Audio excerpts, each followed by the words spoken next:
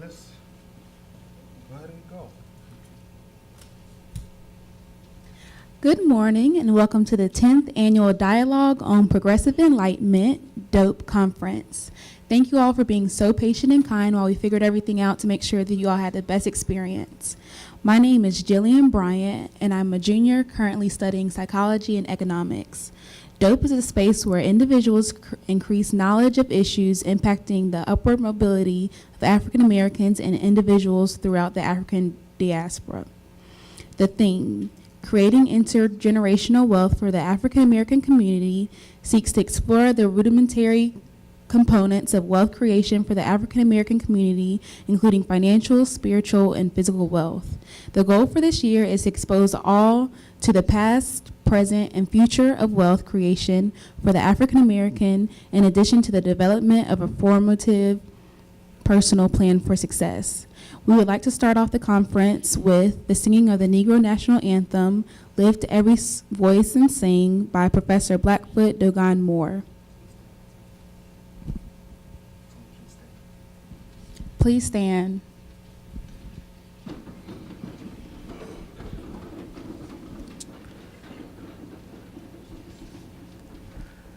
Do-do-dum-dum-dum-dum.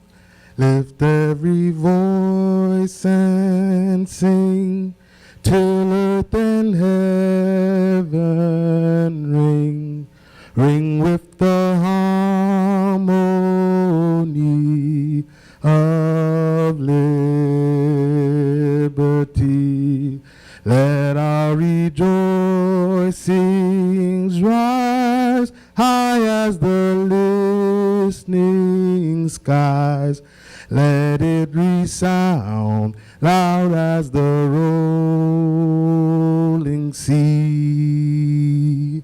Sing a song full of the faith that the dark past has taught us. Sing a song full of the hope that the present has brought us. Facing the rising sun of a new day begun, let us march on till victory is won. Dun-dun-dun-dun. I would like to introduce The Value of Generational Wealth by Mr. Fahim Hanna. Fahim Hanna has worked as a labor organizer with the United Food and Commercial Workers, or UFCW, North Carolina Occupational Safety and Health, and the Greensboro Minimum Wage Committee. He is a second-generation business owner of Centris Scents at 1401 East Bessemer Avenue in Greensboro, and invests a fraction of the business's profits into local progressive projects.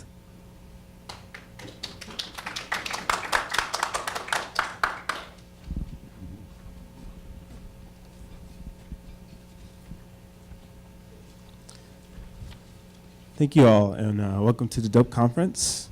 My name is Fahim Hanna.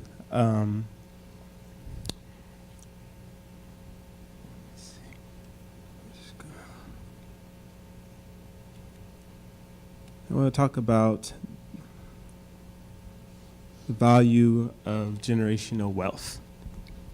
This comes in a couple of points. We're going to talk about the difference between wealth and income. As we know, wealth is the net worth of a person, the total value of their assets minus their liabilities. Wealth takes a huge amount of time to acquire, while is maintained through interest and passive and residual income. Income is the amount of money that a person receives in return for his services, sales of goods, or profits from investments. Income is earned immediately and subject to inflation and not used as a primary use. Its primary use is basic needs in the buying of goods and services. Now, when talking about generational wealth, oftentimes it's told that white folks somehow have worked for that money, and that they have somehow, their advantages have created the middle class. But hopefully through this presentation, I'd like to show you that a lot of the inequities that existed for white folks also existed for black folks. The difference is that white folks were artificially helped through government intervention, right? For racial context, the wealth, let's just talk about the median income of houses. And so for those who don't know what median income means, it means when you take the whole population and you divide it right in the middle. So just as many people on the low end as people at the high end, and in the middle is what we're talking about. So when we're talking about the median income for black folks, we're talking about $47,000. When the median income for white folks is about $75,000, where the median income for black folks is about $17,000. So as you can see, like there is a huge gap right now, even like currently as we live today. And we'll talk about how we got there. So war money and redlining are two of the biggest things. One of the biggest generation of generating wealth is property, and especially housing, because you can levy that house for mortgages, you can levy that housing for loan. And so people being locked out of the housing market is a huge, black folks being locked out of the housing market is a huge step, a huge disadvantage for black folks and a huge advantage for white people. So redlining started in the 1930s and is a discrimination practice that's where insurance companies, mortgage companies, specifically and intentionally lock black folks out of the community by keeping them in the inner cities. And if they want to move out of the inner cities, oftentimes the loans that they get are have a higher interest rate, or they can't get them at all. So the practice of redlining is a cultural thing, and during World War II, which is around 1944, African Americans who served alongside white folks were like not given the same opportunities. So there's a thing called the GI Bill, which allowed servicemen, there were about 60 million servicemen around World War II.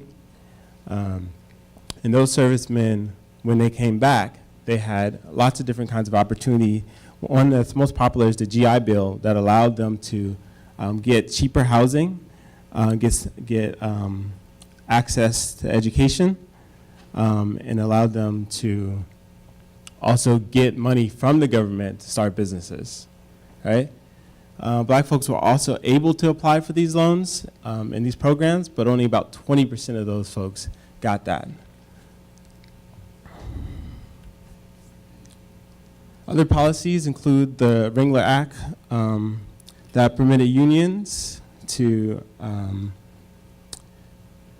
that allowed white folks to unionize, thereby giving them more say in the workplace. For blacks who were taking jobs underneath the table, they weren't allowed to have any of these protections. The government set up a national appraisal system, which in a lot of places is still used, where it artificially appraised white houses or white-owned houses as more. The Social Service Act, which essentially means that if you outlive black folks and live to be 65, the government then gives you money to live off of. So like, and also the Fair Labor Act that created the 40-hour work week that allowed white folks to then start to build up middle-class wealth. So just for context, let's take a look at this here. Slavery ended in 1965. Segregation ended in 1954. So we're talking about the middle class in the 70s. By this time, you had about 2 generations of white folks who had all the advantages coming from them, from the government. Right, so in total, the government gave up about $120 billion to white folks to build up their lives. And with this, they own houses, and even simple things where white folks were at this point able to own their own house and also have their parents have a house. So when those parents died, they were able to take that money, liquefy it, bury their loved ones, and have money left over. Whereas black folks had to struggle with just funeral expenses. So 17 years after segregation, we're looking, is where black folks really started to have the opportunity to start to generate wealth. And there was a set of laws that came shortly after segregation. It was the Supreme Court ruling that made segregation in public schools unconstitutional, which means now that black folks were giving access to public education in a way they weren't. The universities outside of HBCUs were now enrolling black students. And the first and second generation students who only had the opportunity to go to HBCUs were now going to white schools.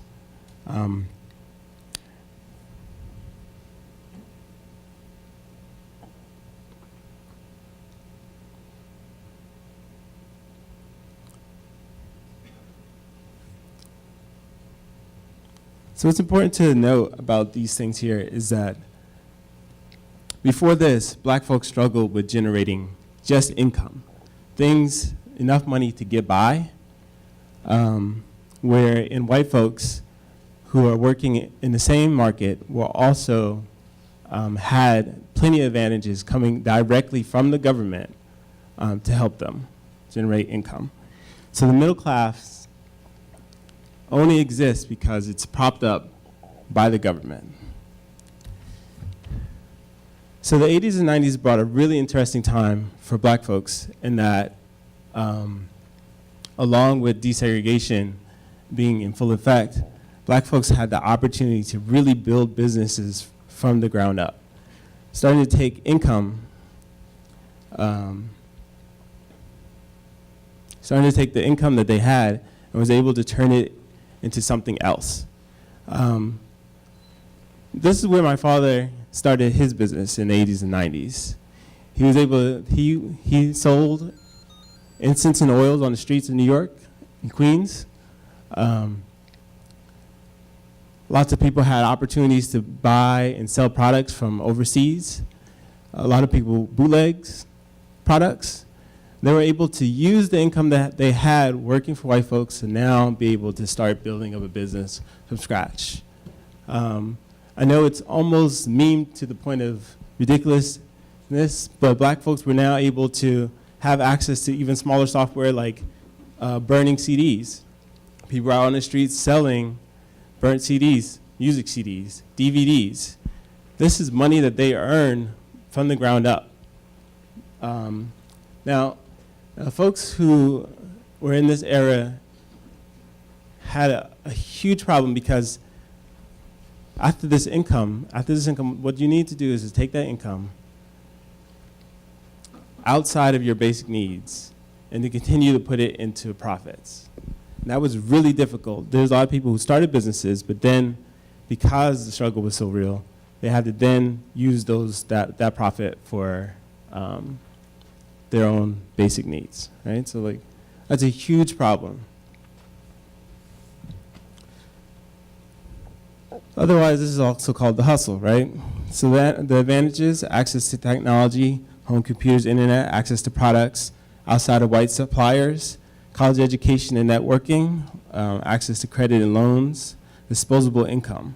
Now the problem was a lot of products were bootleg or illegal. The credit loans that they got were of higher interest rate. The market became saturated with a lot of the same products I just showed before. Lots of people were selling bootleg CDs. Lots of people had lawn care businesses. Lots of people sold oils and incense. Lots of people sold clothes.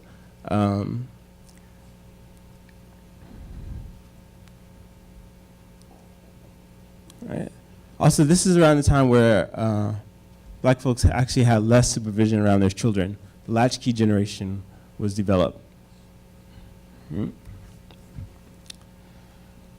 So let's see where we're at right now. So like we're talking about the 80s, 90s, and we want to just like illustrate where what the gap looks like right now. So in this, we can see what you get with the average earning for black folks without a high school degree as opposed to white folks without a high school degree, associate and bachelor's degrees. And you can see that the inequities are still existing, but they're actually not that far off.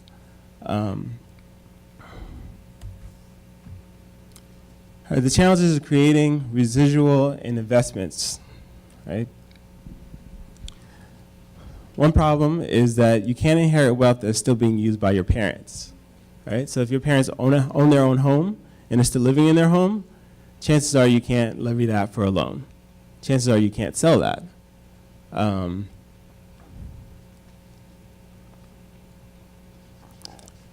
Another disadvantage is the student loans. A lot of the student loans before now were supplemented by the government. So the government no longer supplements a lot of these student loans. That's a huge problem. That means that people who are choosing to go to school now are paying up to 80% of what it costs in tuition. Plus tuition prices are going up. All right? Two, that we live in the information age. And the restriction of information is something that the colleges predicate themselves on. But now that a lot of that information is found online, people know how to get it, it's easily accessible. The difference between going to college and learning it on YouTube is the accreditation and the application. So if you're going to school and you don't know how to apply what you're learning, try to make that happen before graduation, right? There's 3 questions that people need to ask themselves if you're going out for higher education. If your education is your investment, can you use that education back from where you're from, in your old hometown or where you're going back to? That's a really important question. Because if you can't go back and use your education where you're from, that means you have to find some other place to go. Which gets to the next question is, once your education is complete, are you going to compete for white folks in the same job pool? Or can you take that application of what you learned and create your own job? The last question is, if you can't go back to the community you're from, what kind of community you're cultivating now, and how does that community pass around money or use money? If your community right now, the people that you talk to and hang out with, are not passing money around, are not collectively pooling it together, then that is a problem. You need to really consider why that is. So the folks who are getting inheritance, this is kind of what it looks like. So the past inheritance has been about 9%, 9.5%. And this is usually in the case of family land that folks have owned but don't have the capital to do anything else with, in the form of cars, and in my case, a business, right? As for white folks, their past inheritance includes oftentimes houses. Let's see if there's stocks and mutuals, 401k, insurance, and we're talking about life insurance, health insurance, homeowners insurance, all these, I mean, insurance essentially is a bet that whatever you're insuring won't get destroyed. You know what I mean? When you get a house insurance, you're essentially betting the company that the house is not going to get destroyed. And every year that the house doesn't get destroyed, you lose that bet, and the year that the house gets destroyed, you win that bet, right? So that's valued wealth in the form of that. And if you can't afford to pay monthly for those insurances, then you lose out.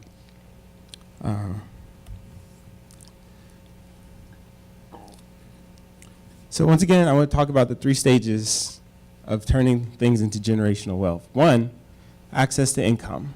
Income is basic needs. You got to have access to at least your basic needs. Then turn some of that income into capital, which means that like starting your own business or earning enough, or and then the second thing is to take that capital and put it into residual investments and projects that then turn themselves over, right?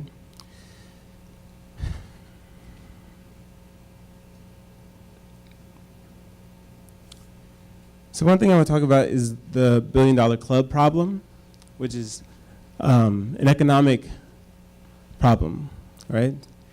The difference between billionaires, the middle class, and lower income folks is a gap, right? In the last 20 years, that gap has gotten very big. For places, things like Walmart, Costco's, Target, these are big box stores that everybody spends money on. And that money goes directly to billionaires. It literally goes to a bank account and is not seen again. The only difference is that like Walmart may pay a couple of employees, which means that that money gets to stay in that town. But over the years, what happens is that everybody is spending that money and it's all going into a bank account. These rich people don't have that much they want to spend their money on. They earn all that money, they don't reinvest it back into the community. And so not just black folks, but white folks are seeing the effects of that.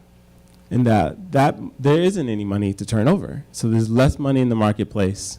And so what winds up happening is that the government must find a way to take that money and artificially bring it back into the community.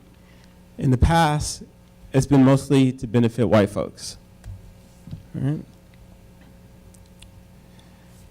So one program that I'm working on locally here is called the Correct Priority Society Model, which is on the county level, we would essentially create a worker program that allows people to work in exchange for their basic needs. So 7 to 14 hours in any of the sectors related to basic needs: food, water, shelter, access to infrastructure, access to education, would then be traded for exactly those basic needs: food, water, shelter, access to infrastructure, access to education. And what this does is it creates a platform for basic needs, right? And so the income that you would normally be using for basic needs now can be used to generate capital. This is a wide, sweeping solution that has to happen on a local level, and it has to be the government. So the last thing I want to leave you with is what individual freedom looks like. So there are 3 principles to individual freedom, right? One is your individual time of day, right? The literal time between when you wake up and when you go to sleep, right? Second is agency. These are your thoughts, ideas, feelings, and ideas that you have after your basic needs are met. If you're hungry, you're not thinking straight. You're thinking about what you're going to eat, right? So once you have your basic needs, now you have your agency. The next thing is consent. It's a very hard thing for the United States because there's a lot of things that we don't consent to. But being able to choose something and be fully knowledgeable and aware of what you're choosing is actual consent. When you have these 3 things present in your life, then you have individual freedom. Right? Thank you.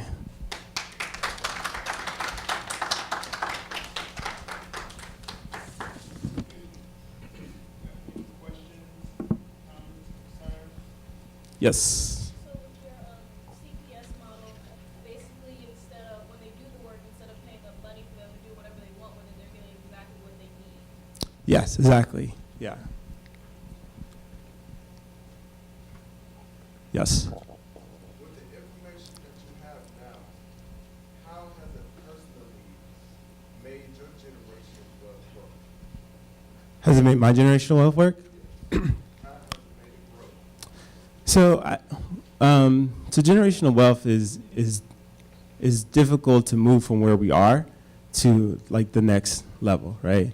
And there's a couple of things that make that really hard in this day and age. One is transiency. You have a lot of transiency, and a lot of wealth starts with being permanent somewhere. If you buy a piece of land, you have to be there to tend that land. You have to be there to watch it. So if you're not in a place in your life where you can even be in the same place, then you're missing out on the chance to build wealth. Now that can be overcome through networking, through making sure that there are folks who can watch that land and who can do that. And so that's what I'm in the process of doing now. The first thing I bought outside of the house was a plot of land. It's a half an acre. and I started a community garden on there. There's two things that make that a worthwhile investment. One, that it's in a neighborhood that's growing. In 10 years, that land will be worth twice as much, right? Now, two, when I'm gone, when I'm not around, that land is still being used as a community garden, and it's doing two things. It's one, occupying it, so it's being watched, and two, it's investing in the children there because we're teaching them how to grow food, right? So other things, another thing is I have a business. I sell fragrance oils and incense. Like I said, this my father's business started in Queens, New York. He brought that business down here, and I inherited it, right? So like, but to generate the kind of wealth I want, I have to expand it out. So now I've taken on two business partners. One who does vintage clothes from the 80s and 90s, because that's what's cool right now, right? And two, manufacturing on a small scale, the small scale that we can even make happen. And so we produce butcher countertops out of the buildings. So now when I'm gone, there are two business people there to watch it, and it's growing that way. Other questions? Yes. What are some of the challenges you faced in business since you've taken it from your father, young Yeah, so the challenges for business, one, we live in the information age, and for the most part, that's a good thing. But it also means that there are lots of things that are accessible in ways that they weren't, right? So I sell fragrance oils, which were a rarity back then, when the 80s and 90s. My father learned Arabic so he can speak to the suppliers to get those products. You know what I mean? Now you can just jump online, pop it up, and those products are there.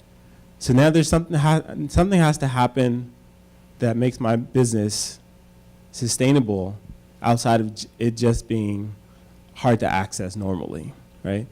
So what I do is I don't just sell the oils, but I'm a specialist at it. I remember 400 different fragrances, and so I can pick you out a fragrance, within 3 tries. I mean, that makes my business stand up. You could get it anywhere, but I have a specialty. So that's one challenge, is to be able to make it marketable in the information age. The other thing is being able to move it to the next level where it is, because you need income, right? You need to be able to take the money that you're making and living off of, be able to set it aside, and then reinvest that into the business, right? And that's been the really hard part with black folks who start businesses, is that they're literally eating off the business that they just started. So that's a big challenge, is to setting money aside. Yes? What advice would you give to young entrepreneurs who are trying to get into the market? We live in a very individualistic and self-promotional time, mostly due to social media. Collaboration is always the best power move. You know what I mean? Just to be more tangible, if you're trying to get more likes or more clout on Instagram, it's one thing to be pushing it for yourself and just like trying to promote to your friends. It's a whole nother venture for 5 folks to be promoting each other. All right? And that's one thing that's really hard for folks, is collaboration. They want to, like, the self-made millionaire mantra is so ingrained into what people do for business. But if you want to get there, don't go by yourself. Any other questions? Yes, did you talk about overcoming any pitfalls as a businessman? Pitfalls? Have you had any so far, or everything is kind of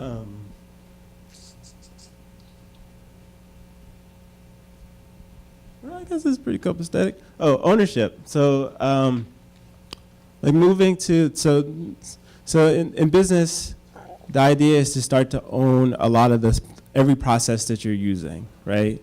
So for instance, if I have to go into the shop, into a printing shop, to print labels for my business, that's a cost, right? So the next level would be then to start printing in-house, which means I need to buy the special printer, I need to buy the ink, and start to produce my own product, my own labels in-house, right? The same way with producing oils, we're moving from supplier, calling my supplier every week or whatever and having them ship, to a lot of the fragrances being made by ourselves in our own warehouse. So that's a huge challenge, and it's ongoing, and you just kind of got to roll with the punches on that one. All right, let's give our guest speaker a round of applause.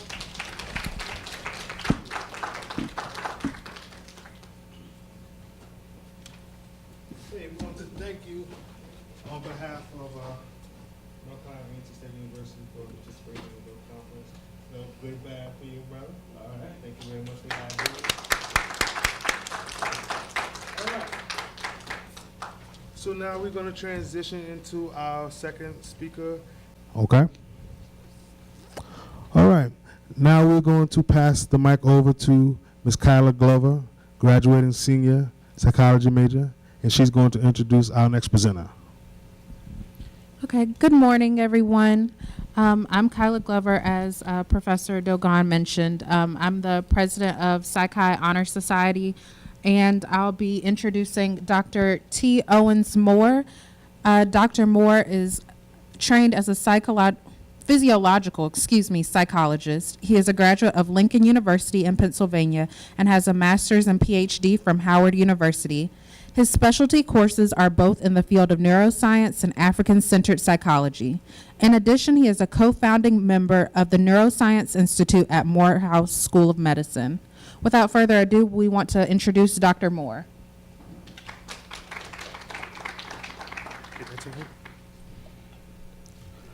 Bring the noise, Doc. Bring the noise. Thank you, Ms. Glover. Appreciate that.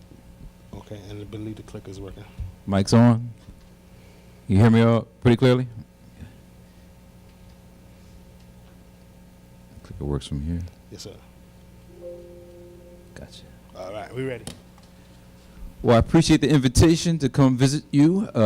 Aggie Pride is always on my mind because you guys know how to represent. You really do appreciate your school.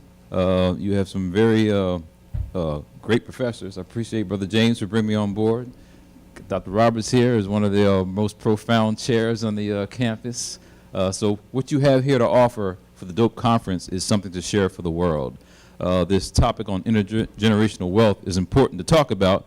And for me, as I can share with you about who I am, of course, you see I've gone to HBCUs. I went to Lincoln University and Howard University, and I've taught at Morehouse College, I've taught at Fayetteville State University, and I've taught at Clark Atlanta University. So for me, I've been a product of the HBCU experience, so I'm giving back. To me, that's intergenerational wealth, because you're giving back to your community. In terms of what the brother was saying, Brother Hana, I appreciate your discussion about you being a business owner and your experiences, because again, a lot of us don't think about what we can do for ourselves. And a lot of the problems about where we're at and why we don't do well is the thinking. You can think and grow rich, but you got to think that. Brother who I work with at Clark Atlanta wrote a book called Think and Grow Rich, Dennis Kimbrough. So the dynamic of being able to build and do, if you don't think it, if you don't appreciate yourself, if you don't know yourself, guess what? You can get exploited. So when we talk about this topic of we are the gold, the reality is that we have something that everybody else wants. We don't appreciate ourselves, though, which is problematic. So when we start to now understand who we are, more of an appreciation of our heritage, guess what? We can now probably move a lot further. For myself, if we want to talk about intergenerational wealth, I have 3 children, 25, 24, and 22. They both came from a 2-parent household. A lot of people don't have 2-parent households. A lot of people who come from single-parent households, they can still make it. The point I'm making is that, as the brother spoke about the issue of slavery, that a lot of things have happened in our cultural experience to disconnect us from having wealth passed on. If you don't have wealth passed on, it's going to make it for the next generation to move forward and have something. So with my 3 children, they've all gotten their college degrees. They're all independent. They're all in different careers. They're all out of the household on their own, surviving. With the two-parent household, they had some cushion. They had some support. So we always have to look at what we're producing, and what you're producing is an example of what needs to be done. I like to garden. I don't garden for the community. Nice to have some property, if I could, to now feed the community, but at least I know what I put in the ground I can consume and eat. The problem that we're having is that many people are eating what? Boxes and cans of food versus live foods that are made and created from the sun. So as we start dealing with this issue of melanin in motion, melanin as a pigment becomes a very important topic of discussion that starts to help us appreciate ourselves and who we are. In the past, in terms of African history, people appreciated the sun. People also appreciated family. You see Akhenaten and Nefertiti there with their children in an environment where, again, family has always been a part of our experience. Right in the middle there, have the sun shining. And if you can see the detail, and it's beautiful how you have the little screens up here where you can see a little closer, but where the sun rays are shining onto the skin, they're like little hands at the end of the rays. Where the sun is shining right towards the nostril area, it's not the rays of the hand, it's the ankh. The ankh is a symbol for life. In the past, Akhenaten here, appraised the sun as an aspect of God, and in the midst of it, looking at the sun and what it brings life. Without the sun, you don't have a creation of life. So I'm showing this to say that historically it's been appreciated. Contemporarily, when we look at science, this is not a European woman, that's an African woman, or a woman of pigmentation with that gold complexion. It's interesting because the image on this magazine is a sister sitting on a computer chip. On the left side of the computer chip, or left side of her, is a DNA molecule, a double helix. On her right side is a molecule, I can't show with the pointer, there's a molecule, it's like a carbon-based molecule. That's what melanin is. And on the very right side of her is a hieroglyphic or rudimentary, African symbology. So someone's studying you, you're not studying yourself. Someone knows the importance of what you have to offer that you don't know. So that issue of melanin, thinking about the dynamic of our skin, it's beyond just skin pigmentation. It goes into, again, your whole body type and what you have to offer to the world. I like to show this one because this is about Jack Johnson, who was a boxer in the past, way before Muhammad Ali, but Muhammad Ali got his brash spokenness and his way of dealing with the world from what Jack Johnson used to do. But the way they have his image there showing his body like that, and the title of it from this documentary by Ken Burns is called Unforgivable Blackness. Wonder what that means. Well, Jack Johnson was a boxer, and he was beating up and really destroying, melanin recessive people, like white people, in boxing matches when they used to box with, like, real thin gloves on and knuckles. So that's pretty unprecedented during that time period for him to be fighting like that and fighting and beating white people down. So they didn't call him a black man, though. Believe it or not, you go back, look at the documentaries, they called him a Ethiopian. I wonder why is that? Because they didn't want you to have that conception that you are black and that you can do that. So they called him Ethiopian like he's someone from somewhere else. He's from Texas. So the mentality, though, is that don't you think that you can do that? So when we had this issue of skin color, you see the little cartoon there, little white kid on the beach looking at his little black friend.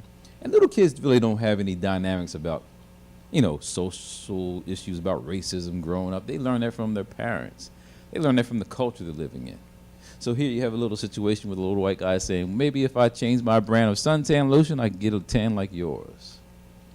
So little kids are seeing things, and at that little early stage, they're just being kids, like we all have been kids. But when you become socialized to now negate your blackness, socialized to talk about someone else's blackness, you have this thing called racism that develops, which is problematic.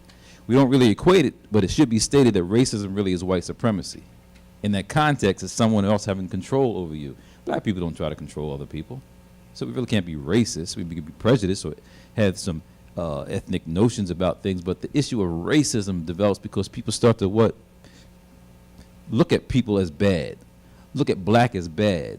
And it really makes no sense because if black was bad, then why I bet white people on the beach trying to tan to be like you? That's a psychological issue. You with me? I know it's cold in here. Don't go to sleep on me. So, I know it's cold in here, so don't go to sleep. So look at this cartoon. Does that bring any images of what you may see in your community? It's the Boondocks image of, someone running, but it ain't us running in the snow. Not just running in the snow, but with shorts on. Sometimes, because melanin recessive people might play frisbee out there in the cold weather, and that's not us. Now we're sun people.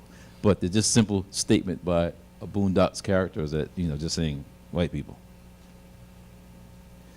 So when we deal with this dynamic of pigmentation, again, it's not really just in our skin, but it's also in our brain. It's in our eye. It's in our internal organs. Melanin is a complex biopolymer. I know you're not going to take notes because it's not in class here. But if you did take notes, you're interested in the topic of discussion, melanin is a complex biopolymer, meaning that it's a biological substance, but it has multiple ways that it can be created. It has amine groups in it, carboxyl groups in it, methyl groups. It has all these different kinds of compounds, which makes it a molecule that can attract. You ever heard those terms that black absorbs and makes you hot and heat it up? Like if it's like, I think it's pretty much about 70 degrees a day in Greensboro, but when it becomes 80 and 90 and 100, are you wearing black? Because black draws heat. So black is absorbed, white reflects. So in that context, that's what it's doing in the brain. You see all those little words around it have drugs, pesticides, antipsychotic agents, these medications that we take. Sometimes they can be absorbed into our brain and in our bodies, and that's why we become maybe more sick than others, because this melanin is absorbing things over time. I'm not going to get too deeply involved in that, but just showing you that all those little like puzzle pieces you see up there, that's actually the chemical structure of some of the compounds that are needed for your body to function properly. It's early morning. Some people may have eaten breakfast, got lunch, got dinner. That's food. Nourishment.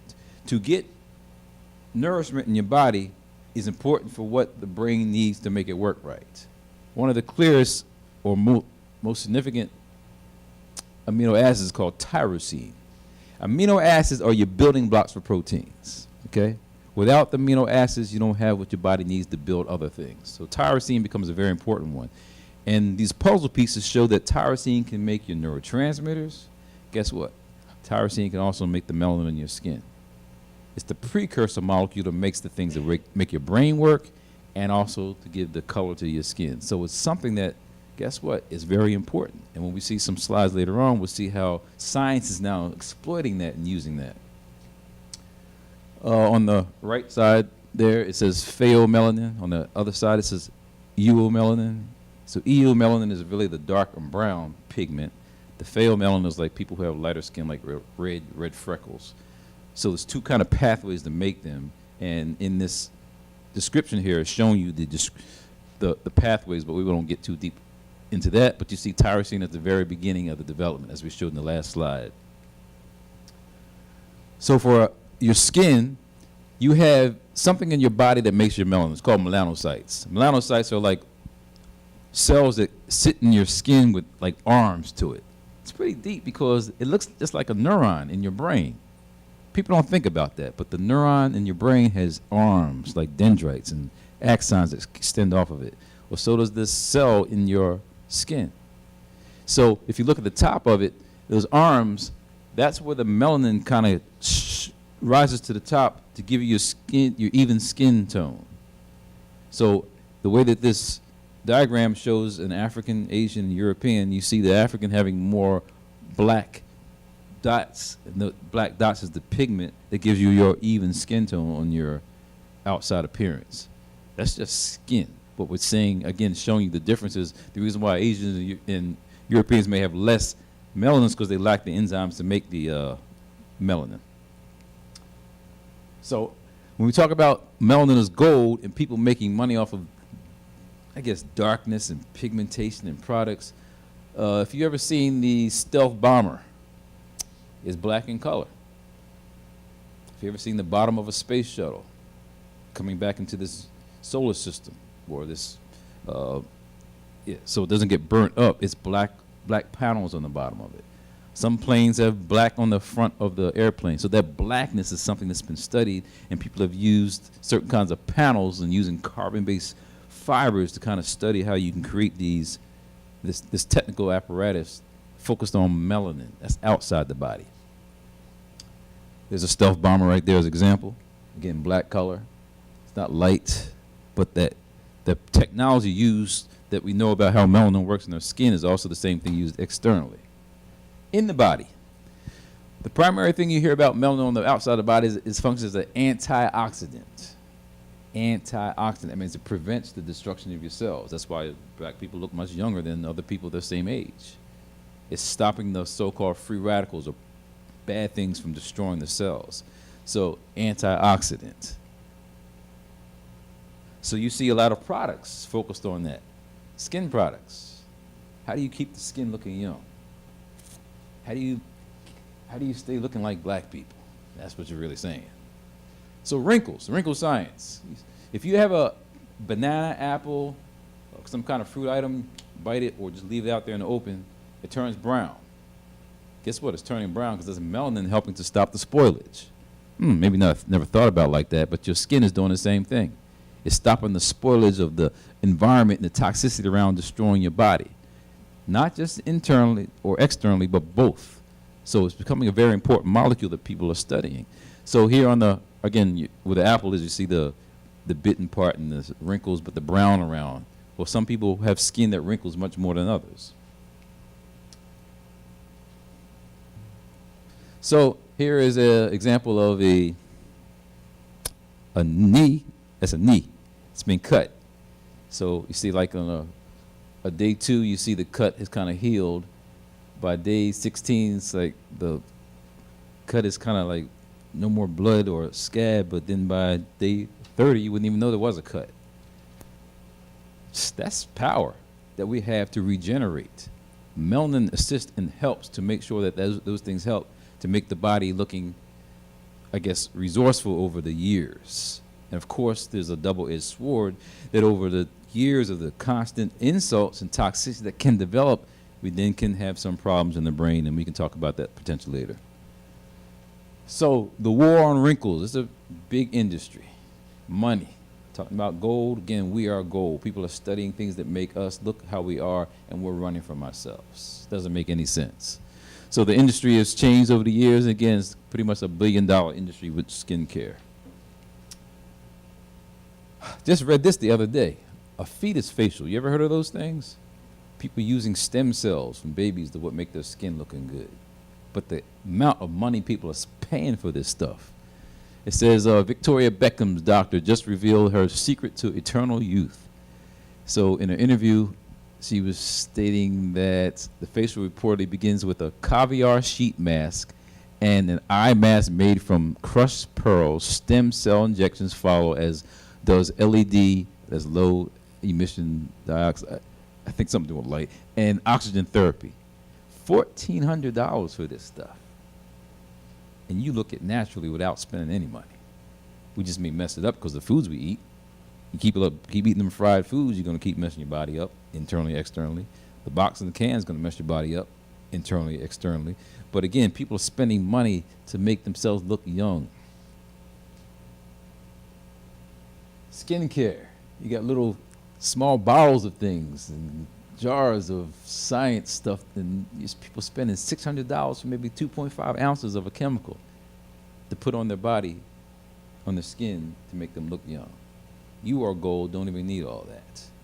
We get caught up in trying to be like them and start lightening our skins. That's psychological.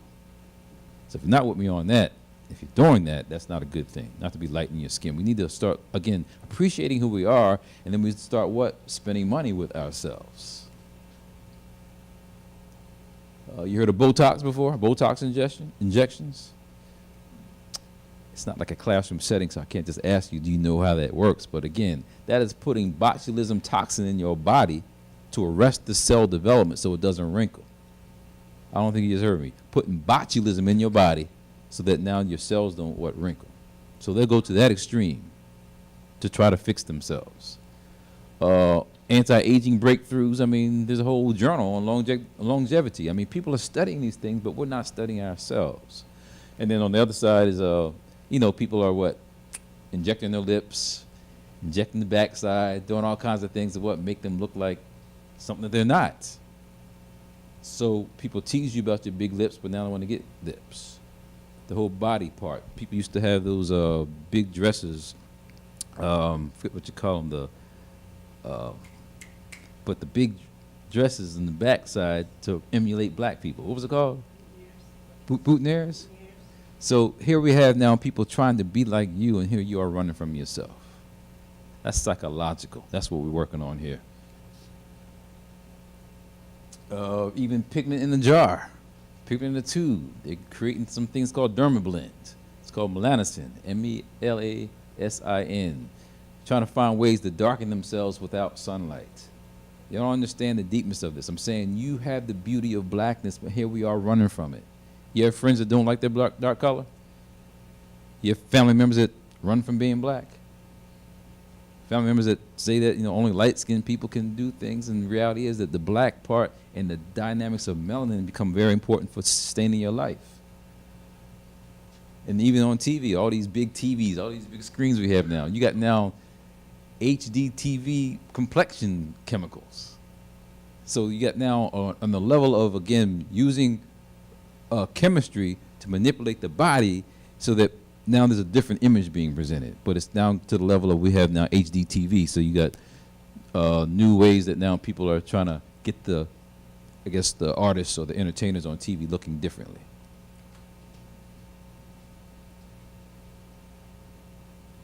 Perhaps you've seen it, perhaps you haven't, but people are actually now spraying on tans. Does that sound unbelievable to you, or it's like that's just what they do? Spraying on something that looked just like you, but talking always about you is something wrong with you. Again, something psychological going on there.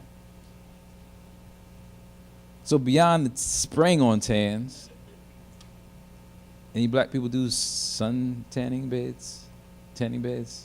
Anybody here do that by raising hands? Nah, it's not something good to do anyway.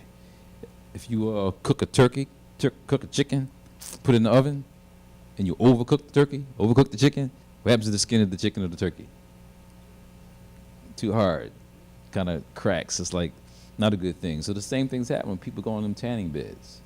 So rather than spraying on the tan, rather than sitting in the tanning bed, so people are now actually injecting things to make them darker. When we say inject, we mean putting in chemicals in your body to make you darker. Could that be?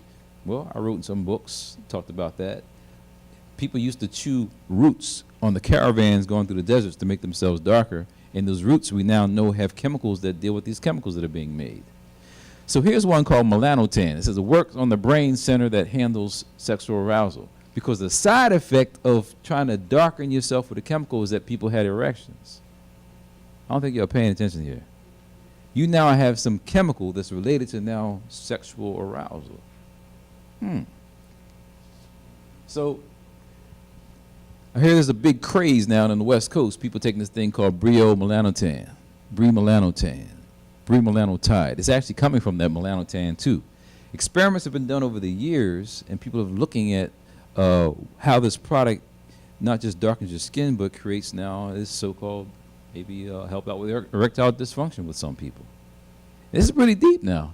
It says it was under development as a candidate for female sexual dysfunction and erectile dysfunction, but clinical development ceased in 2003, and again, since this world is all about making money, medical pharmaceutical industrial complex, since it's all about that, how can we make money off of this?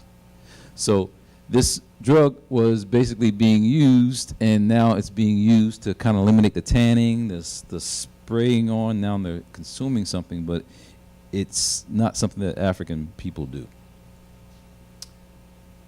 So this, Viagra, did you know that Viagra was also a medicine used for something else? It was a side effect. That's why they found out that it created erections. Viagra was for blood pressure. The side effect was created erection, so now people are using Viagra for that. Viagra works on your blood pressure, cardiovascular system. This works on your nervous system. So there must be something going on naturally that causes that, and that's what we have as African people. This melanin is something that produces the melanin called melanocyte stimulating hormone that makes it happen. I know there's a lot of science for you, but you can go to the books after this and read. I know there's a lot of science, but you can ask me questions on that. The point is that someone is studying you don't even know yourself. And in that context, people are making money off of you. And if we're talking about intergenerational wealth, what can we do to be more involved in our experiences to want to what know ourselves, to what produce and build our own things? I'm just showing this because, again, this whole erectile dysfunction from Cialis, Viagra to now this melanotan, this whole world is so-called sexually fixated. It's a problem. Disconnected from what reality should be. So all these problems that are going on in the media with peoples and relationships, it's all sexually oriented. And here you now have other ways that people are trying to make people have erections beyond taking chemicals. You can use now electricity to do that. And so in the ancient past, this isn't about Viagra. This isn't about melanotan. This isn't about anything dealing with the sexual stuff today. This is about science. So African people were studying how you build and construct things. So they're using the hypotenuse and the triangle and all the ways that they built the pyramids. They were using the body and talking about the ways that things are created in order to build things.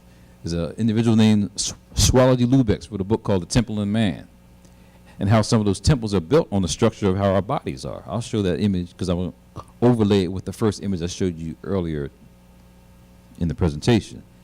But we've always studied science. We just don't know that. Kemet means the land of the blacks. You know it as Egypt because that's what the Greeks called it. Egyptos, Egypt, but it's really Kemet.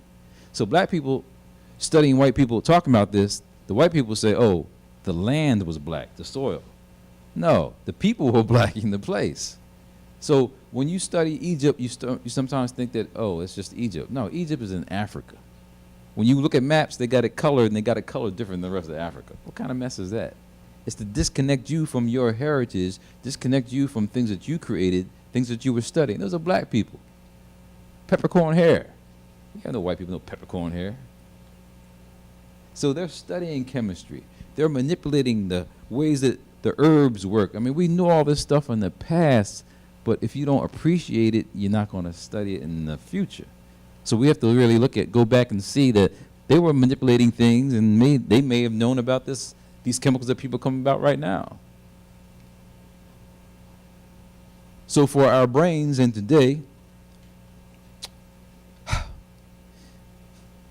we don't talk about pigments, we don't talk about fats. Pigments come from food items like berries, fruits, things that are produced by the sun. You need pigmentation. You need pigments for your body to work right. Also fat. Have you ever heard of omega-3 fatty acids? They are important for your body to work right. So when someone calls you a fathead, don't take that personally. You need fat in your head. Cod liver oil, salmon, oily fishes, they are what are produced. They say you can eat better in order to have this fat naturally in your body as you consume something. So the omega-3 fatty acids, when you see that and people are talking about that, it's important to consume those things. Walnuts. Think of things and foods that are important for your body, and without you putting the right things in your body, guess what? Your brain's not going to work right. Anybody here ever had cod liver oil before? Nasty, isn't it? But you need it. And really, when you get it, it's usually during the what? Winter months. Grandma used to probably give that to you because try to make you. They knew something back then. Giving the cod liver oil during the winter months because it helped to what? Boost the immune system. You're not getting enough vitamin D, which is not a vitamin, it's a steroid hormone. Not getting enough of that in the wintertime, so it's boost up with the fatty acid like the cod liver oil. This is just showing you examples of other things that science is now showing it's important for health. Turmeric. Some people eat spicy foods and use curry. I mean, guess what? That's pigment. It's shown to help reduce stroke, help reduce hypertension. So you now have some food items. If you start paying attention to what you're consuming and eating, guess what? Your body's going to be much better. So let me conclude on some things in the media that you may not have heard of. But superheroes, Black Panther, Black Lightning, Mantis, all wearing black suits. And it's unfortunate what the Predator, you remember the Predator with Danny Glover in that movie? But Predator, why does that have dreadlocks? Yes. So Predator, dreadlocks. And you got X-Files used to talk about some of these things that go on in our society that, are kind of odd, but they really make sense. And then Avatar. Let me break these down real quick so we move forward. So Mantis, it was a black superhero that had some physical problems, had an accident, and they gave him this kind of system that made him stand firm and do his superhero stuff. Anybody seen it? Old school? Go ahead and Google that, Mantis. So Mantis stands for Mechanically Augmented Neurotransmitter Interception System. Deep stuff. Because the black brother playing it, his name's Carl Lumbly. In one of the scenes, they were talking about ACTH, the rage. These white kids taking this drug that caused them to act real hyper, and they were like being destructive to the environment around them. They're saying this in the movie. Really not a movie, it's a series. But they're showing these kids taking this stuff, getting the rage. Well, ACTH really is a chemical that can cause that. Really a chemical that can cause that. So, generally, when you're stressed out, from your brain down to your body and your adrenal glands, you got CRH in your hypothalamus, toss the pituitary gland to release ACTH, which you just talked about, goes to your adrenal glands to kick in the cortisol, get you revved up for the situation. That happens naturally when you're stressed. Guess what? If you're stressed too much and those chemicals are too much, it can lead you into depression. So it's important to control your mental state and how you're operating in your environment. So this segment was talking about people taking this chemical and the problems that were going on with their body. So we now know that there are ways that science is using to create a mechanical device where people who have been paralyzed can now walk. So science fiction has shown some things, but now we're seeing in real life it can be created. So Mantis is real. That's what we're trying to say. It's in the movies, but you now got people creating some kind of a system that helps the body work. Avatar, I don't know if you ever remember that or seen it, but there was like big blue people. Blue people, they're really African people. Looked like they may have been Native American. Well, they were following African traditions. Remember the baobab tree, and they had some source that they went to. The point I'm making about the Avatar and the movie is that there was some source, some mineral resource that they're trying to find. The Europeans, the colonizers trying to find. Same storyline which you always see in these movies. So the name of the mineral they're trying to find is called unobtainium. Perhaps you don't pay attention to it, but unobtainium, that means they'll never get it. You with me? So unobtainium, that's in the movie Avatar. X-Files. In one of those segments, they had these black people that were turning white. Go ahead, check it out, Google it. They're turning white. These black people had the missing pituitary glands. How does that happen? Something was going on. Science. So that's the X-Files, but in real life, something was really happening too. So in there, these African people were turning white, and they're trying to find out who was taking the pituitary glands. Science. There's the pituitary gland right there on the bottom in the blue. We won't go too in depth there, so I can move forward. But in our bodies, something produces your melanin to make you dark. It's that melanocyte stimulating hormone. That darkness that's there on the belly button of a woman that's pregnant, it's happening for a reason, because it's the body being stimulated by the chemical in the brain that makes the body dark. If it's happening during pregnancy, it's happening during other times too. And that's why it can be used and studied in those studies I just told you about with the melanotide and people taking it for erections.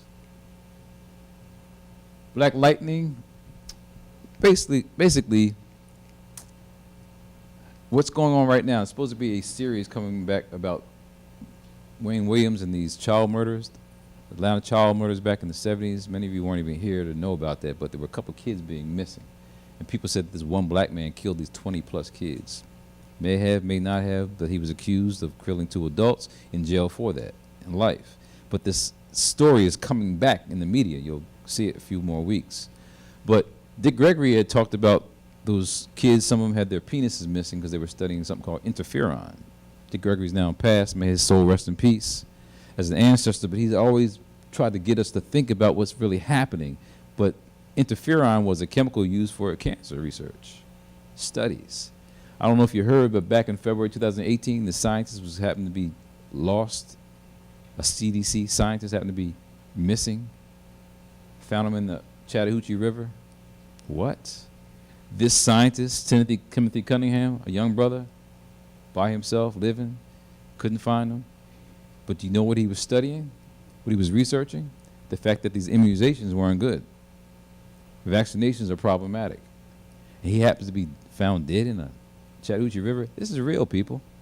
We can't act like people aren't investigating, studying, and manipulating things to us to not have control of ourselves. So that brother is deceased because of, I can't say because of, but again, you cannot make the implications. You all now struggling with the brother, was it? Yeah, who got murdered out in Cali, and trying to figure out, is something going on with that? We can never stop asking questions. When you stop asking questions, things become problematic. So keep thinking, but we don't want to get caught too much in the conspiratorial things, but we got to address the fact that people are after those who are trying to make it to change in people's lifestyles. So again, and then in Black Panther, which has been a wonderful movie expressing black culture, even though it's kind of fictitious. But what were they looking for in Black Panther? Vibranium. Not unobtainium, but vibranium. And the powerful thing here is showing the black sisters, from the level of scientists to the warriors, sisters fighting and struggling, and leadership, and the queens and the princes. Just seeing the images is powerful. But vibranium was a chemical that just absorbed energy. Black people got a lot of energy. If you're watching March Madness now, it wasn't for black people, wouldn't be no March Madness. We are $1 billion industry, and them brothers ain't making no money off of that. Someone's making money off of black people playing basketball, but it ain't black people. Common themes in all these black hero movies is that we have blackness in this external appearance and some chemical, some drug that can give extra strength. If you ever watch Black Lightning, it's actually an albino who's the nemesis of the brother who's black, who's the kind of superhero.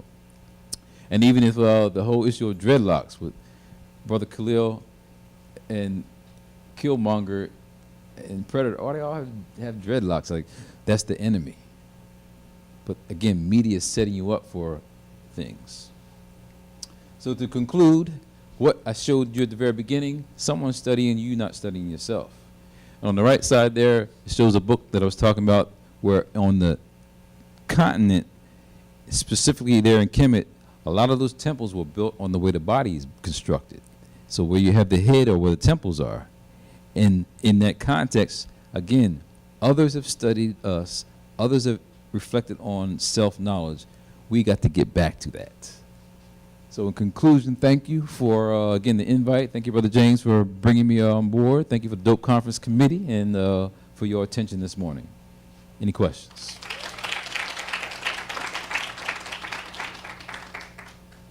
Questions?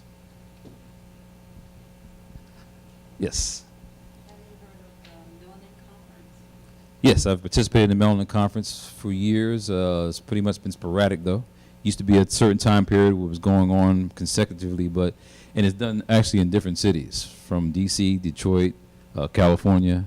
Some of the old school scholars who have passed, such as Richard King, who's no longer with us, are some reasons why sometimes things kind of have slacked off. But yes, there have been Melanin Conferences in the past. Is it possible to explain what the Melanin Conference is? Sure. So the Melanin Conference is an opportunity for scholarship and research on issues pertaining to the black experience.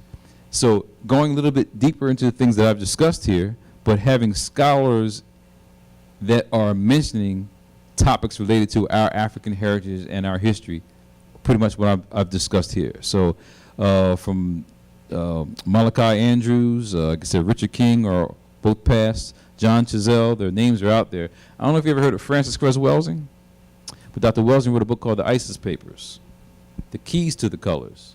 So these scholars would be the ones that would be presenting at the Melanin Conference, and unfortunately, like I said, it's not an ongoing thing. Actually, right now, when we deal with the issue of connectivity, at Clark Atlanta University right now, Tony Browder is actually presenting, and he's presenting on this issue of reviewing Wakanda and what it really means to the people. He is a African excavationist. Tony Browder has written several books, one of them called From the Browder Files. He actually is over in Africa with a group that he calls the ASA Project. You don't have many people excavating sites there in Kemet. So he's there at Clark Atlanta University right now as of this time period that we're here for the D.O.P.E conference, presenting on that, and he has helped to do some of the Melanin conferences in the past. He has his own organization called the Institute for Karmic Guidance in Washington, D.C. So if you get a chance to Google Tony Browder's name in the Institute for Karmic Guidance, he's one person that's put on the Melanin conferences in the past. Any other questions? Yes. What do you see as like ways or approaches to like gaining that self-love for your personal self and for like the collective of your family, your community that you want to bring this information and these ideas to? So you say what ways to make it work? Is it? Like what ways do you feel like, what suggestions do you have for like helping? Yeah. All right, so you know the media is like one thing you saying like is getting us to not love ourselves. Right. Or appreciate ourselves. What suggestions do you think Yeah. can like bring to other people to get them to gain more value in themselves? And Right. And actually, the opportunity for this conference to be even now live streamed is important. If we don't control our dissemination of information, it'll never get done. So that means where to start first? Self. So if we're not reading, if we're not studying, it's not going to go anywhere. That's why it's a challenge. When you start talking to your children and you start telling them study and read and you're not reading, that means a lot. So it comes down to us making the efforts to know these names. Who are the people that came before that discussed some of the topics of discussion? Who are the people that laid the groundwork? And without us knowing that, we can't win.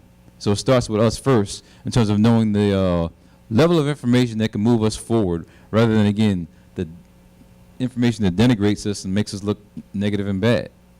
You know, a lot of people, again, the negativity, when you start looking at the news, it's always something negative you're looking at first because that's what someone's putting out there.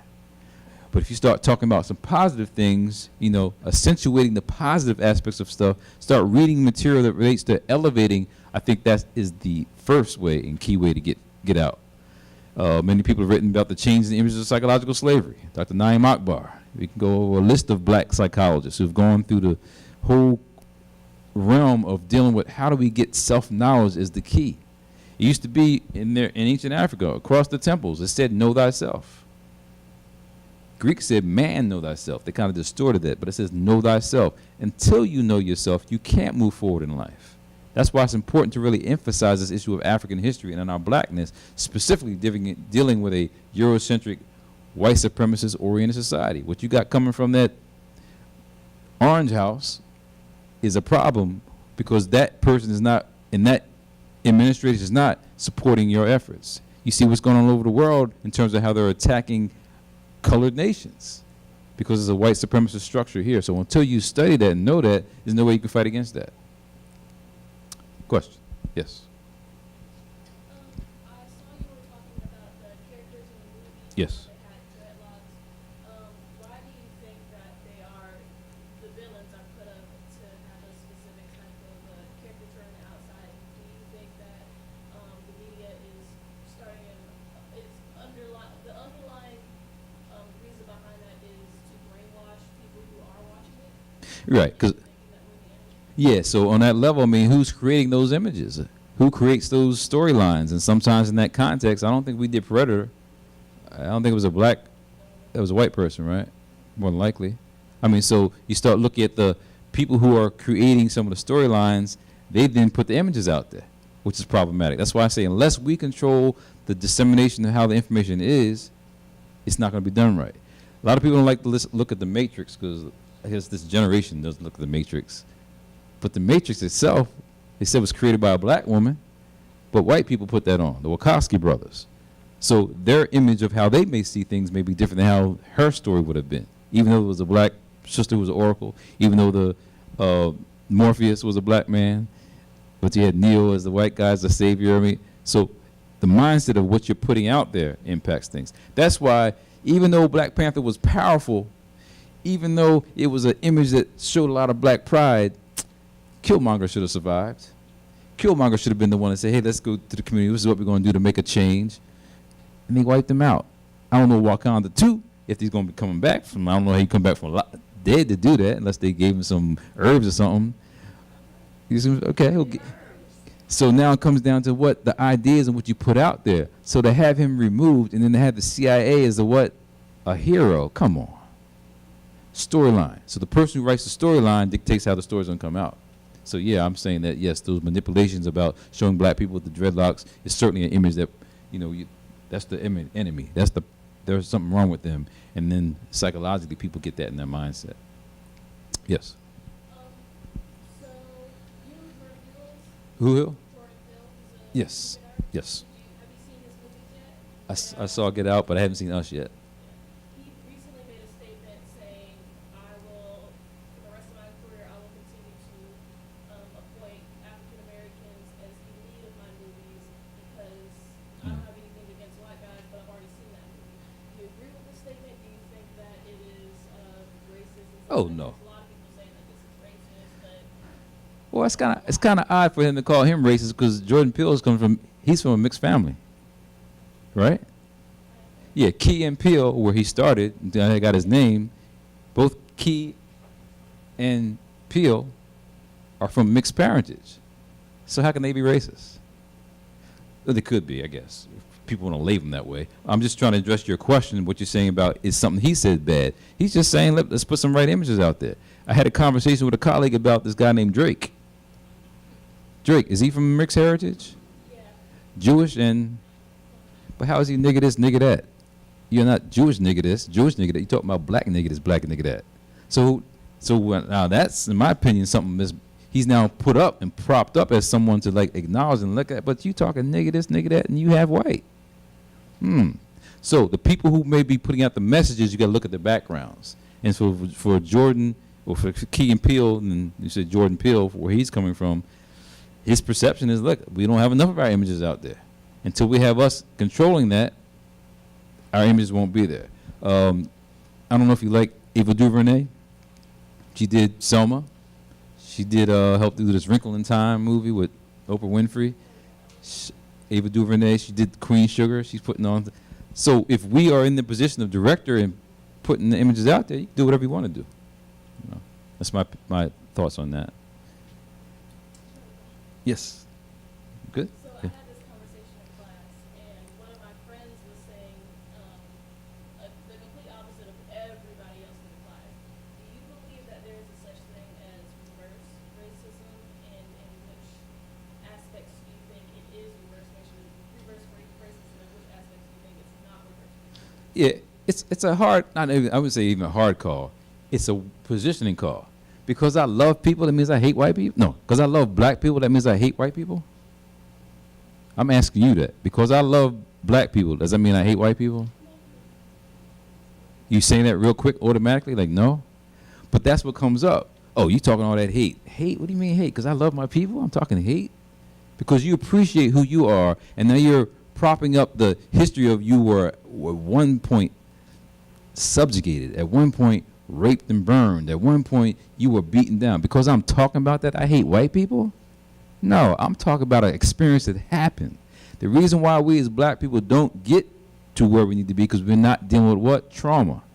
That was trauma. You know how many people don't want to see trauma today? Don't want to watch Sankofa? Don't want to see 12 Years a Slave? Don't want to see that slave stuff? That slave stuff is the reason why we don't communicate today. Wearing someone else's stuff. The reason why we had names, these names that we have are not our names. The reason why we're sick, we're not eating the food we should be eating. So if we don't talk about that, that's trauma. You bury it under the rug. So how can that be reverse racism? So in the way that you're expressing it to me, I would say that because you love black people, you can't say that you hate white people, which is not racism. Racism is a power dynamic. So I mentioned earlier, Frances Cress Welsing. Please Google her name. If you don't know her, please check out her work. She talked about white supremacy and the two driving principles behind it. Two, one is that white people are not the majority of people on the planet. They're numerically inadequate. White people are genetically inferior. Why? Because they lack the ability to produce melanin, which means they can be wiped out.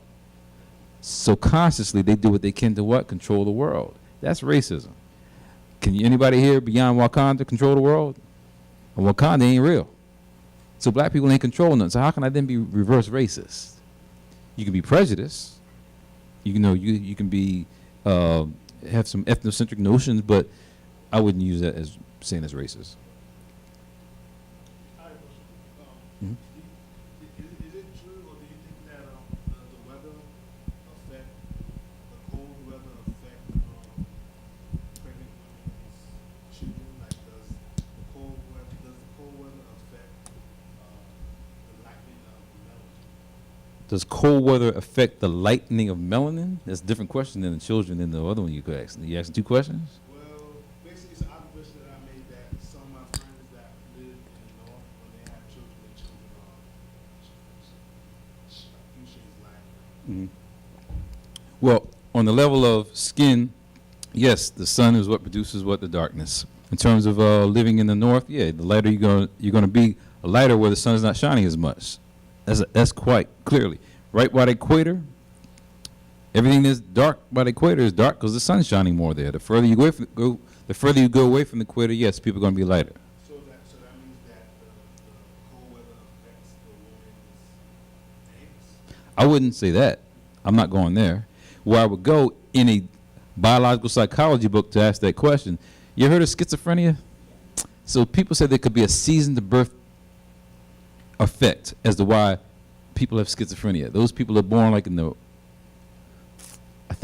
winter months may have more likelihood of having like schizophrenic type problems. But what is the issue? During the winter months is when you have what? Colds, viruses, and all that passed on more so, which then could impact the way the development of the baby could be. So if there's any connection, I would say because of the medical state and the health state of people because of their bodies being compromised. So that's the only way I would go there, but I wouldn't say anything about living in a colder environment makes the child develop any differently, but people have related to schizophrenia as a season to birth effect. And the deep thing is there's a sister named Harriet Washington. If you read any of her books, one of them is called Medical Apartheid. Another one she wrote called Infectious Madness, how you can catch a mental illness. I don't think you heard me. How you can catch a mental illness. So she's saying that there are viruses that can impact the way that your body and your mind thinks. And y'all notice the truth because when you get the flu, you don't feel good, do you? You just get a cold, a rhinovirus. You don't feel the same, do you? And I feel so good to say I ain't had a cold in like 10 years. Cod liver oil, just talked about it. Echinacea golden seal root, take some vitamin C. You do feel something coming on, squash that mucus. Eat right, do what you can to put the right things in your body. Guess what? You can fight these things. All that flu stuff going on, and I tell you, that brother who's killed, y'all ain't hearing me. A brother was, I have to say, assassinated. There's no way he's, as a single man, just going to be jumping in the river and he's now dead. He was exposing the issue of these vaccinations being problematic. And he's gone.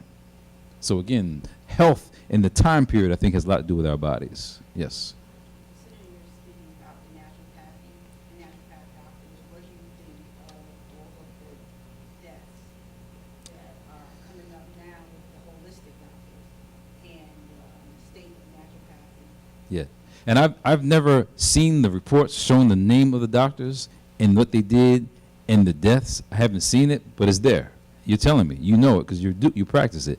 Dr. Sabi's example of someone there in Honduras, this man was, 80 years old, and they got the man in jail, sitting there with no food, just sitting in a cold, dank place. And of course, he's going to eventually succumb, but he was somebody that was treating people for AIDS using his concoctions, what he had. So yes, anybody that's going against the medical, pharmaceutical, industrial complex is a problem. Can't say there's like medical, pharmaceutical, industrial complex police out there like, okay, gotta go get them. uh-oh, we got to target them. It may happen. So for us not to protect our people, like Sister Lopez and this crew, for us not to protect the people that are trying to protect your health, that's on us. So we didn't take care of evidently Dr. Sabi the correct way. Dr. Welsing passed away with a heart attack, a stroke in her house, but she was being kind of badgered by the people around her in there in D.C. You got Jewish people, heard of gentrification? Coming in and altering her approach and around her house and making her uncomfortable in the place that she lived in. We don't protect our people. Malcolm X stood at a podium. We don't protect our people. Got shot right there at the podium. We don't protect our people. So I'm just saying the issue of the naturopaths who are trying to help us out well with wellness, yeah, the system's going to go after them. There's a brother named, I think, Richardson in Atlanta was helping people out. I heard he's in jail. They said he was selling, I think, prescription drugs or something like that. He may not have been. Maybe somebody else in his enterprise was. Maybe something got caught up. And guess what? They targeted him. But he was a naturopath doctor. He was, yeah. He was actually giving vitamin C. Vitamin C was basically the sun. So he was actually prescribing vitamin C.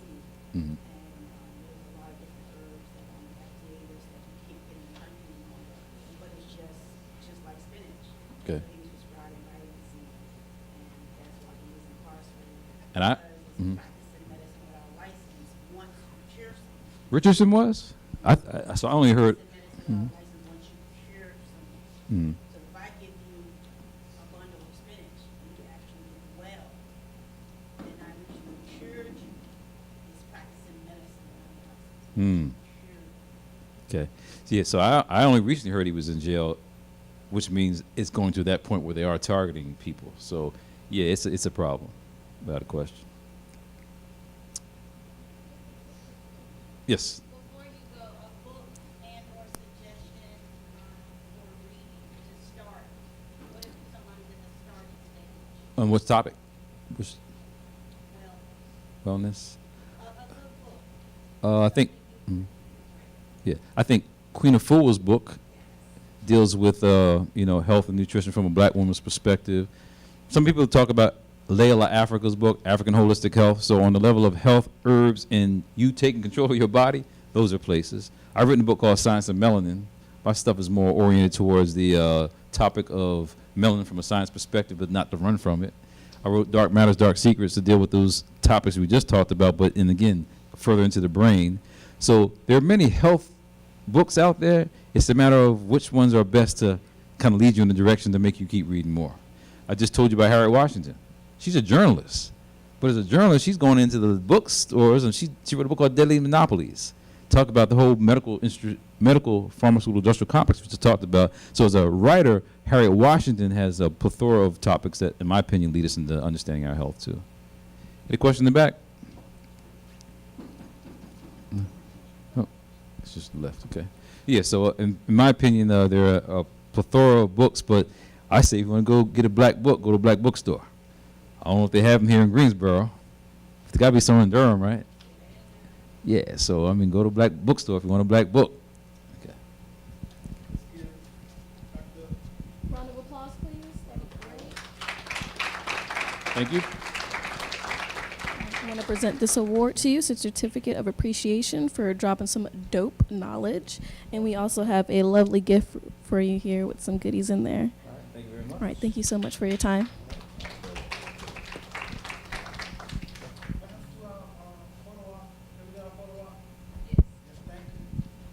Take a nice picture. She's going to get a nice picture of you. Thank you, Dr. Holmes.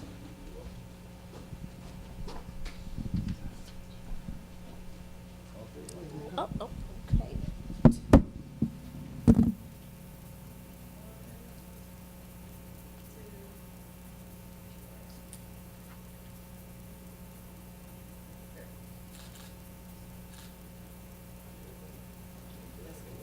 All right. Okay, we're moving right along. We have a little 5-minute break. We're going to get prepared for our next presenter. Sure, I got you. And we will begin within the next 5 minutes. Already got one.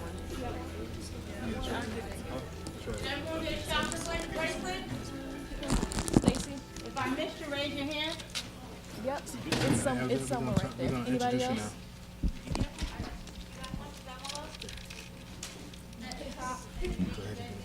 Okay.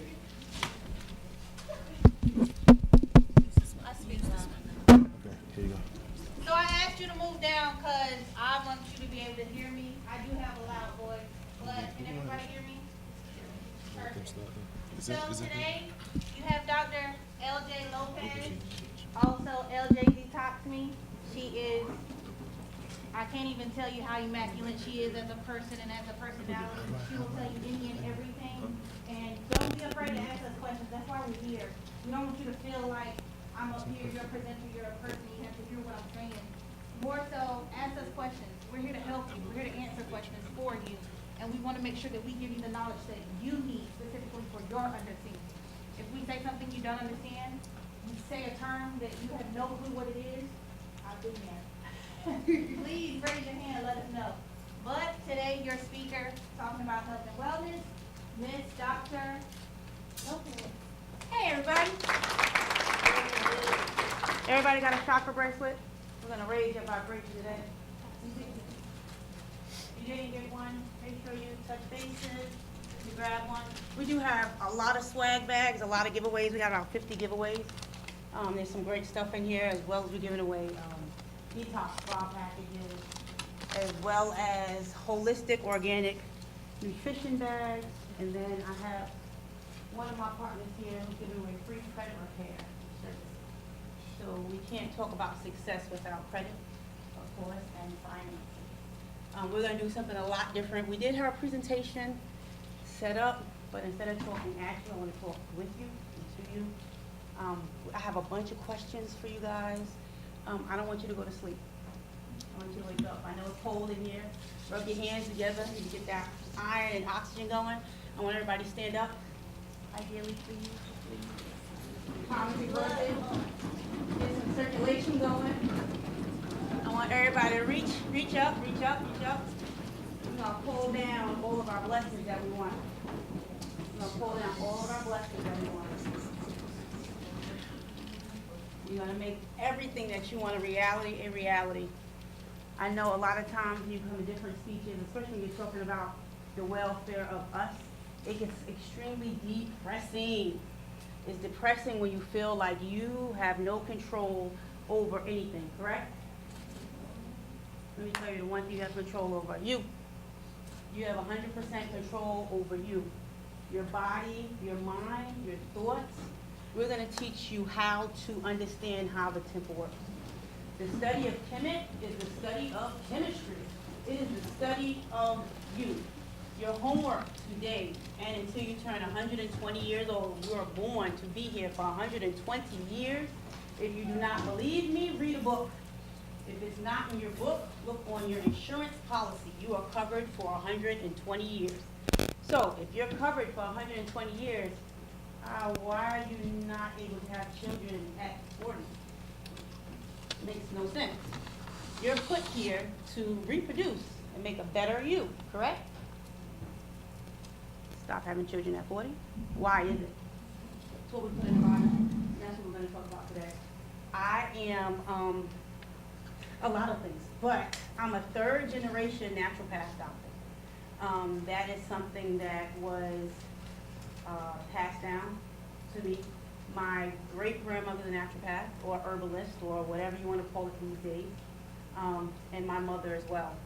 I originally went to school for culinary arts. I like to eat. I like to cook. Unfortunately, we weren't able to bring any food or beverages because of the environment, but we will be giving you some gift cards to our juice bar. I have several juice bars, detox spas, and holistic spas. So my goal is to teach you the things that you need just to get the first step to take over control of your life, your body, and your mind. And when you're taking over your mind, it's all perspective. If you look at things different, you'll see things different. If you always look at it as, why is me? It's because of my skin, blah, blah, all the different negativity that's in the media, then you're gonna feel a certain type of way. That's what it's put there for.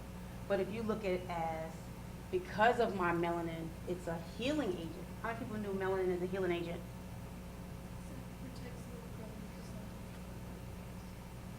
protects the cells. We don't need to be protected from the sun. We are the sun. That's their thing. You got to change how you think. It's not a black or white thing. This is just a thing. It's how the human body works. We're human beings.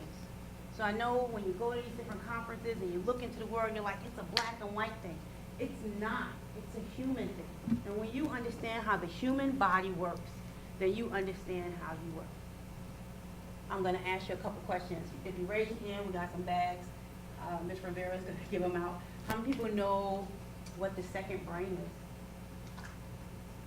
Anyone? I heard it. Stomach. Tell me more.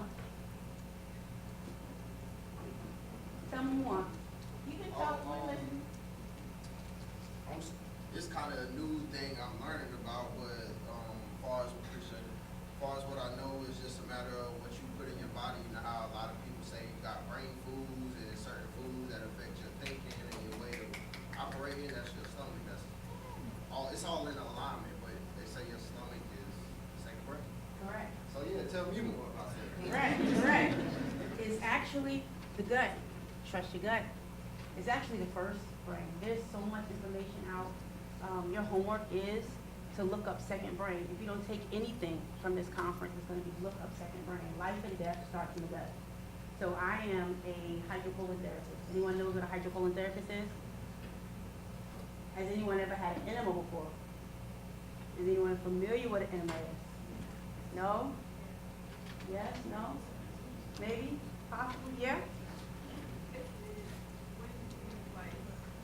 Stand up. Come on. We're a team. We're family. When you clear out your anal cavity with like water. Yes, ma'am. She did good. Go ahead. Girl, you been hurting. All right. It's seconds. I didn't say the other thing. All right. So let's talk about this digestive system. Digestion starts in the mouth. Actually, I'm wrong. It starts with the nose. As soon as you smell food, the body starts making digestive juices to break down whatever that is. So whenever you think of a lemon or lemonade or anything sour, your mouth starts salivating, right? That's your mind telling your body what's about to take in. So it starts with smell. So when you're talking about controlling your life, we're going to talk about if I can't smell the food, I don't eat the food. Go to certain restaurants, you don't smell anything. That lets you know it's box, bag, can. And that's what we just discussed prior. If it's in a box, bag, can, it's dead food, and you don't put dead food in a live body. So what a hydrocolon therapist does, we use triple filtered water to hydrate the bowel. Let's talk about where hydrocolon therapy or enema comes from. This is our stuff. Everything I'm talking about today, everything we're talking about today is our stuff. So when you say, hey, I'm thinking about getting a hydrocolon therapy session, or I'm interested in enemas, or I'm interested in herbs, or I'm interested in minerals or sun, it's our stuff. All of this is our stuff.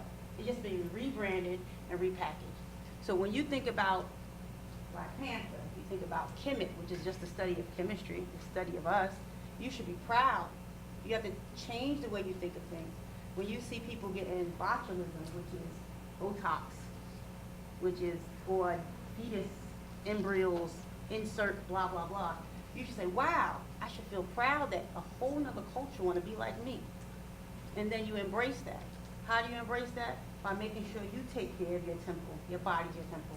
So digestion starts with the nose. As soon as you put something in the mouth, the body makes digestive juices to break it down. Anyone ever heard of food combining? Food combining? Anybody ever heard of food combining? All right, so certain foods break down differently in the body. So let's say you have a chicken Caesar salad with fruit. It takes a certain amount of time for the body to break down meat, salad, and then fruit. If you put everything together, then the body's never truly able to digest that food. That's not necessarily our thing.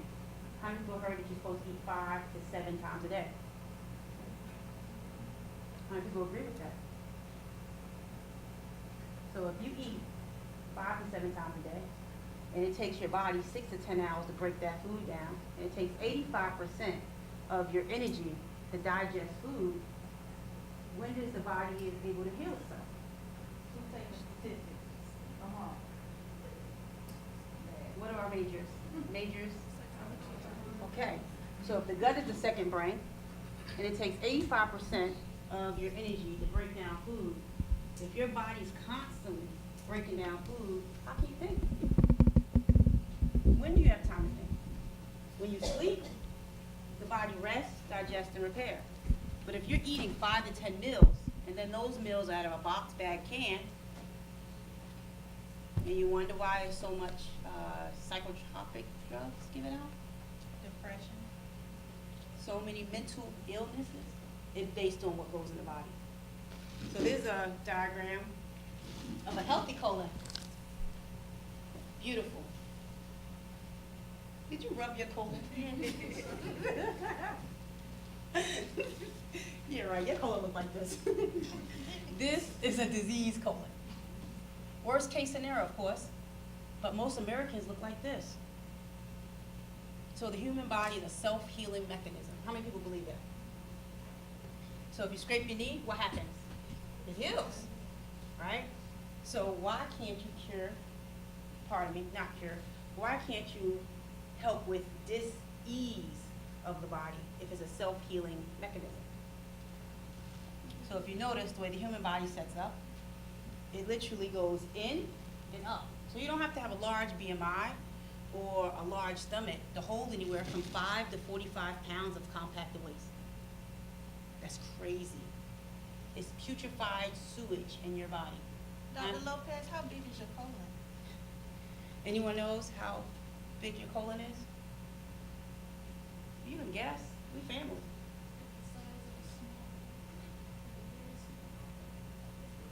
That's the size of it when it's all together. That's the small intestines. The size of the small intestines in the cavity of the body. Is it like the length of like a football field or something like That's the that? small intestines. Oh. That's the small intestines. you getting It's the there. size of a football field. Your colon is, as long as you're tall, is the diameter of your wrist. And then it's in this little cavity here, like a slinky. So imagine that. Imagine how much putrefied waste you can hold. Did you know that the digestive system is the only part of the body that's not a part of your body? It's a hollow tube from here to here. Starts in the mouth, ends in the hydrocolon therapy device. So with hydrocolon therapy, it's triple filtered water used to hydrate the bowel. You can hold anywhere from 5 to 45 pounds of compacted waste. What we do in our center is we help hydrate the body to get this compacted waste out. So I've had the opportunity to study with some of the greats that was announced today. I studied under Dr. Sabi in '99. Queen Aflora, she's like my mom. If I ever have any issues, she's the one I call. I grew up with enemas on Fridays, castor oils on Mondays. If you came to my house, you was getting enema too. Just like that. Your parents already signed a waiver. My grandmother was giving you an enema. That's just the way it was. Because at that time, our elders knew that it was nutrition in, waste out. So originally I went to school for culinary arts. I love food. I love food. Didn't realize that I was the reason most of my friends and family was sick. Went to school for patriarchs. I got my doctorate in food science and toxicology because my grandmother made me. My education was based on, I didn't want to get a spanking in front of my friends. So when I ask you, what's your major doesn't stop here. You have the opportunity to go to HBCU. I didn't have that opportunity. I went to Hofstra University. I didn't learn about HBCUs until I actually came to the South. I opened a chain of detox spas in New York, Georgia, and here, North Carolina. I went from food management, hotel restaurant management, hospitality management, culinary arts, pastry arts, herbalism. It took 10 years for me to come back to something that I grew up around. It wasn't until I got sick, my grandma brought me home, gave me a bunch of enemas and colonics, and that was it. Everything clicked. So everything that I thought I knew in school literally changed. It changed my thinking based on nutrition in, waste out. I have a couple questions for you. Go to, you have my phone? Has anyone, it's right here. Has anyone ever done a detox before? Start with you. What kind of detox have you had? Herbs? think? It was okay. I felt like,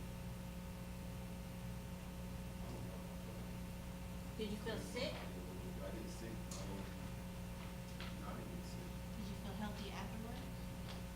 Or active? I got a little more active. Would you do it again? Yeah. I cleansed with tea, detox tea, and it told me to do it for 6 weeks and stop for 2 weeks. So I've been doing it for 4 weeks now, and I've been seeing that the difference in my energy. But I also always get more energy throughout this time of year, so I'm not sure if it's the detoxing or if it's just how I find it. Do you detox this time of year all the time? Excellent. I did a juicing detox. Oh, excellent. I showed like I had a lot of energy. So I would have Juicing is a difference between juicing, blending, and solid foods. With juicing is liquid nutrients. So the digestion system doesn't have to do anything. So it literally goes to the cells. You're able to repair the cells. There's a gentleman, Dr. Max Gershin. He has been curing cancer with juicing, enemas, and a bunch of different holistic therapies. But juicing is an amazing thing that you can put in your everyday. So when you talk about take back your life, own your body, you can get a magic board, and you can blend and you can juice. When you blend, the blender actually has that fiber, so it does slow down the digestive system a little bit. It gives you some bulk, but at the same time, it's fruits and vegetables. You came from a seed, you eat from a seed. The easiest thing. Most people say, I can't be vegan, I can't be vegetarian, I can't eat healthy because it's too expensive. It's actually not.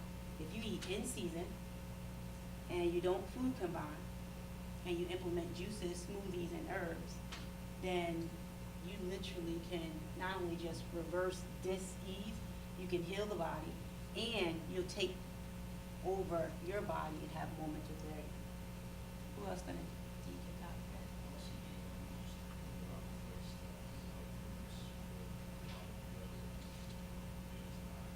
Excellent. Excellent. If you ever want to look into being a nutritarian, so I don't say vegetarian, vegan, it puts you in a funny category. When people say, well, Elle, what are you? I'm a nutritarian. I eat nutritious, dense foods. If I'm gonna eat meat, my meat's a vegan. Because it's supposed to eat vegetables, not corn. So if you're gonna eat, you eat nutritious, dense foods, anything that's gonna heal the body, anything that's gonna be nutritious to the body. And that can look any way possible, it just has to be a healthier option. What was your question?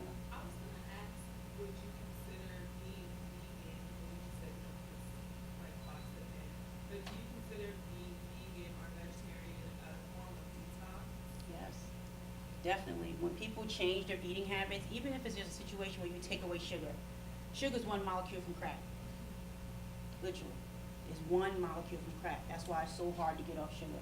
Sugar also makes the blood sticky. Because it makes the blood sticky, you have more aches and pains. I know somebody was talking about detox and they said that they had more clear skin. The skin is your third kidney. What's going on in the skin shows what's going on in the digestive system. If you're not eliminating after you eat, just like a baby, 15 minutes after the baby eat, they go to the bathroom. Then you're literally constipated. There's more people who go to the hospital for constipation or gas thinking they're having a heart attack than anything else. So if you just take control of your food choices, then you literally took control of your life.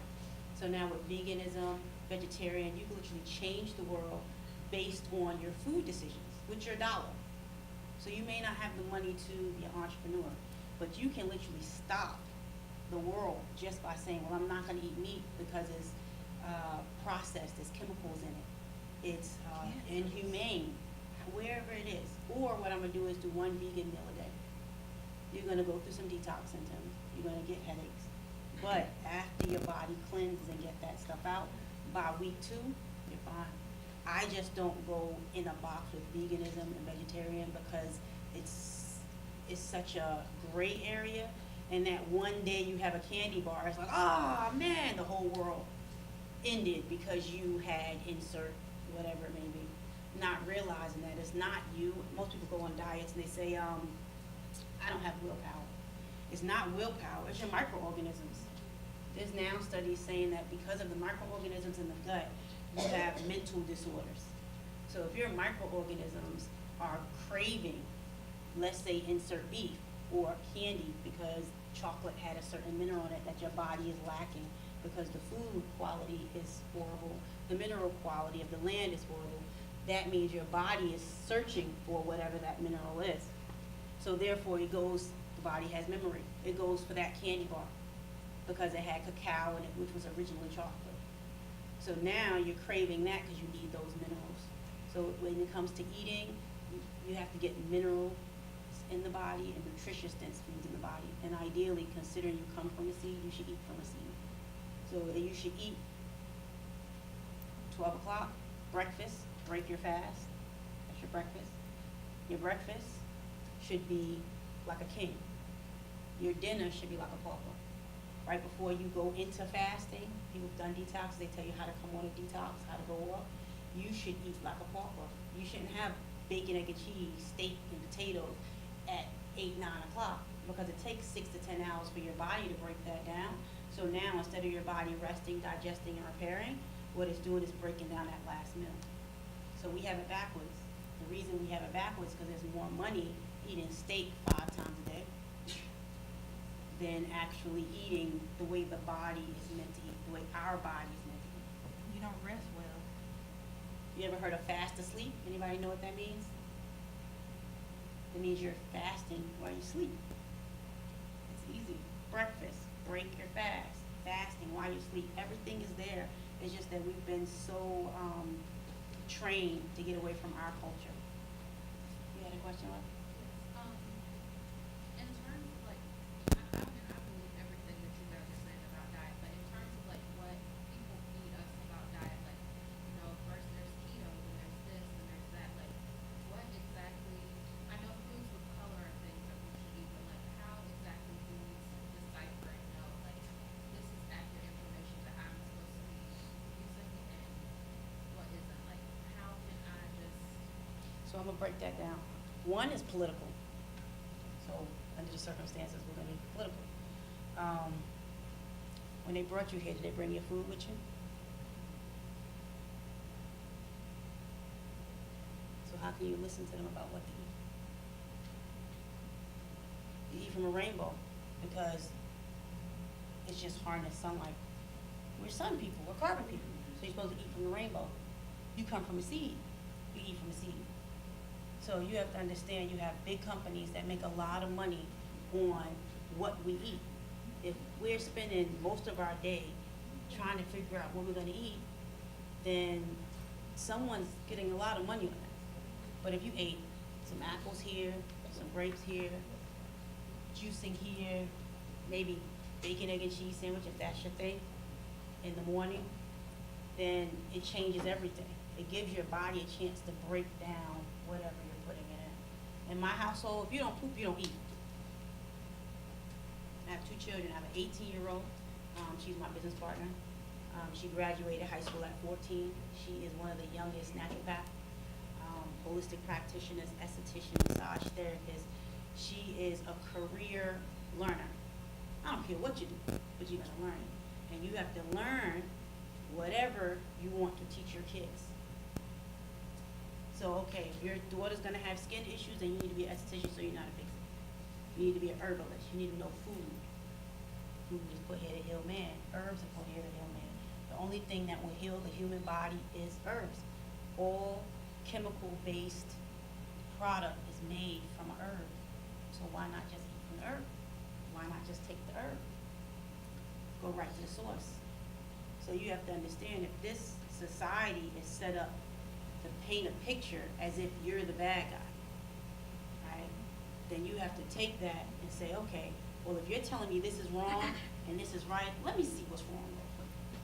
Let me just look at that. You have to change the way you think. It's a marketing ploy. Everything's a marketing ploy.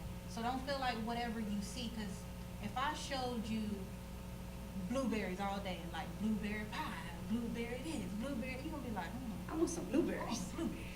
I don't even like blueberries. It's a marketing ploy. So when you hear keto, keto, keto, keto, it's because everybody's talking about it. But keto, the long story, keto is okay. When our clients come in, diet trends are like different, like if money. So when our clients come in, they come in and say, hey, I wanna lose weight. Keto is great because it gets them on the barrier. I inform them, hey, I'm biased. I'm a naturopath, I'm gonna go with the most natural way to eat. But if keto is gonna get you off a box bag can, it's gonna get you off of carbs, sugars, and starches, you're gonna drop weight. And then from there, we can get you off the meat and more onto some plant proteins. I can educate you as you're losing weight. You're gonna go through those detox symptoms, but you're going through those detox symptoms while you can still eat a steak. You see what I'm saying? I'll bring you in on that as we clean you up, start getting some plant protein in the body, switching it up a little bit. It's like, oh, well, this is not that bad because you already came off the hard stuff. So you have, the veganism movement is so huge right now. So because it's so big, now you have Dr. Atkins coming out. And then you have keto coming out. It helps the industry. They say milk does a body good. Milk makes mucus. It's inflammatory to the gut. So when you ask what should you eat, you have to trust your gut. You have to listen to your body. If you eat something, and as soon as you eat it, your transverse colon gets swollen, you get gassy, bloated, you get back pain, your body's telling you you're not supposed to eat it. It's just that it's like your car engine on, the light's on, and you just say, I'm not gonna worry about it. I'm not gonna worry about it. After a while, the engine stalls. That's the same thing that happens with the body. So mucus is not a bad thing. And I know Dr. Savy says mucus is the root of all disease. That's true. But mucus is put in the body to protect the body. You put something inflammatory in the body makes mucus to wrap around it. The problem is we keep putting these offending foods in our body. So a lot of the foods that you're eating would have never been in your country. It would have never been on your continent. It would have never been really, like even here on this soil is mineral deficient. Most of the plants in the food that you eat is mineral deficient. It's an agriculture school. How many people know how long it takes to till land? Okay, you are at one of the best schools because it's agriculture. Anybody know what agriculture is? Just because you're a psychology major, don't stay where you are. Like, learn about other things. You're here for college. Like, learn about everything you can. How many people heard of the Minister of Agriculture? Yeah, that's your homework. If you go in other countries, it's always Minister of Agriculture. Agriculture is land. Agriculture is what this fight is about. Agriculture is everything. Agriculture is your diamonds, it's your minerals, it's everything. So when you say you control the food, you control the people, what do you think? If I control all of the food, I control all of the land, then I control everything. But now, if you have the opportunity to get land, which North Carolina has the largest amount of black farmers, they have grants. You're at one of the best schools. They have grants for minority farmers. So some of you are double minorities.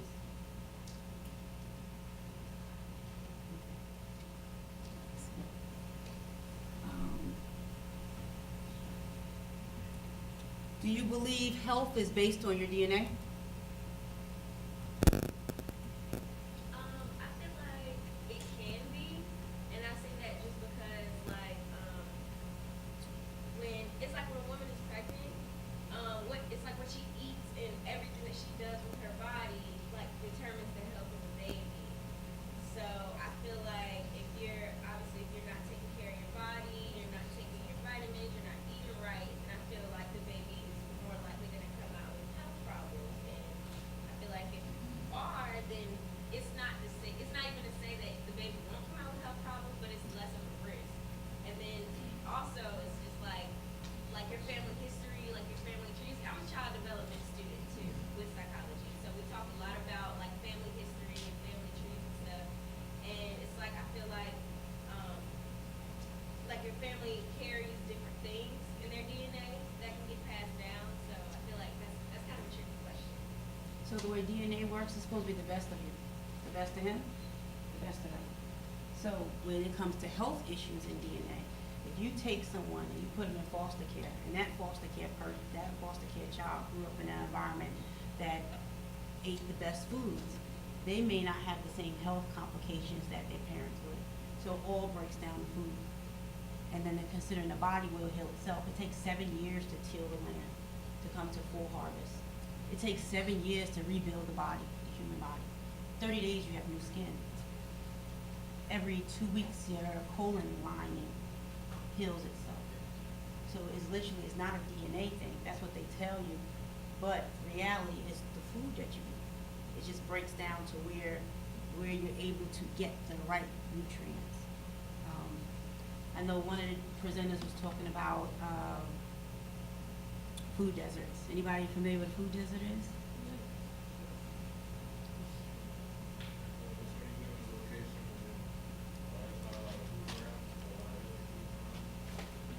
What can we do to prevent that?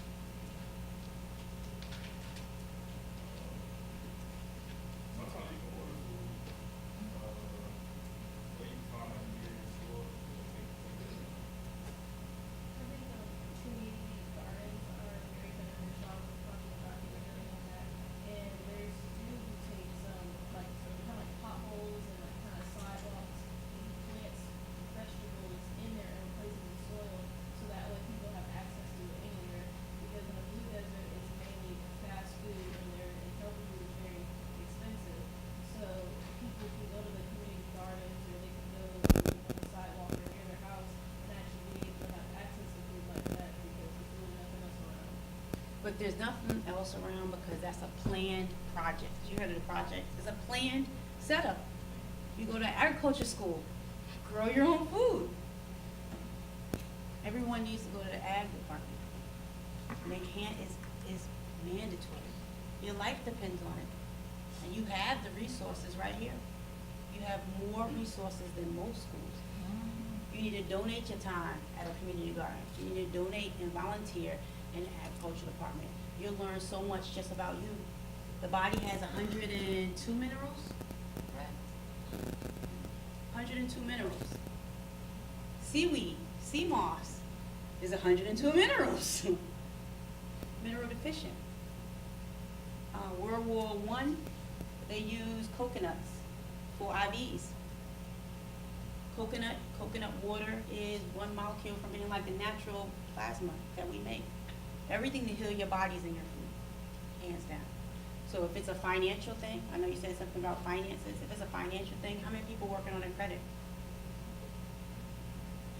When I say working on, I don't mean grabbing a bunch of credit cards. How many people are aware of credit and financial wellness? So we do a program called Detox Your Credit. Anthony, we're gonna send you out, everyone actually gonna get a free consultation, free setup for a credit profile that can help you build your credit. I'm gonna have Anthony go over information about credit. We're gonna text everyone the winners, give everyone some giveaway bags, because we're running out of time. I'm sorry, I don't want to take up the next presenter's time. Did anybody have any questions prior?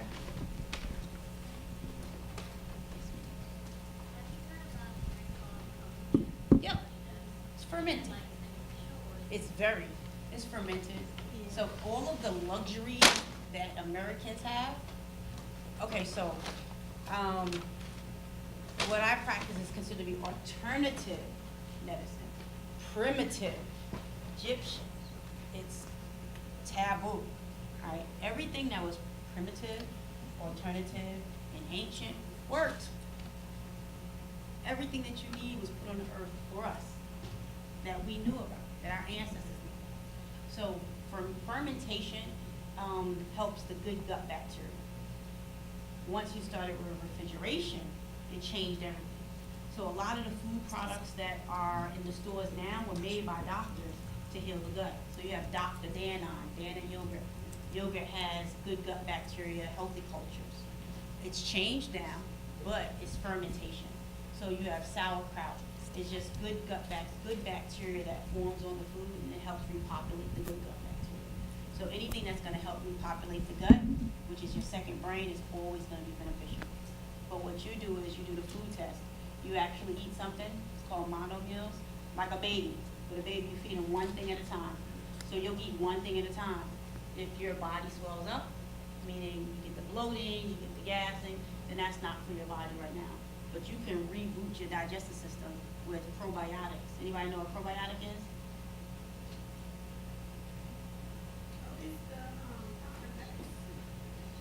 It's the type of bacteria, the good bacteria that's in your gut that helps balance out like the different yeast and the things. Yeah, I like I take probiotics. Probiotic is pro-life, for life. Antibiotic kills everything, anti-life. It kills the good and the bad. So if you have to take an antibiotic, I understand that, but you just double up on a probiotic. But you just take a probiotic every day, all day. It's just the good gut bacteria. So to answer your question, Kim, which is amazing. I know I'm going long. I'm gonna let Anthony go over some information. How's everybody doing? Y'all all right? I see y'all learning. Listen, today is actually 14 weeks I've been without meat. I never thought I would stop eating meat. Yeah. I feel amazing. I feel a whole lot better. I'm a meat and potatoes guy. I grew up, my mom cooked biscuits three meals a day. So anyway, that's just a little plug for what you guys just learned. It really makes a world of a difference. So now let's get into some credit. Several people raised their hands when she mentioned credit.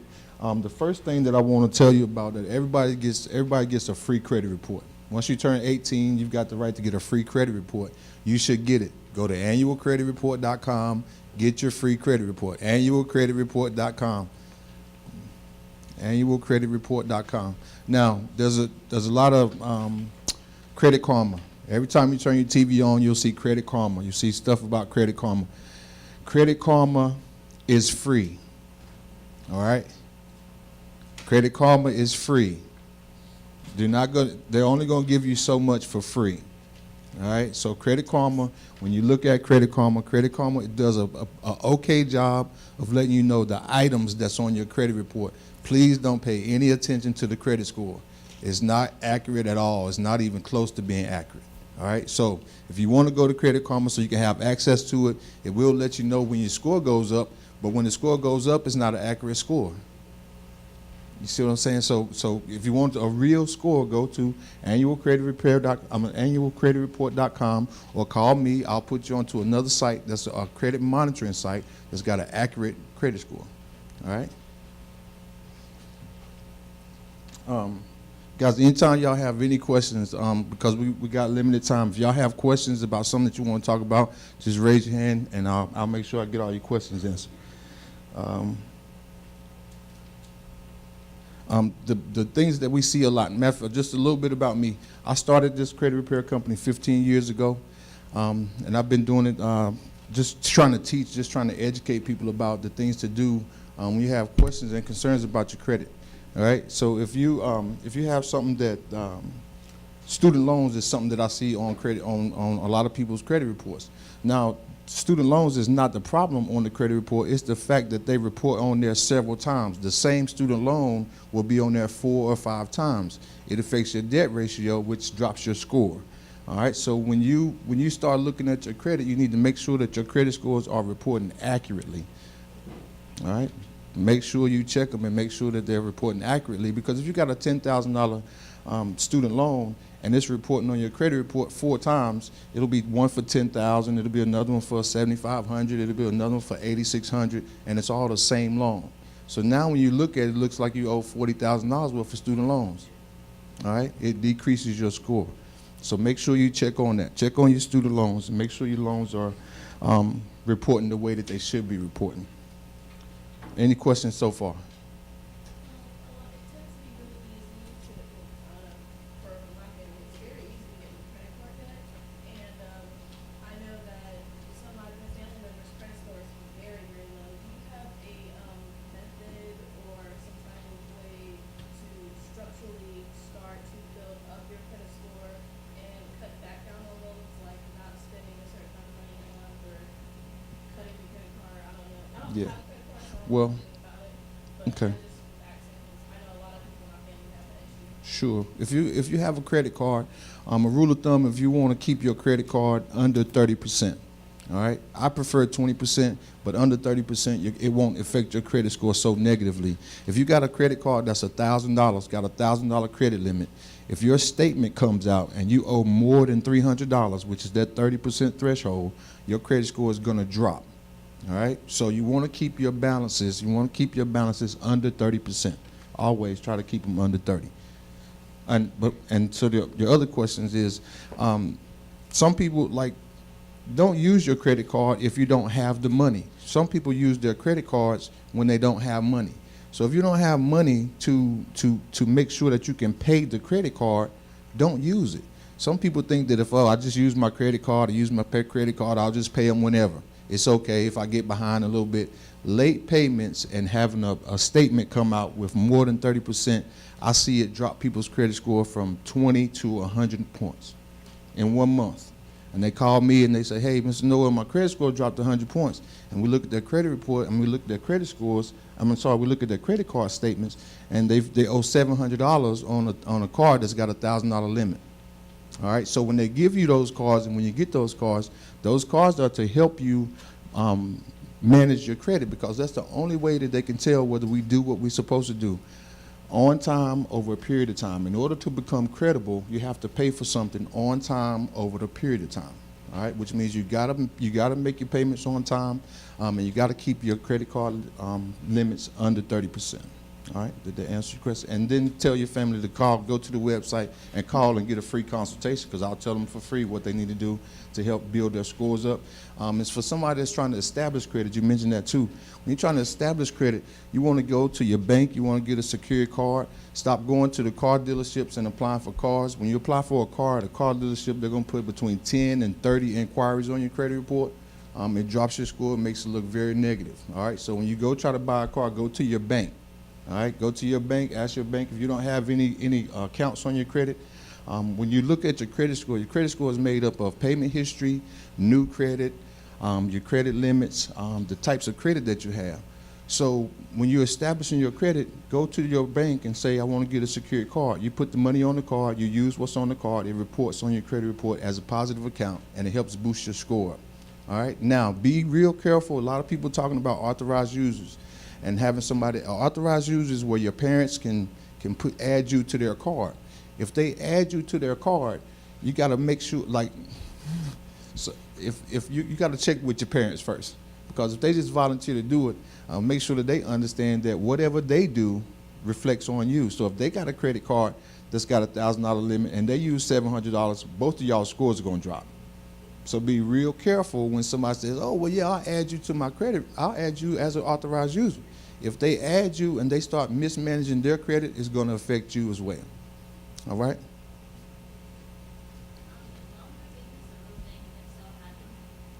Loan forgiveness for student loans?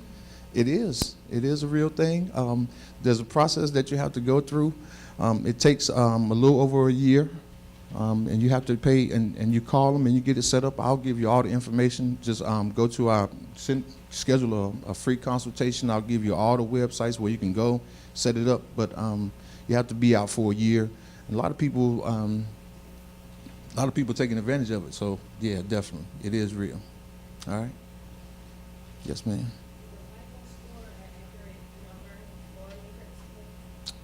The FICO score is an accurate score. It's mainly used to buy houses, and it gets confusing, like the FICO score, depending on what you're trying to purchase. Like if you're trying to purchase a car, most times when you go to a car dealership, if you're going to buy a Mercedes, they're going to pull TransUnion.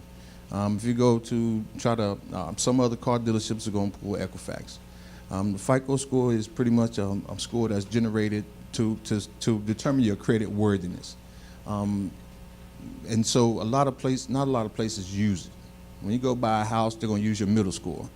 So if you got Equifax, TransUnion, and Experian, most places when you try to buy a house, if one of them's 700, one of them's 720, one of them's 745, they're going to use the one in the middle. So just depending on where you're going to purchase what you want to purchase determines what credit bureau they use. Okay, so the FICO score is just I'm sorry, Jim. How do you feel about bankruptcy? Is Bankruptcy could be a great situation. It just takes 7 to 10 years for you to be out of the bankruptcy. So you get 7 to 10 years for you to rebuild and to learn not to do what you did before. And so through that, and now bankruptcy, once you file bankruptcy, your score is going to drop a little bit before it rises. So bankruptcy can be a wonderful thing. At our company, what we do for a lot of people who are in bankruptcy, before they file bankruptcy, there's some things that can be done before you file. A lot of the things and what we do at our companies, we help you save money. We help get items removed legally because this Fair Credit Reporting Act has laws that allows us to go in and dispute items for you, and we get a lot of those items off that people think they need to file bankruptcy for. So sometimes people panic when somebody call you on the phone and say, hey, we're going to sue you, we're going to do this, we're going to do that. And so people panic and they file bankruptcy. But a lot of times it's stuff that can be negotiated, can be disputed, and can be taken off your credit before you get to that bankruptcy, to the point where you feel like you need to file bankruptcy. But if you go see a bankruptcy attorney, they're going to encourage you. They're going to tell you everything about bankruptcy. Then they're going to encourage you to file bankruptcy because that's how they get paid. All right. I have a question. How do you feel about paying on your student loans? Paying on your student loans. I feel like paying on your student loans, if you have a student loan, you're dealing with the government. If you don't pay your student loans, they're going to come get your money. All right? Plain as that. So like you're going to show up and your money's going to be gone. They're going to send you one letter and they're going to say, hey, we're going to garnish your wages. After that, they're going to garnish your wages. So if you don't have all the money that you need to pay your student loans, pay them something. Pay a little bit, because if you don't pay anything, it's frowned upon, and they will come garnish your wages.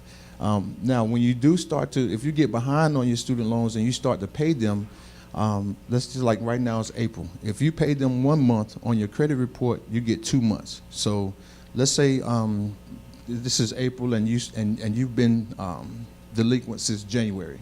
If you pay them this month, you'll get a good payment for April and for January. The next month in May, when you pay them on your credit report, it's going to reflect that you paid May and December of last year. So in 6 months, you'll have a year of good payment history on your credit report. All right? Dealing with student loans. All right. A couple more questions. We need to wrap it up. I don't really know much about credit cards. Is it true that when you want to apply to get an apartment or a place to live, that they look at your score to see if it's low or not, to see if, I heard that they judge your score based off of if you're going to be able to pay off your rent and pay off the house or something. Yeah. Do they actually look at that, or is that just like a... It depends on where you're trying to rent an apartment from or rent a house. It depends on. You have to put that on the application and credit score? They pull your credit. Yeah, they'll pull your credit when you go to apply. And so if you don't have any like evictions or anything like that on your credit, most times you won't have any problems. The other presenter was talking about redlining. Credit is used as a way to put you in a certain zone. So if your credit score is between a certain number or under 5, 6, then it's considered to be poor credit. It says that you can't manage money. So they're not going to give you more money. So you have to have money, unfortunately, to get money. But your credit, you have to look at it as cash. And with your student loans, that's one of the main things you always want to pay back. You always want to stay in contact to make sure that that is one of the first biggest purchases that's on your credit. It's not looked at as a negative. It's an investment. It's a big investment. So you should be actually excited to pay it the same way you would if you got a Mercedes or a brand new house. You chose your school, you chose your education, and it reminds you after you get out of school to stay diligent with your education and continue learning. So that's how I use my student loan. But it's literally a way credit is used to put you in certain profiles. If you have an 800 credit score, you can get $100,000 in business loans as well as personal loans. So if you're struggling with understanding how credit works, then you have to put it as that's your profile. That gets you out of that red line district. With a A1 credit, you can literally write your own check. Pay what you want. Anybody that's interested in starting a business, you have to make sure that you separate things like your business credit is business credit, Your personal credit is something totally different. So you have to separate the two. And a lot of times your personal credit, you'll have to be a guarantor to your business credit. So you want to make sure that your personal credit is good.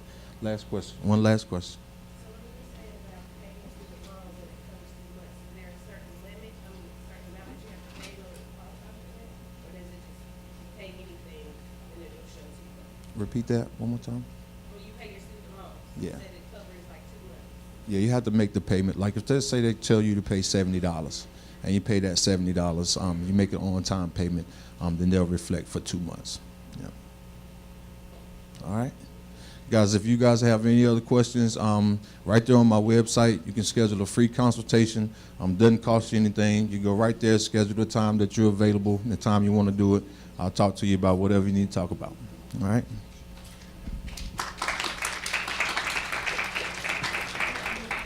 So you're about to go into lunch, but last thing, if you received a text message with a picture that said you won, you can pick your swag bag up. Okay? If it is a spa service or a detox service, I will send you the information so that you can book. If it is for the credit building, I will send you the web link so that you can book.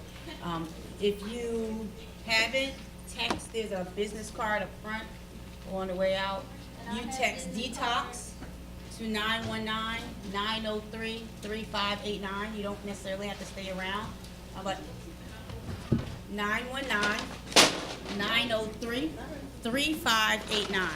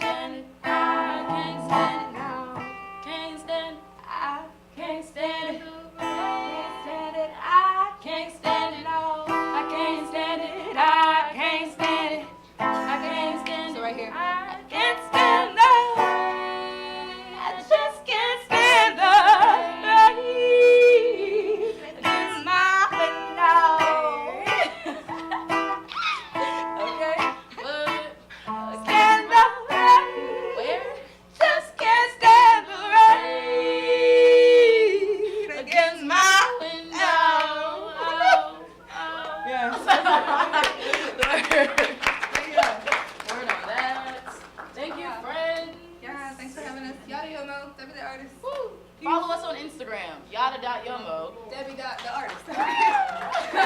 Pins? Oh, yeah, I do got some more. I'll go bring to you. Here goes this shit right here.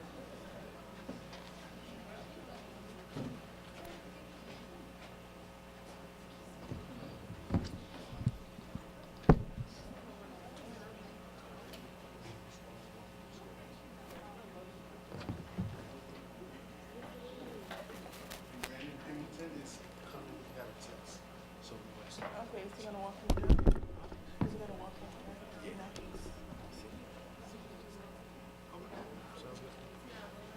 All right, Kyle, it's on you. Thank you, ladies. No, thank you. Good afternoon, everybody. Good afternoon, everybody. Good afternoon. All right, I hope everyone's doing great. We just had some wonderful entertainment just now. My soul feels very touched and my energy feels replenished. So I hope you all feel the same. So welcome to the student entrepreneurial table. Today we have a couple lovely guests today. So I'd just like to begin by introducing them all. And whenever I start introducing, if you could please just stand up. And I know your picture's here, but we want them to associate a name with their face. Okay. If that's okay. Yeah. All right, so first off, we have Brittany Bygrave. Yes. Brittany is a 22-year-old. Okay, yeah. Okay. Brittany is a 22-year-old entrepreneur from Newark, New Jersey. Brittany is currently a senior business management student with a concentration in entrepreneurship from the illustrious North Carolina A&T State University. She has won the student version of Shark Tank and Men on the Move's 2018 Entrepreneur of the Year.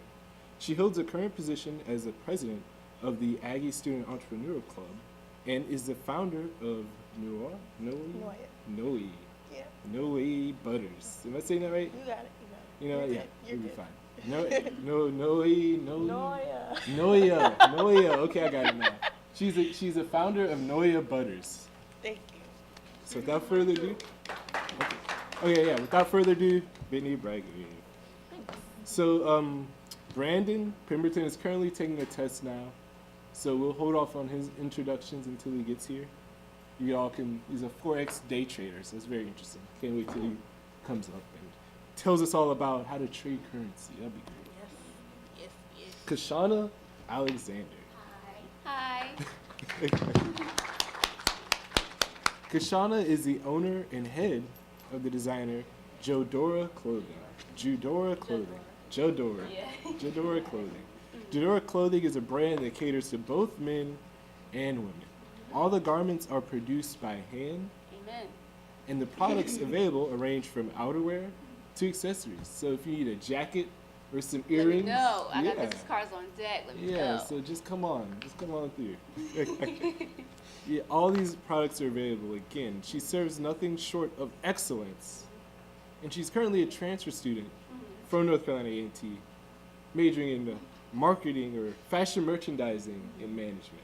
So one more round of applause for Ms. Kashana. These are. Do you have scrubs too? I don't. A lot of people ask me for scrubs. I don't know if I should make them or mask.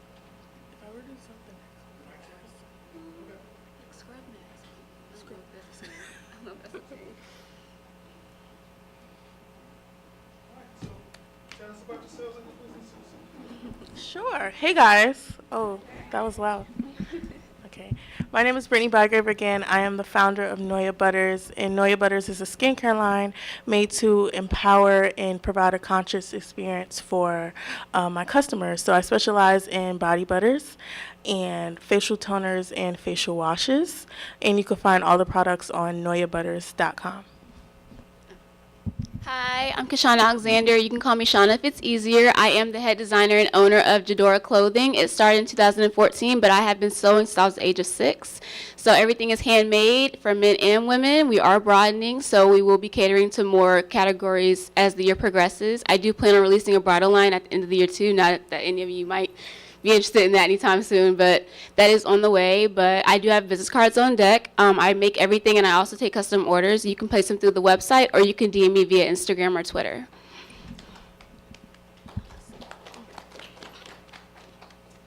The first question is, what motivated you to start your own business? So I started my business as a sophomore on campus, and at the time it wasn't much natural alternatives close to me because I wasn't driving. So if I could get my hands on something natural, it was lucky. And natural ingredients are the only thing that helped my skin. That's the only thing that had a positive reaction to it. I had really bad acne and hyperpigmentation. So just using natural ingredients was something that wasn't going to change for me.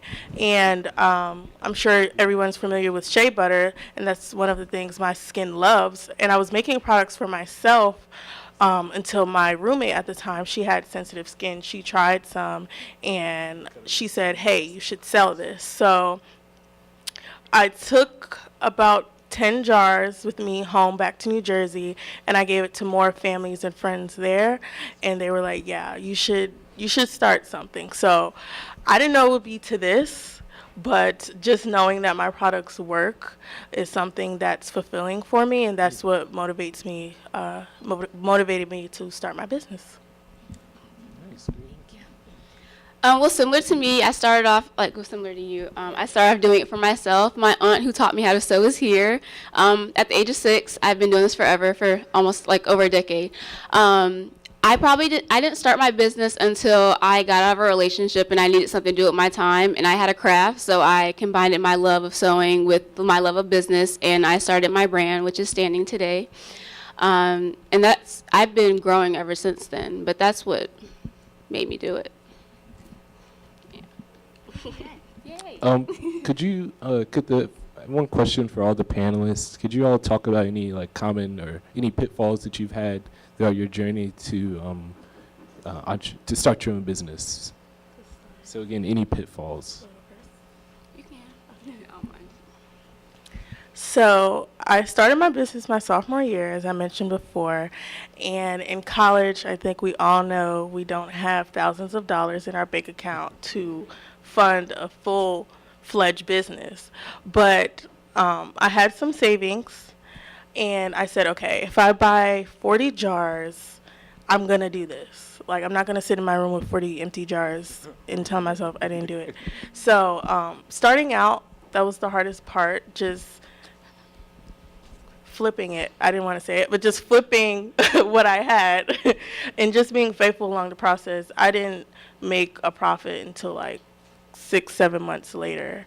Yeah, and it's kind of hard doing all that, spending your own money into something. But it all goes back to being faithful and being really passionate and knowing it's going to work. Not tomorrow, maybe not next week, but it's going to work. So, yeah.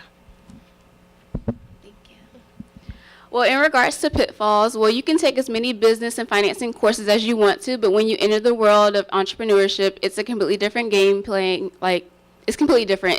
No class can prepare you for that. When it came to starting my business, one thing you have to learn as entrepreneurs, I'm not sure if it's the same for you, but I am a one-woman show. I do everything myself. I graphic design, I do production, I do inventory, I do everything myself. I file my own taxes. I have an LLC, so I take my business very seriously. In regards to pitfalls, like you said, it takes a minute to generate revenue. For me, I probably started I've been selling clothes since 2014, but I didn't have my online website until 2016.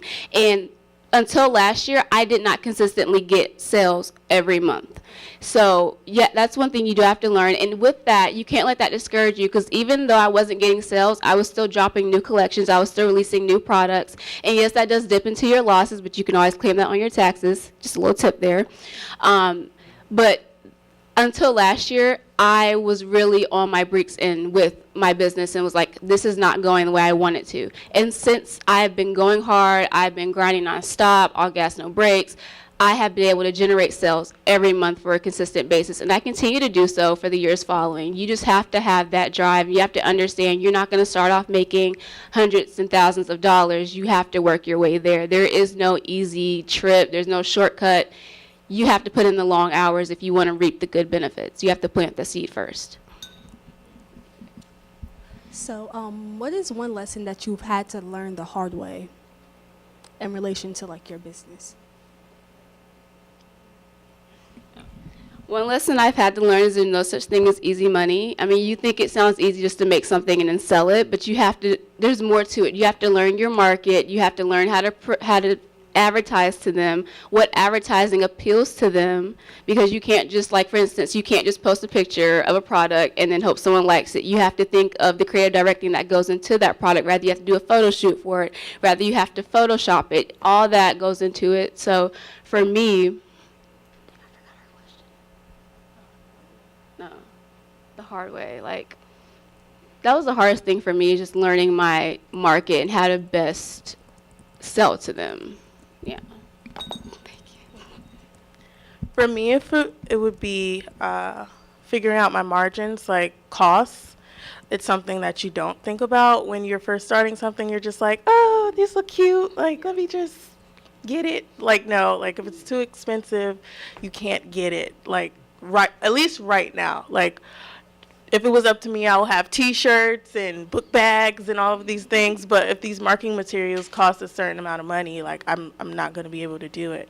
But learning the hard way in terms of just bootstrapping. I don't know if you guys are familiar with that, but just being affordable with what you have, like using what you had essentially, and using your resources and not overdoing it is something that I struggle with because I would like to say I have great taste, but great taste is great expense. So just toning that down and figuring out what fits with my business and not being too expensive with some things.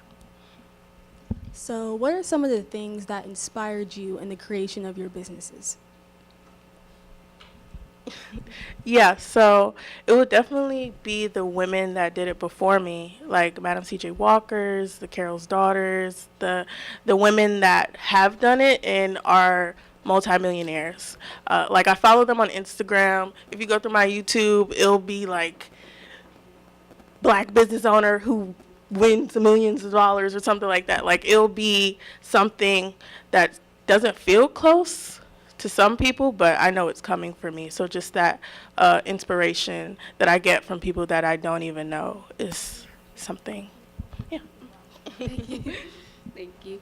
My inspiration for my business started with Project Runway. I watched it back in like 2005. I fell in love, and ever since then, I have been sewing. I've been making clothes. Like as a child, like it just held my attention. And like I said, I started when I was 6. I'm 19 years old now, so that's like 13 years that I've been I've dedicated my life to this craft. So for it to hold my attention, I knew it was something that I was like destined to do or like meant to like be a part of.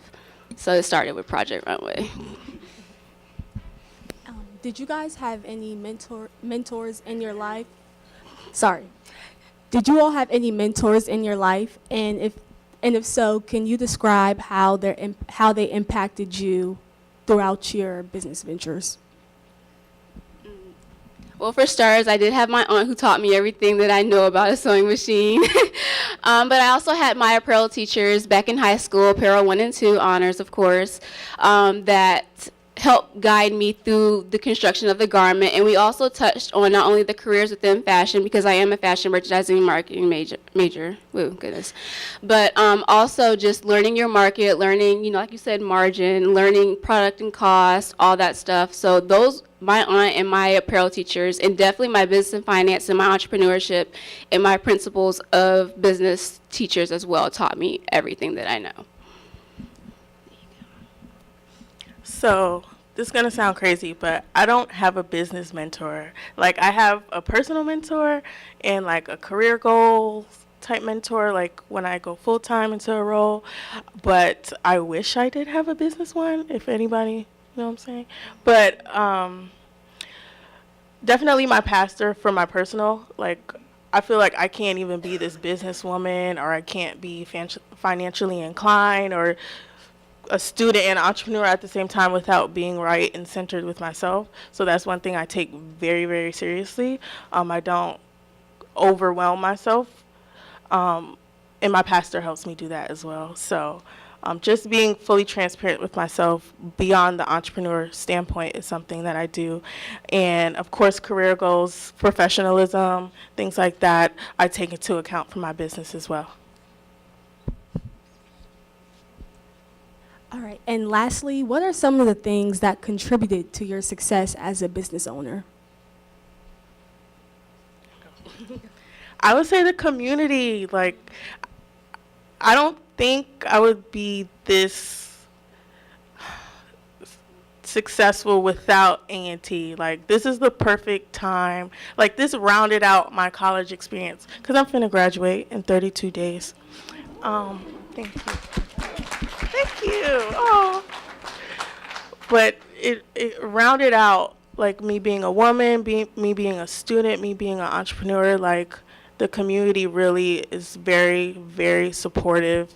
The resources, the faculty and staff, even me sitting right here, like somebody had to think of me, you know what I'm saying? So just having that community around me is definitely top tier. And I also have my products in a beauty supply store.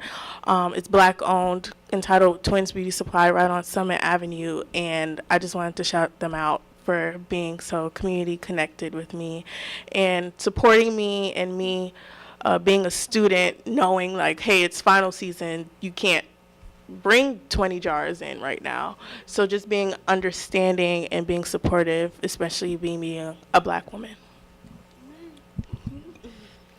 I would say definitely the community. Well, I'm a transfer. I transferred from an art school back in Savannah, Georgia. So for me, it's like my 4th month out here. And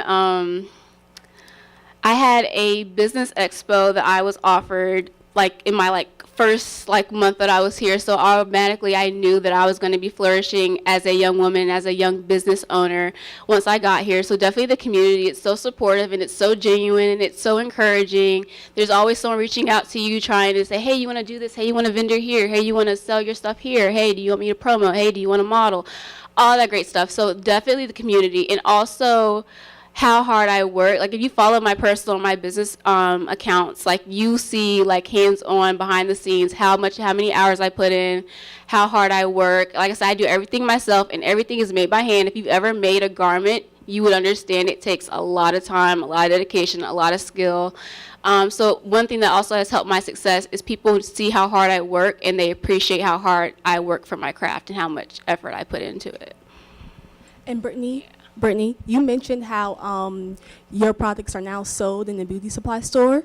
Could you talk about that process a little bit and like what that meant for you and like how that was for you being able to have your products being displayed in the store? Yeah, so I was a regular customer, I still am, and one day something told me like God will work anyway, but something told me to ask. I was like, how do you guys work with like small businesses? Like, how do you guys connect? It was literally just a question. It wasn't a pitch. I didn't go in there with a suit. I was picking up some edge control, like, hey, do you guys work with small business owners? And they were like, yeah. Who you have in mind? I was like, me. They were like, you make? I was like, yeah. So, of course, I had to show them my product, talk to them about it, what's in it, which is one of the most important things, how I sell. So we definitely had a conversation after that, but going into that process wasn't as hard as pitching an A&T might be, or like a structured, yeah. But it was definitely a blessing. All right, so now we're going to open up the floor for you all to ask questions that you may have. So if you have, I know he had a question, so bear with me, I have heels on.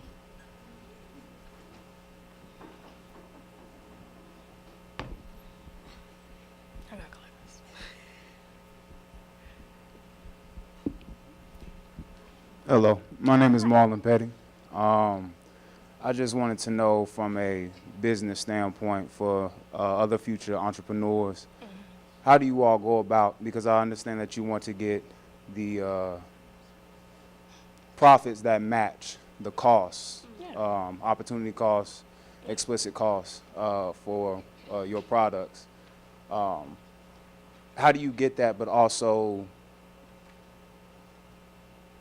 charge a good price? Yeah, charge a good price and market that to Black peoples. I got you. Okay, so yeah, with the Black community, you have to be very particular about what you put out, how you put it out, and how well it does. I know for clothes, for instance, if you know anything about fabric, you know if it's not good quality, the price is most likely going to match. So these are like your wholesale stores that you sell from. So with me making my clothes handmade, you will have to sort, well, just in general, as a business owner, you will have to source those products and test them for yourself.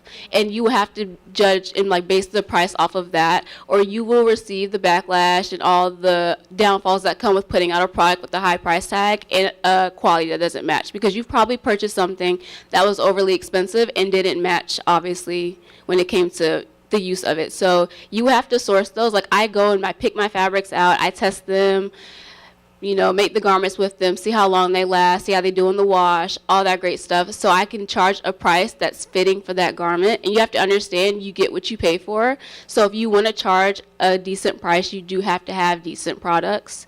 And if you don't want to charge a so decent, price, then you most likely have to source not so decent products. But it also depends just what you want to do with that.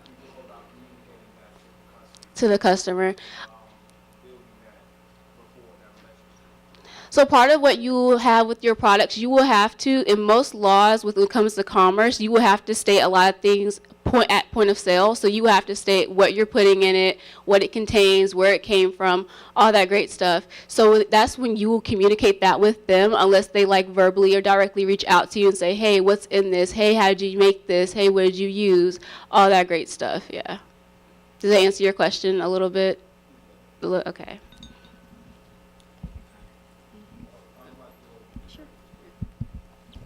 Yeah, so that's definitely one of the things I mentioned when the question was asked, things I learned the hard way. I literally was overpaying for things that I don't. I was paying overly for flyers and things like that, like marketing material. So that's what I mean by expensive. Something I don't really compromise the quality. So where I get my ingredients from, I don't compromise. I want it all organic and natural. So that's why the price is that way. But I think it's a great price for the products that I sell. The difficult part for me is paying myself. Not paying for the jars, the materials, just paying myself for my own time. That's going to be the most difficult part, and that definitely goes into price. So just keep that in mind as well. Yeah. And if you do have to implement a labor charge or fee or some kind per hour in your prices, do that, because you are the maker, you are the producer, and you deserve the profits. And if someone has an issue with that, they can make it themselves. Were there any more questions? You have one? Okay.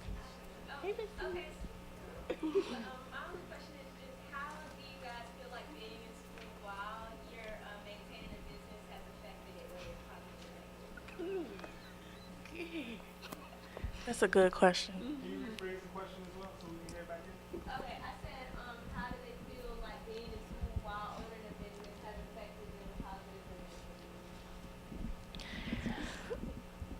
negatively? Okay, I'm gonna say it one more time. I asked them how being in school while owning a business has affected their experience positively or negatively. Did y'all hear that? So it's definitely pros and cons to being a student entrepreneur. One is the community, the network that you create while having a product or service. And then next will be your time. Okay, you will sacrifice a lot of time. So I make my products in batch by hand, and I'm a student. So last semester I had 21 credit hours. So that'll happen. It's okay. But just managing my time and then maintaining my business, I couldn't do any events last semester because I can't make full batches at one time. So just sacrificing some things. Maybe it's going out to a party, or maybe it's chilling with your boo at, just perfecting your craft at the same time as being a student. That's one thing I did not perfect, but I definitely maintained it with a planner, being transparent with people, and so just pace yourself. Don't rush into things if you feel like you don't have time for it. Well, don't follow my example, but I agree. Definitely pace yourself. I started my business back in the sophomore year of high school, and so that was I was 13, 14. So I've had a lot of experience kind of balancing that. I have 15 credit hours this semester, but for me, it's okay, class, back to dorm, work, class, back to dorm, work. And I still like to allot yourself the ability to enjoy going to an event, going to a party. Give yourself a break, because as a business owner, mentally and emotionally, that's going to be draining working. Like, don't work yourself to death. Understand you do not have to work the whole 24 hours to feel like you've accomplished something, you've been productive. And if you have to set your goals at the beginning of the day, okay, I'm going to do this, and I'm going to do this, and then I'm just going to chill, or I'm going to go to a party, or I'm going to go have lunch with my friends. Like, plan it out, balance yourself, because balance is so essential when it comes to owning a business and being a student as well. And if you maybe want to wait until you graduate because you feel like it's too overwhelming to start your business now, do that. Do what works for you, most importantly, which is why I say don't follow my example, because I've been doing this for years. And so I've kind of gotten my own rhythm. Get into your own rhythm and just rock to your own kind of beat with it. But balance yourself and do not work yourself to death, because you will not receive the results you want to if you're putting in too much work and you're forcing it. Just let it flow. Overall. Okay. Hi, I'm Kyla. You guys are great. But my question is, after you guys graduate, what are your like short-term, long-term goals for yourself and your business? Yeah, I love that question. So, like I said, I'm graduating. Boo. Yay. But I'm looking for full-time jobs because loans exist. So I want to pay them off as quickly as possible. So that's definitely within the short-term goals. However, I'm still going to do my business just as hard. It's going to be difficult because I'm not planning to be in Greensboro, but expansion is also a thing. And after about 2-3 years, don't tell the companies that I plan on doing my business full-time. And one of my goals is to be in a retail space, so probably like a Whole Foods or like a Target shelf is one of my long-term goals.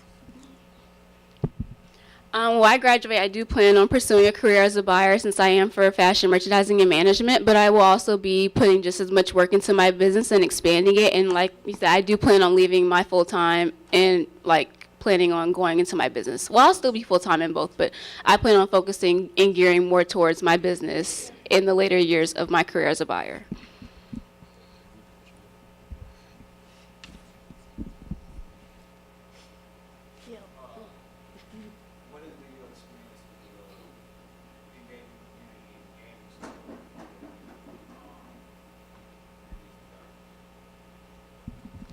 Yeah, so I'm a business management entrepreneurship student.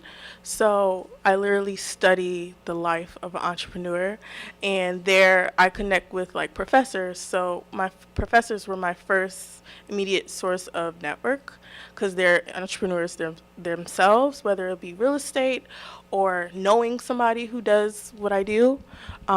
Just connecting with people across is very important as well. So if you got a homeboy who does graphic design, maybe he could do a t-shirt to promote your line. Or I literally met somebody Thursday. He said, I wish I had A&T folks to do a photo shoot.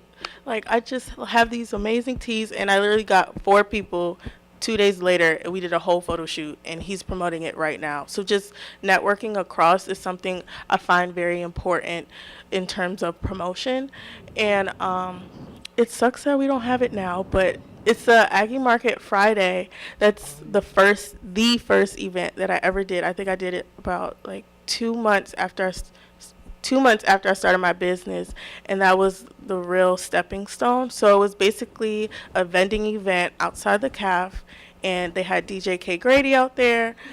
It was fun. It was a good time. The sun was out, and we made money. Like, numerous student entrepreneurs made some money. So I'm trying to get that event back to get entrepreneurs out there, especially within the A&T community, because the word travels. And I think that also held a great success within my business within like the first couple months. So yeah, just also being out vending outside of A&T as well, like in Greensboro. So, yeah.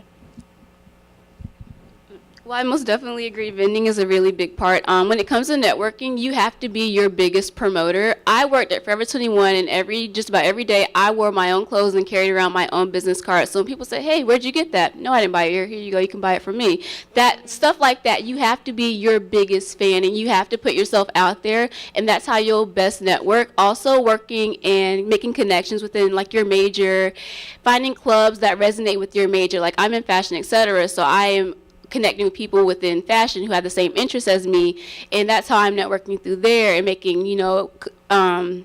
business partners through there and gaining customers through there. You have to find where your niche is and just build off of that, and that's how you'll best network.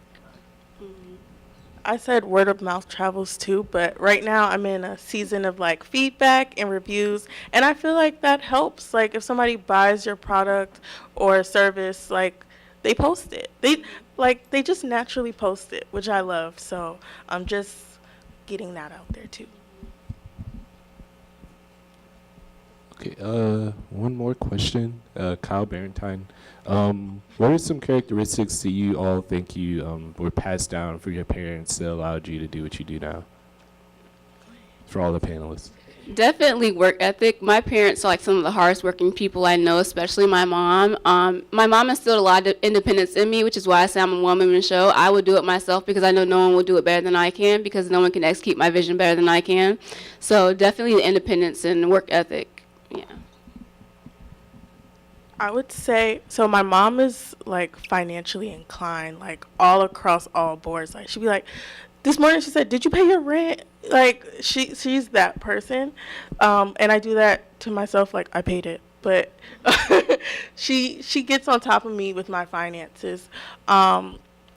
Unfortunately, I wouldn't say unfortunately, but I'm Jamaican. Let's put that out there. And they believe in working full-time, doing the American way, the standard. Like, entrepreneurship is just, like, a dream in the clouds to her. So, but one thing I do get from my mother is her work ethic, whether it be within entrepreneurship or her own career. She definitely works hard, especially being from Jamaica and being committed as a single mom. That's definitely the inspiration that I look up to every day. Hey, Mom. All right, well, since we don't have any more questions, or does anyone have any? All right, well, we're going to go ahead and wrap the panel up. You have another one? Okay. Oh, nice. I'm coming. Hold on. I'm coming. Don't you ever. Okay. So on behalf of the D.O.P.E conference, we want to thank you ladies very much for your hard work and dedication. So we have a certificate that reads,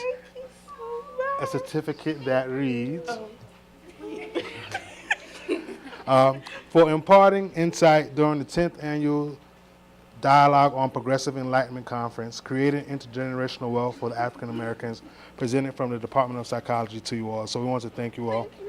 Let's give these young entrepreneurs a round of applause. Thank you very much.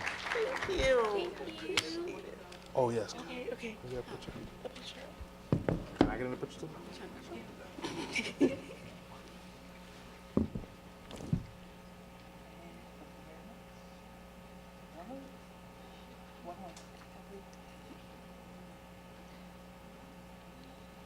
Thank you. Thank you guys for having me. Okay. Let's give them a round of applause, please. Okay, so had everyone received their D.O.P.E dollars? Does anybody know what these D.O.PE dollars represent? Who knows what the D.O.P E dollars represent? Reparations, correct, right? So this is just a little something that we special that we want to do for you all, because I think it's a very important part of creating the generational wealth that does not necessarily get talked about. And ideally, you have to understand that perhaps the United States is not going to be in a position to repair you for the American experience and things that have happened to us here on this continent. So if you really get to the level of where you need to be, you can grow to give yourself reparations. It might be a hard idea to think about, but you can accomplish that. So instead of depending on the government to give you reparations, you have to use your brain power and tap into a few extra little things to give yourself reparations. But because today you're here, we went ahead and gave you some dope dollars. So this is a little symbolic of, has anybody ever tried to give you reparations before? You got reparations before? Would you like some more reparations? Anybody else want some more reparations?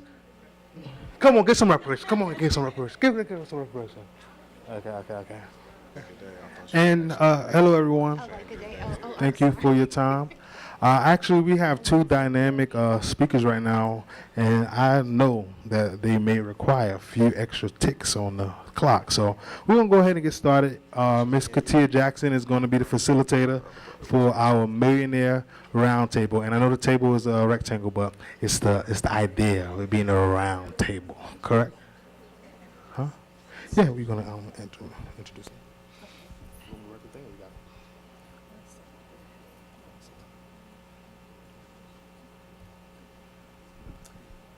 All right. Hi, everyone. So our first panelist, we have Carlton Williams. Carlton Williams is the founder and CEO of New Life California, or New Life CA, a cannabis brand company based in Oakland, California. He is one of the first state licensed applicants to work through Oakland's Cannabis Equity Programs, which is a program designed to ensure Oakland natives from districts hit hardest by the war on drugs receive city support through the cannabis application process.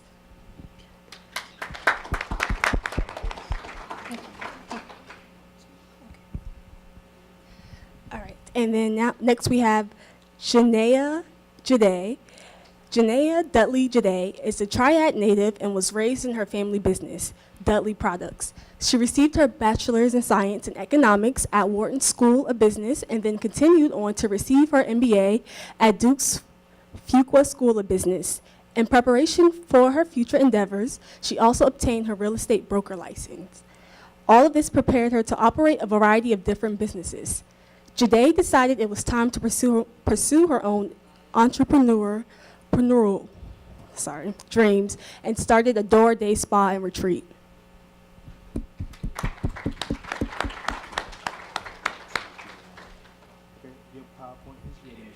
Okay. Thank you. Good afternoon. Good afternoon. So I'm going to talk to you a little bit about being a second generation, possibly even third generation of wealth being passed down. I wanted you all to see how it was passed down and how it's been translated into another generation. So my family business is Dudley Products. I'm not sure if you all have heard of it, but it's a hair care brand that started 51 years ago in Greensboro, North Carolina. So just a little idea about that. My parents started by knocking on door to door with a bag of products and making the products in the home, just like Brittany was just talking about. So that's how it got started. So let's talk a little bit about generational wealth. Let's see if the clicker works. Where am I clicking to? Where do I click to?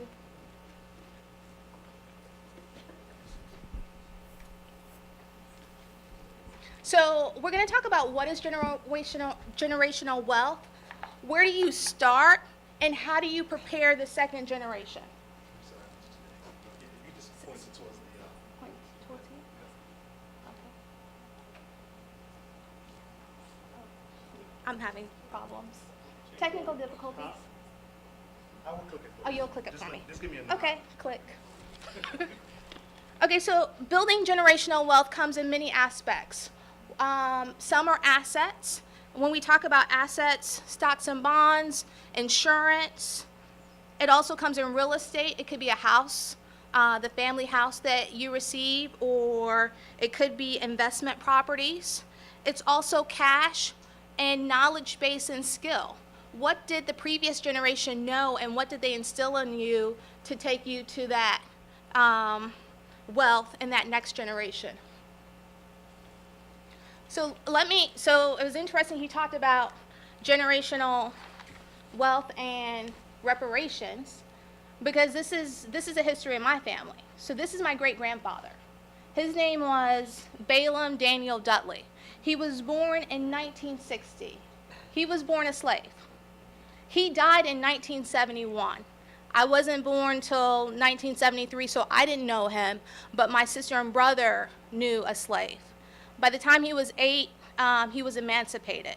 So sometimes I know this idea of slavery is so, you feel like it's so long ago, but it really isn't. Sometimes it's just a couple of generations away. So you're talking about some of the last slaves died 50 years ago. So in my family, that was where we started. He had 22 children with 2 different wives. And he had my grandfather, who is Gilmore Dudley, and my grandmother, Clara Dudley. And they were sharecroppers, and she was a teacher. So they didn't have a lot of education, but what they did do was they instilled a work ethic. My father and his brothers and sisters, they all were in the farm. So they picked cotton. They got up in the morning. They learned that struggle, how to really work to get paid. Because if you didn't harvest, you didn't get paid. The family did not get paid. So that's what they instilled in them, and they also instilled in them to get an education. So how it shows in the next generation is all 11 of their children became college graduates. So you're talking about in the 50s and 60s, all of my uncles and aunts graduated from college, and 2 became doctors out of that group. So sometimes when you look at generational wealth, people think, sometimes me, but sometimes it doesn't even have to be that. It could be that next generation where you have passed down education as a factor of something that you're going to take to the next level. So that's how it represents in my family. After that, we have my parents. So they started the company, like I said, about 51 years ago. My dad now is 81. My mom is 76. I cannot get them to stop working. Can you take it easy? My mom operates a school on Elm Street. My dad continues to sell products, and he has a couple of meetings every week to motivate and inspire people, and they love it. That's what they want to do, is inspire people. So a little bit about Dudley Products. A hair care manufacturer, kind of big in the 60s, developed starting in the 60s, 70s, 80s.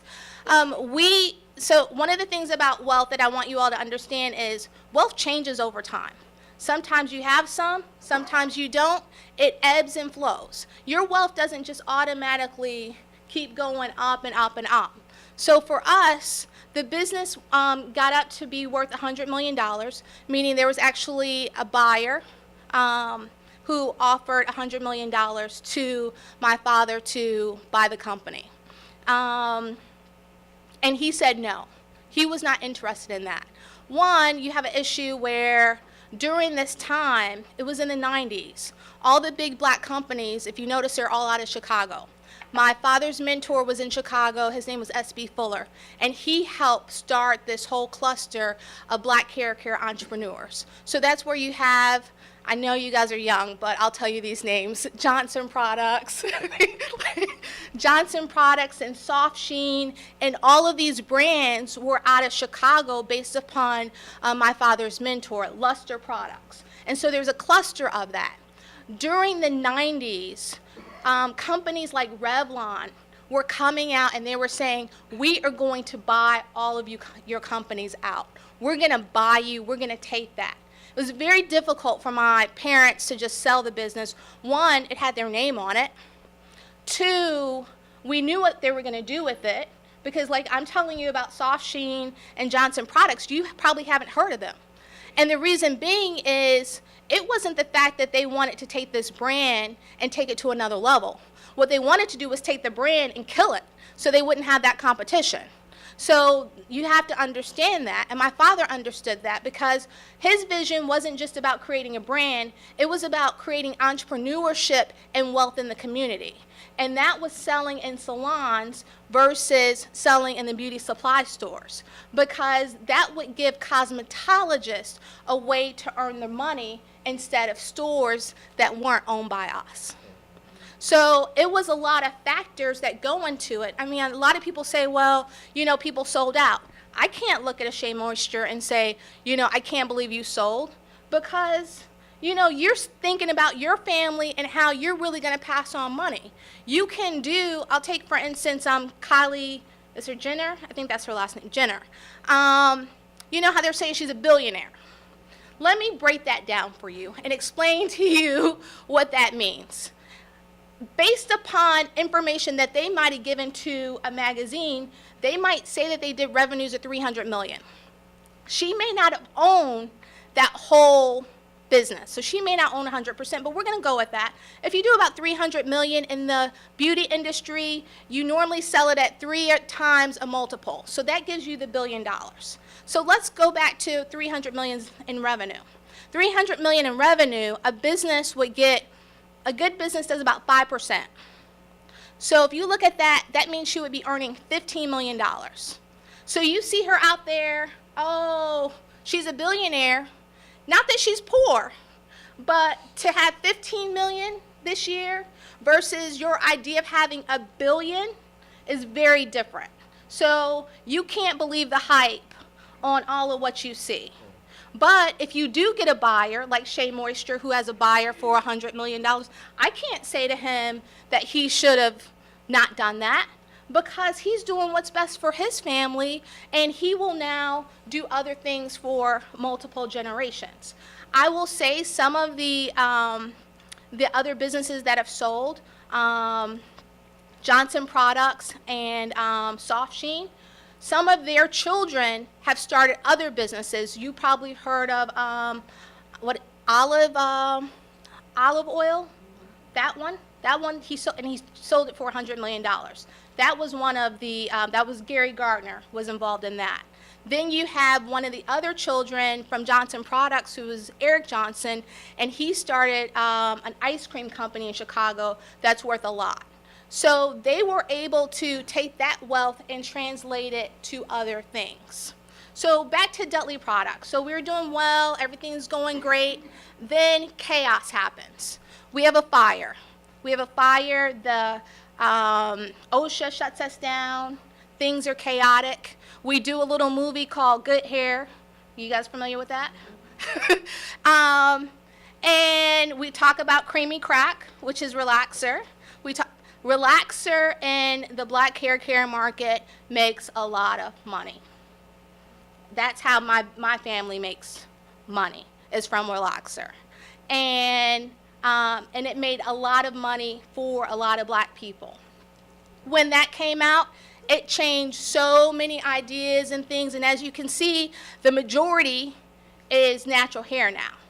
In 2008, I would say 90% was relaxer. Now all of that's changed. So what's changed now with that, now the whole market fell with the money being made, and now you have all of these people coming into the marketplace. So what's happened now is this whole marketplace has become saturated, and it's changed.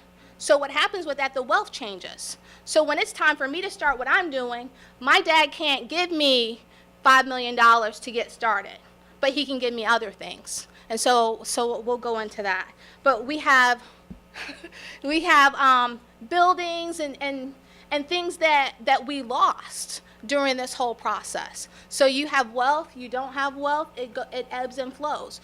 But that's why it's so important to teach a second generation, how do you navigate through that? How do you really build yourself to do better? So we have hotels, travel agency, schools, you name it. We still have some of it, but not to the extent that it used to be. So this is my brother, Joe Jr. He was the firstborn, and he's a business consultant and an author. So that's what he does. Next one. This is my sister. Her name is Ursula Dudley Oglesby. She is the CEO and president of Dudley Beauty Corp. So she operates the sales portion of Dudley products. Next, this is what I own. And when I say own, I still have a mortgage. So I don't want you to be idealized with this Instagram filter version. You know, people have a Instagram filter version of their lives that they put out there. I'm showing you, but this is some of the things that I have. So if you go down Battleground next to Lowe's hardware store, Battleground on Pisgah, this is one of the buildings that I built, which is on Battleground. So that's a 14,000 square feet. I have other holdings, real estate holdings, that I'm working on to cash flow as we speak. Next, I have 3 spas. I have 62 employees. My spas are in Kernersville, Greensboro, and Burlington. We are rated #1 best spa in the Triad all the time. Are you aware of that? Okay. We have sauna, we have steam. We're all about elevating that experience. Instead of just going in and out with a massage, we provide the extras to you. We have a fireplace, we give refreshments, all of those things. As well as, I'm sorry, go back. That was it. Okay, next. The other thing I have is manufacturing. So that's my dad. So I own a manufacturing facility. So when I talk about what was given to me, my dad said, oh, I have some equipment. I want you to do manufacturing. So there's a lot of value in that, and that's what I do. So I have a whole nother business where we manufacture products. I manufacture some products for Dudley Products, and I have other companies that I manufacture for who are in Target, Costco, some of those places as well. Next. Oh, I'm sorry. And on the other one, I also have my own product line that I'm starting. So body butters and things that can be complementary in the spa. So I'm working on that with candles. So one of the things my dad and mom taught me was about vertical integration and vertical and horizontal integration, meaning we used to have classes for cosmetologists. So every week we would have 50 to 70 cosmetologists come in for a weekly education class, and they were in a hotel. After about 4 or 5 years of that, and we're basically paying for a hotel, my parents say, oh, why don't we just build a hotel? We have the land. I mean, so that's that whole idea that I got from my parents is, what are you doing now? How can you take that and vertically integrate that? Why should I have a spa and not have my own products? I should be building my own product line within the spa. So that's one of the things I'm working on. When it was time for me to get started, my parents didn't have tons of money to give me, but my dad had a piece of land. He had land that was like $250,000. I was able to take that land to the bank and say, hey, I got credit card debt of $140,000. Can I get that switched over? And they said, sure. And then you put a small loan on the land, and that becomes a much different payment than other things. So it's things like that where you can get wealth in different ways, and it's not always just, here's a couple of $1 million. So let's talk about building blocks to wealth. One is education. If you're on the track for generational wealth, you need to select what career you're trying to get. You have to look on things like career.com and see how much are you going to get paid for that. You need to elevate your thought about a career. If you're thinking about nursing, you need to take it up another level to be a doctor. That's if you want generational wealth. Because a lot of times nurses are just as smart as the doctors. You need to put in that extra 5 years in education to get paid 5 times the amount. So you really need to think about what you're doing. I hear a lot of people complain about getting out of school with all of this debt. The reason why they complain is because they're not getting into a career that's going to pay off that debt.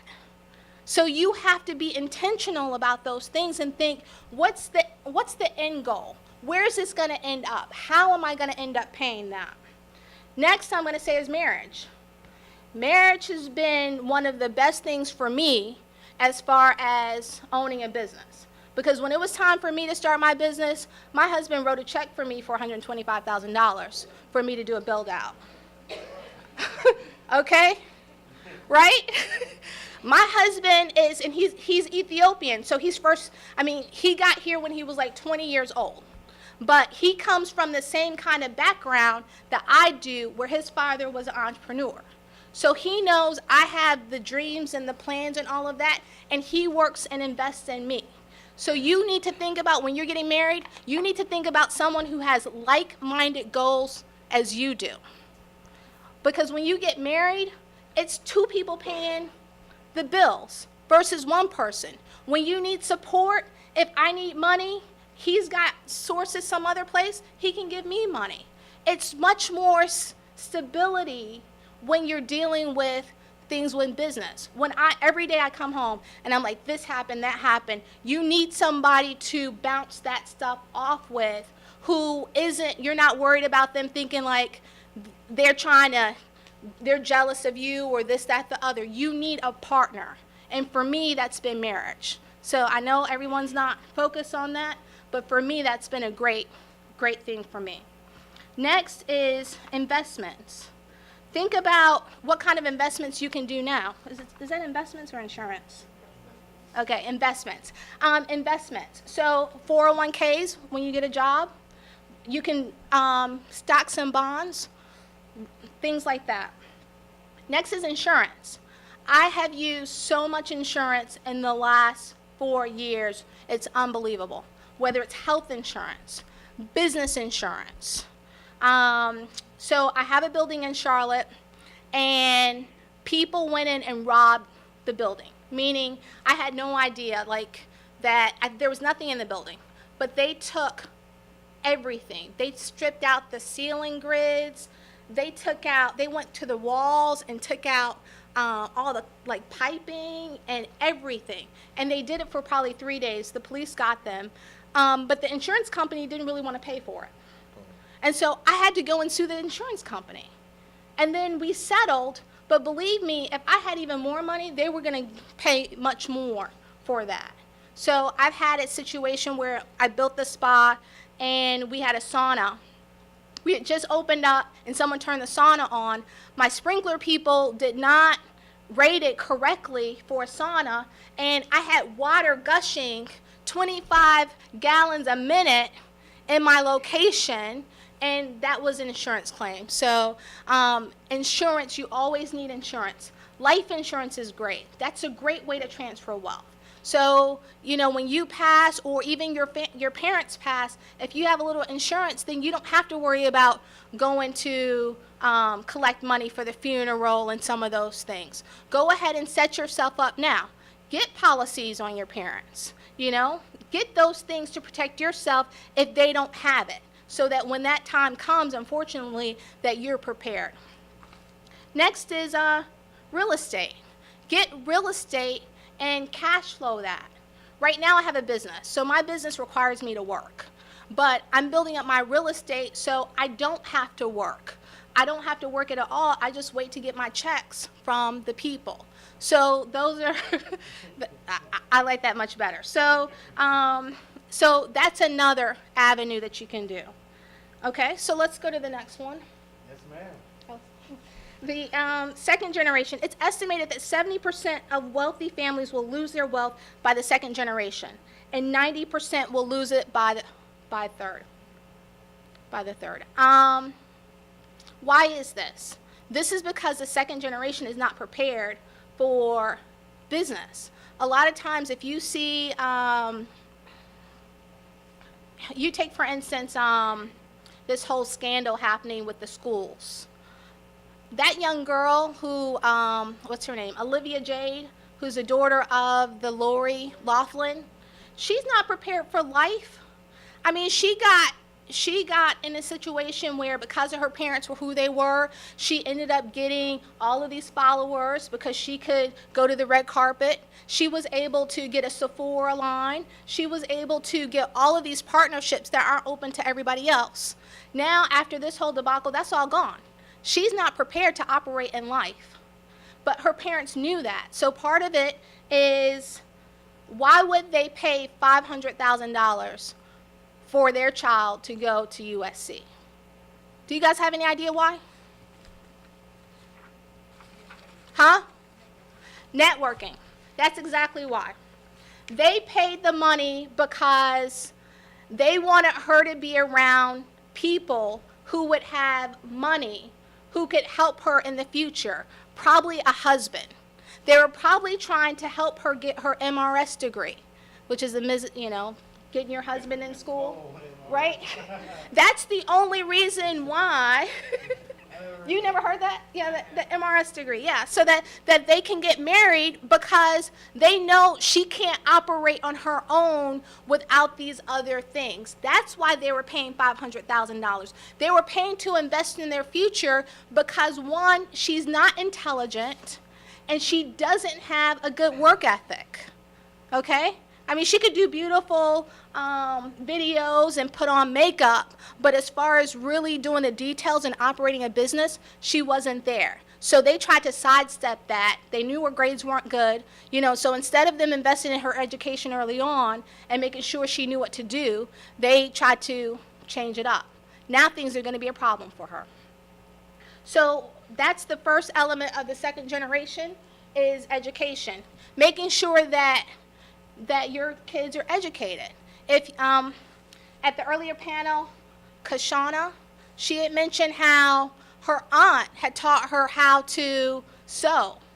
That's education. If you have people in your family, like if it's a plumber, you need to learn plumbing and then own a plumbing business. Take that to the next level. How can you take that knowledge base and take it to the next level? How can you get that education? Once a week at least, I'm talking to my dad and I'm telling him, I have this problem. How do you do this? How did you have that? Did you have this? How did you work on that? You're always getting that knowledge base. It doesn't matter what position or career your parents are in, they know something special about that you should learn. 5 minutes, okay. Next, you need to shield your kids. You need to shield them from all this stuff, all that stuff on TV.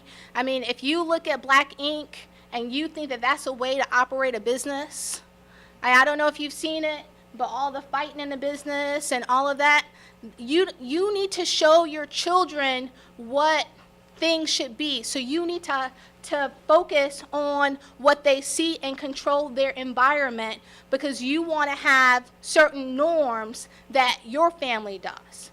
My family, for instance, both sides of my family, when we have events, no one smokes, no one drinks, people don't curse. That's how it is on both sides of my family. I mean, what social norms are you all building to build your business and the next generation? Work ethic. Work ethic is a really big one that you really should focus on with your kids early on. I know when I was a kid at 5, I had I sewed brownies. My sister would make it. I learned from there. At 11, I was knocking doors. Doesn't matter. Whatever the job is, you teach your children now on what that is. So in summary, it doesn't matter where you start. Just make sure that the next generation has a better start than you. Thank you.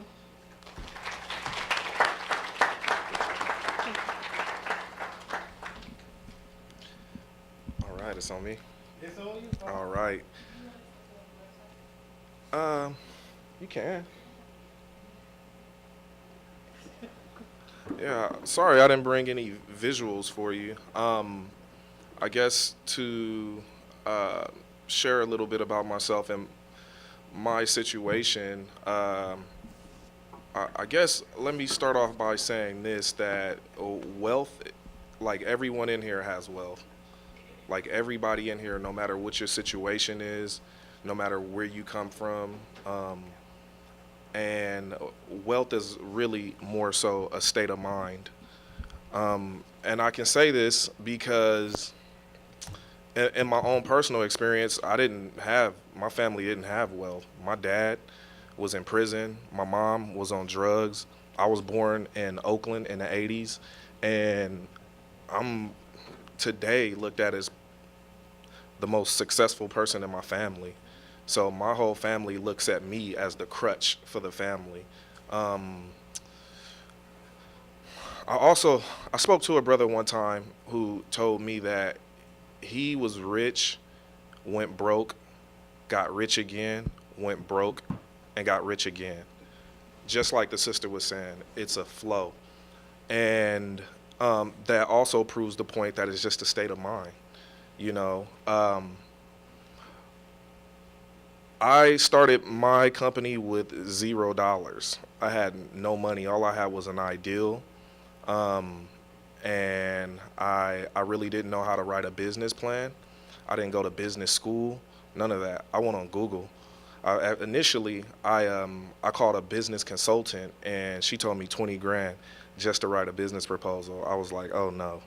So I went on Google, found out what an executive summary was, or looked at the different portions of the business plan, the executive summary, the marketing strategy, all of these different things, and I just dissected each one of them. So it took me a while to write my business plan.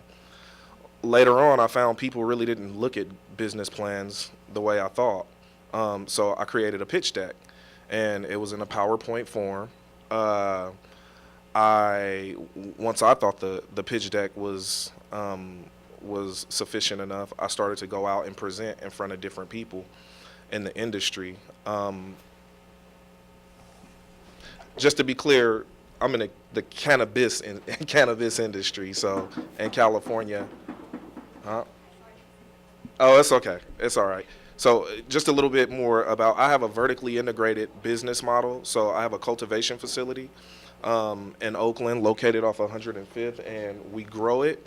I have a distribution plant where we package and test and do labs. And then I have retail where we actually sell it. So it is the vertically integrated business concept. But starting this company, like I said, I had nothing. I did the pitch. A lot of people would pretty much poke holes in my pitch deck. You know, there was a point where I went before a larger company, Kiva. They're like probably the #1 edible company for cannabis edibles in California right now. And I knew the owners, so I gave them my pitch deck, and they were like, what about taxes? I was like, damn.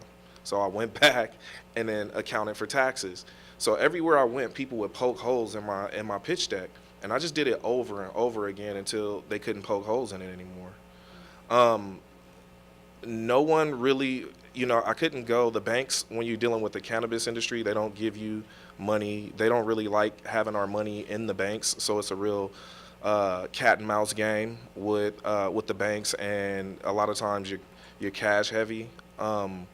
So it was really hard to get a loan. So I started to go in front of people that I knew that was just like nurses, like family members and friends. And I finally got my first investment of just $10,000. And that went like fast. So, as time went on, I continued just to stick at it, build the brand, finding ways to produce more, to raise my production. And, things just started to flow. Organically, the company started to pick up. When we're talking about, I heard the brother say something earlier about creating your own reparations, and tying that all the way in, more so like not having someone to give me money, or a family member to pass anything on, but the experience. Some of the experiences I had to capitalize on. So the fact that my dad, he sold drugs, and my mom was a drug addict, you would never think that it would pretty much, there was a way to kind of flip this situation. So in my area, there was a woman by the name of Desley Brooks, who was the council member of District 6. And knowing that cannabis was becoming a legal thing in our region, in our area, we knew the forecast that all of the larger companies would come in and try and take the industry. So people like Corona, Marlboro, the cigarette company, and all of these big companies, these real estate companies, people who never had anything to do with cannabis, they were sitting around waiting for the applications to come in play, and they were pretty much licking their chops, ready to pounce on this industry. So what our community did was, like the brother said, is we created our own reparations by implementing a law called Measure Z. And what Measure Z did was it created they formed a cannabis, the City of Oakland Cannabis Commission, where we pretty much regulated the local local cannabis ordinances. And what we put in there was that priority permits would go to people who were hit hardest by the war on drugs. So this was our way of creating our own reparations by, being involved in the local politics, going to the council meetings. So the way it works is, since the point of it was that 80% of the convictions in our location was people of color. So now that is legal, and even in our neighborhoods, like people would come from up north. I don't know if you're familiar with Humble and the Emerald Triangle, but they would come from Northern California, these white dudes, and they would be able to just grow freely up in Humble, and they would come down, start indoor grow facilities, and even sometimes the fire department would come and check, and they never bothered them. But once, they would sell it a pound, the pounds would go into ounces, and then ounces would go down into bags, and it trickled down to the brothers on the street corner, and the police would come and harass them. So although they sold all of the cannabis, that they grew it, and they were the main producers of it, majority of the convictions went towards the black community, black and brown community. So on this basis, we were able to form the equity program and say, priority for permits go to the people from this demographic. It was carved out by saying if you had a felon or a cannabis conviction after 1996, then you were automatically an equity applicant.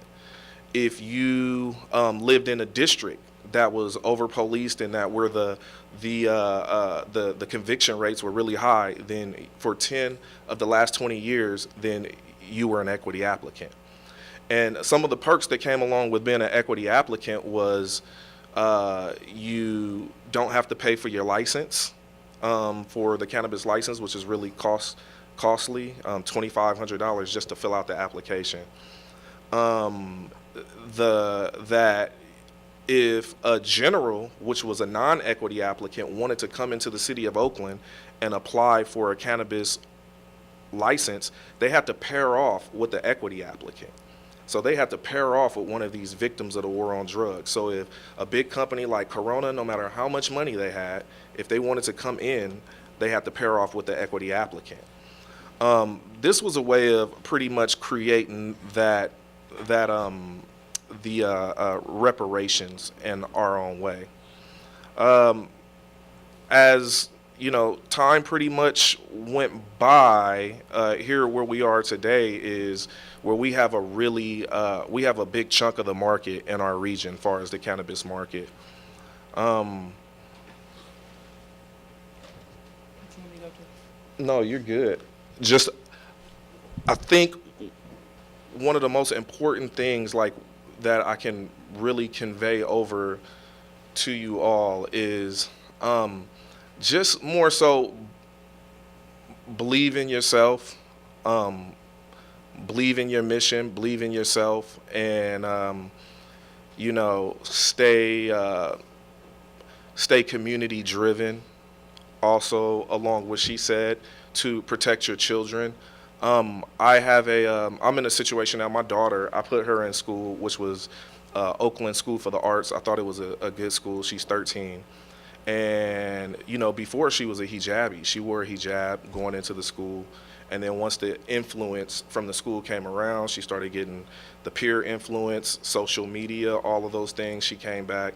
Slowly, I started to see her change. She wanted to shave her hair, which was nothing wrong with it. I wanted to be a, open kind of parent and understanding.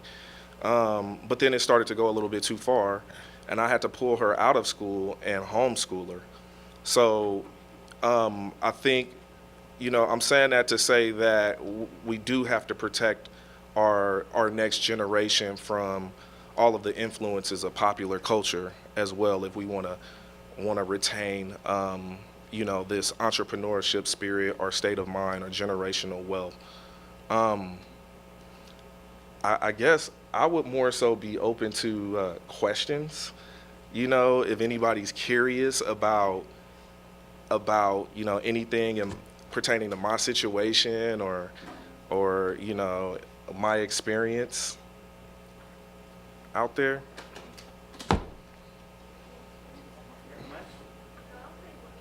Yes, I can hear you. Okay, so what made you not want to like repeat the cycle and like, because I know probably when you were younger you weren't thinking like, oh, I can make this business. You were probably going through motions. So like, what inspired you to, instead of keep going through the cycles, be a different and improve it? I think initially I was already searching for a way out because my mom was murdered when I was 8. They found her dead in a royal park. And at the time, my dad was in prison, and I eventually became a ward of the state. So with that, I always had this kind of positive, I wanted to do better. Ended up going to CYA, got out, became a firefighter with the U.S. Forest Service, which I actually got that from a state-funded program, learned the firefighting trade. And I was always searching to do something better. Went back to school, and I started a collective, what they call a collective there under the collective model. So I had a delivery service, and I did cultivation, but it's what they call the gray market, Prop 215. So it was a patient-to-patient model. Once we heard about the legalization of cannabis, it was something that I had already been doing and had already been around it my whole life. So I think the hardest part for me was transitioning it from a hustle to an actual business. Earlier on, it was more so of the stuff under the rug kind of money. And now I have to, I had to learn how to, do a little bit of accounting, like using QuickBooks and, the taxes, paying taxes is heavily regulated now. Like, you didn't have to have fire sprinklers before and fire suppression systems, smell mitigation and all of those things. So, just naturally wanting to grow, wanting to strive for generational wealth and have something to pass on to my daughter and to change the tide is pretty much what drove me to go that route. Did I answer your question? Yeah. All right, cool. Hi. My question is like, for both of you guys have like, well, for me, I have like big dreams and visions of wanting to have different avenues of revenue and businesses. Like, coming from a situation where my family doesn't necessarily have that business background, how do I take all of what I want and kind of just go out there and get it? Because, I mean, it's a lot to do to get to where you guys are. So how did you guys get all into these different fields and do it successfully? I think, going back to what the sister said is know exactly what you want to do. Like, know where you want to start. I think that's always a good place. And then having a plan and implementing that plan and believing in yourself. I think it's really important not to devalue yourself in the process either. I think I had like my confidence was always shook in the beginning. So although I was a CEO and had had my LLC, my sales permits, everything put together, everything in place, I really didn't feel like a legitimate business until, I hit a certain point. Just know exactly what you want, exactly how you're gonna go there and get it. Things change along the way. Nothing happens exactly as planned, but just stick with it, stay the course. And if you know where you want to go and you have a plan on how to get there and, you just keep nailing at it, you'll get there. So I would say one, I believe you should take several classes if you want to do. Anyone who is serious about building generational wealth. One is an accounting class. You need to understand accounting. Accountants will put things and classify things in different places, and it will make all the difference in the world with your tax situation. You have to explain to them how things should go, and you need to understand it. You need real estate. I always like a real estate class. I'm a broker. The reason why is I like to do my own deals. When I bought that building, I was I didn't have cash. I didn't have cash for that building, but I was able to structure my deal in a way where I only had to bring $7,000 in closing, and that's a $2.2 million building. Part of that was because I had a real estate license, and $60,000 of that was from my commission from that sale. And the other piece was I separated the land so that the sellers were able to finance that portion. You have to start where you are. So I would take a couple of classes before you finish school. I would then get a job, but try to get the best kind of income job and start your business on the side. Just like the two ladies that just were here, they go to school, after school class, they go and they sew, they make their products, and they continue to do the hustle. You'll have to do both until you can get enough money. I do not suggest you not have money and then do all of these things. Slowly get into that, and then you'll be able to quit your job once you get it. Yeah, I think that's a really good point. I mean, everybody don't have the luxury of having money. It's kind of the way it is. So tenacity is big, like just really having that drive and that motivation and wanting to be there. But you do want to be as knowledgeable as possible. Things came at me so fast to where I'm at a point where I just try and hire people and put them in place where, but it's still, you have to know those things as well. Like, I have somebody else taking care of the QuickBooks situation, but I have to know what's going on there, or else you can get robbed, you can get scammed, or whatever the case may be. I chose to initially start off focusing on cultivation because, I feel that was the heartbeat of my industry. So, the equipment that I got, which is a Essence, it's a self-sufficient sort of aeroponic system. Man, I learned that thing back and forth. I started off with it in my garage, put it together myself, did everything myself, and then eventually taught another group of guys how to work it. And now today they're there in the cultivation facility working that equipment. So whatever you can learn those things. But the reality of it is especially running a vertically integrated business, you can't know it all. You just won't be able to do it all. So if it's something you don't know, go figure it out or put people in place to do it for you. Good afternoon. My name is Kariatu Jallo. I'm a multimedia journalism student and psychology minor. And my question is kind of more on the emotional and mental health side. So I know that doing something, starting something, and then feeling like you don't have really the support or the resources can take a toll on you mentally. And when you're mentally not right, then your business may not be right, which means your money isn't right, and then you're really not right. So I just wanted to know, what are some things that you might have heard, some tricks that you've picked up, some quotes, anything that could keep someone from giving up? Okay, I'll take that because this is something that I've just dealt with recently. For me, the business can be very emotional. Things happen, for instance, I talked about the sprinkler system, and then I'm closing down the business, and I have all these employees who are out of work for a day and a half, and they're kind of making commission. That's hurt. You don't want your people to suffer, but you have nothing to do. So there are a lot of ups and downs. The weather, 12 inches of snow. What does that mean? That means I'm going to be closed for 3-4 days. That's no income coming in. I got payroll coming. So one of the things I watched was the show called Billions.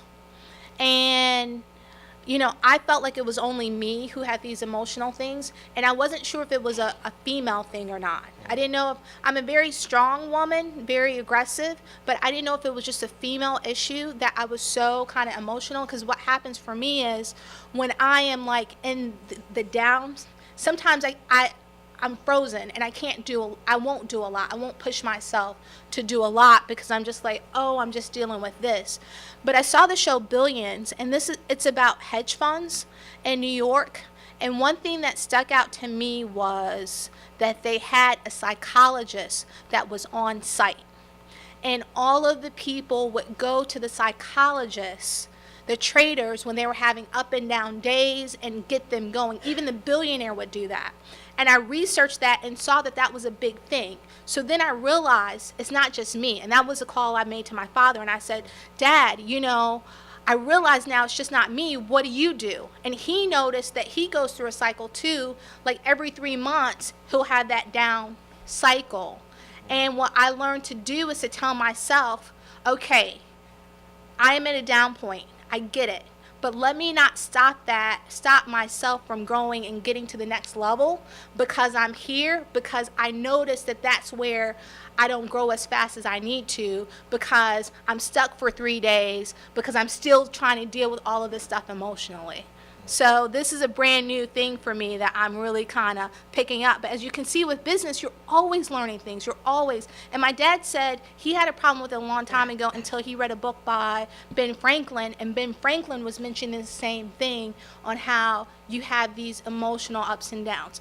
Business is tough. It's not for everybody. You will always have ups and downs, and it's chaotic, and you have to manage that. So that's how I've been able to manage it. Yeah, as far as the psychological kind of barriers that I've experienced, one was I talked a little bit about the equity program and how I had to pair off with a general applicant.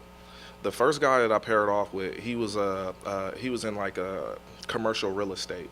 He had a lot of capital, and he acted like it. He was a white dude, tall white dude, and when we first met, he was meeting with other equity applicants, and I walked in and I seen equity applicants in a line, almost interview style, and I was like, what the kind of, you know what I'm saying? You think I'm finna stand in this queue? So I went across the other side of the restaurant, I ordered food and kind of watched him as he did his thing.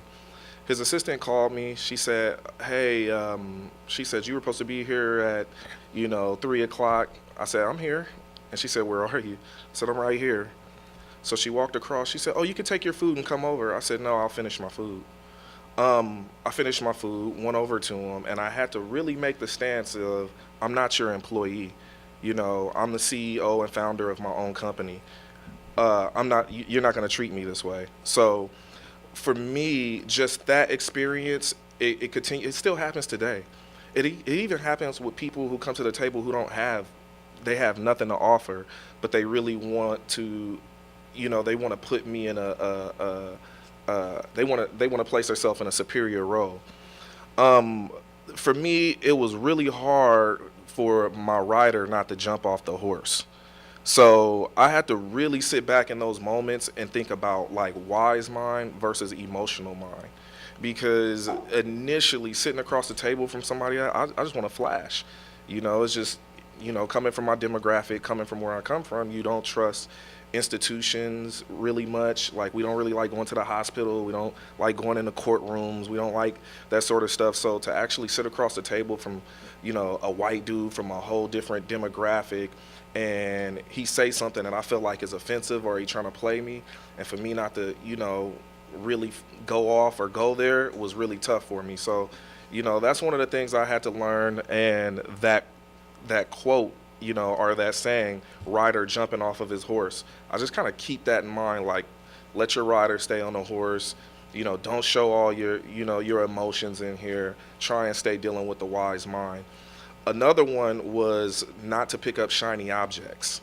Now, once things started to flow for me, all of my creative ideals started coming out. Like, I wanted to do a CBD water, and I sent money to Colorado, had bottles made, labels made, everything. I got the GS1 tracking number, did all of this stuff, and then the guy went up on the price of the actual water on me. And I was like, man, he's trying to play me. So I scrapped the whole project. So I just wasted like 15 grand on this bright ideal, which, it comes across as just a shiny object. So always got these new creative things I want to do, but I had to really learn, hey, don't pick up every shiny object. Just stay focused on, what you're doing. Stay focused on the mission and try and, just grow and push the things that you already have going until you're ready to do that. Until you have that control of the production, the distribution, and the retail side of things. So that was, those are two of the main things that I had to learn psychologically. Don't let my rider jump off the horse, and don't pick up all shiny objects. Sister Dudley and Brother Williams, I mean, you've, I think, presented a dynamic, approach for the next generation to build upon. I mean, this conference is kind of constructed it, but you being on the panel, it's really worked, because I think the students now have their ideas percolating. I'm a psychologist by training, but the question I wouldn't have for each one of you, one is that, so I used to use Afro Sheen when I was a kid, so that's no longer there. So Bronner Brothers is in existence. The question I was going to ask for you, I'll ask the same question except for Williams, and I'll let the mic go, is that Bronner Brothers is here, but how is the collaborations with the black businesses? The reality is with hair care products, we know that we have Koreans or others that don't look like us that are there in the business and may make their money go further. Just wanted to know how you deal with that, dealing with another business in the same line. And I guess the fire that had happened, I hope it was a accidental fire versus something deliberate. Things happen like that. And just wanted to make that comment for you. And then for Brother Williams, it sounds like you could be really a social activist in your work, because again, the disparities that have happened with the drug culture in the past, and now to rewrite those wrongs, do you think that you're also being a social activist in the midst of you being an entrepreneur? Okay, so I think you asked me about how do the black companies work together now? Okay. Well, I don't want to say a sellout, because they get bought, yes. Carol's Daughters bought too, so you got Shea Moisture, the big ones, they got bought. I mean, and the reality is because they weren't really making money. I mean, at the end of the day, they weren't putting off all this cash. That's why they sold. But then they can get a big payday so that they can now work. But in the past, so about, it just disbanded in the last 7-8 years ago, but there was a organization called ABBA, which is American Health and Beauty Aids Institute, where the black owners of all the businesses, of the hair care businesses, were getting together, and there used to be a symbol called the Proud Lady, so on each of the containers, so that people would know that this was black owned. That's changed a lot, and there was not. People say they want black owned, but it comes with a lot of different caveats. I mean, you have to understand it's still difficult, even with big businesses, hair care businesses.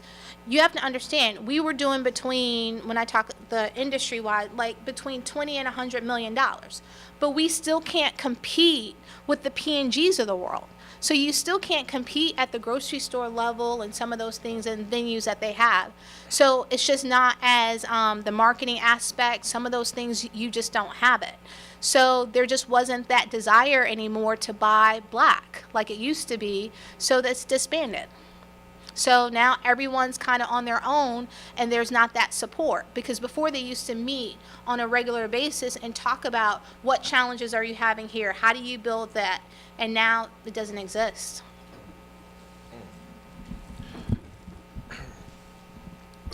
So I guess the question was about the social activist side. I think for myself, locally in my city, I'm very much a social activist.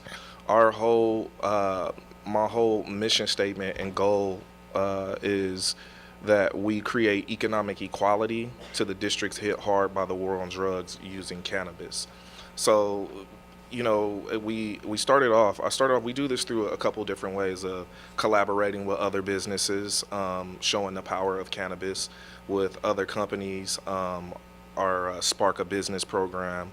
I also started a Green Huddle initiative. The Green Huddle initiative it was once the cannabis became legal, there was a lot of people like myself who they didn't know how to get into the industry. They didn't even know that it was becoming legal in our region. So I went out to the street corners and found people who were actively selling cannabis on the corner and was like, hey, brother, you know you could do this legally now. Come over here to our Green Huddle program where we helped out with their business plan. We helped out with the city licensing and the state licensing, and also negotiated incubation for them. So the experience that I dealt with that guy putting me in a queue, we kind of managed that process for them to get them incubated, and we were able to successfully fire up 13 other cannabis businesses for blacks in our community. We do a lot of fundraisers, events. Right now we're doing one for a young girls youth group called the Conju Girls. They're like a youth peer group in Oakland. We're raising funds for them and supporting them, and the OK bunch, which was a part of the My Brother's Keeper initiative. So any way that we can, we're using cannabis. It's not really just about making a bunch of money for myself and buying a chain or whatever. It's more so about how do we create that economic equality for our districts using cannabis. So yeah. I'm going to take the last question because we're also out of time. But I do have a question about recommendations. The first recommendation is, what are you guys reading, and what can you recommend for others to read here? And then the second question is, in terms of funding, recommendations for minority funding sources. Well, you said the first was, what are you reading? Like, what kind of resources are you using to help you through questions that you have and things of interest to you that are keeping you grounded in what you're doing? Well, the book that I'm reading is is Art of War Pertaining to Business. That's that's the book I'm currently reading. I read a lot of. I stay current with the forecast of the industry that I'm in because it's a growing industry. It's real new. They're constantly changing the laws. So I'm typically reading the BCC website and the CDFA website to figure out what's going on and just paying attention to the forecast of the industry that I'm in. As far as the resources for capital, like I said, I kind of bootstrapped it. So I'm a real firm believer in coming up with your plan and almost, like she said, door knocking, like going to those people that, start with the people closest to you. You just never know. Everybody in here knows a someone with a 401k or, somebody who may have some capital. It might be, old boy up the street that you've been seeing who's cash heavy and don't know where to put that cash at. So if you got the ideal and you got a plan, then you go ahead and tap on all of those resources. Form a collective with your crew, with your friends here. Y'all put your money together and go that route. So that's what I would suggest.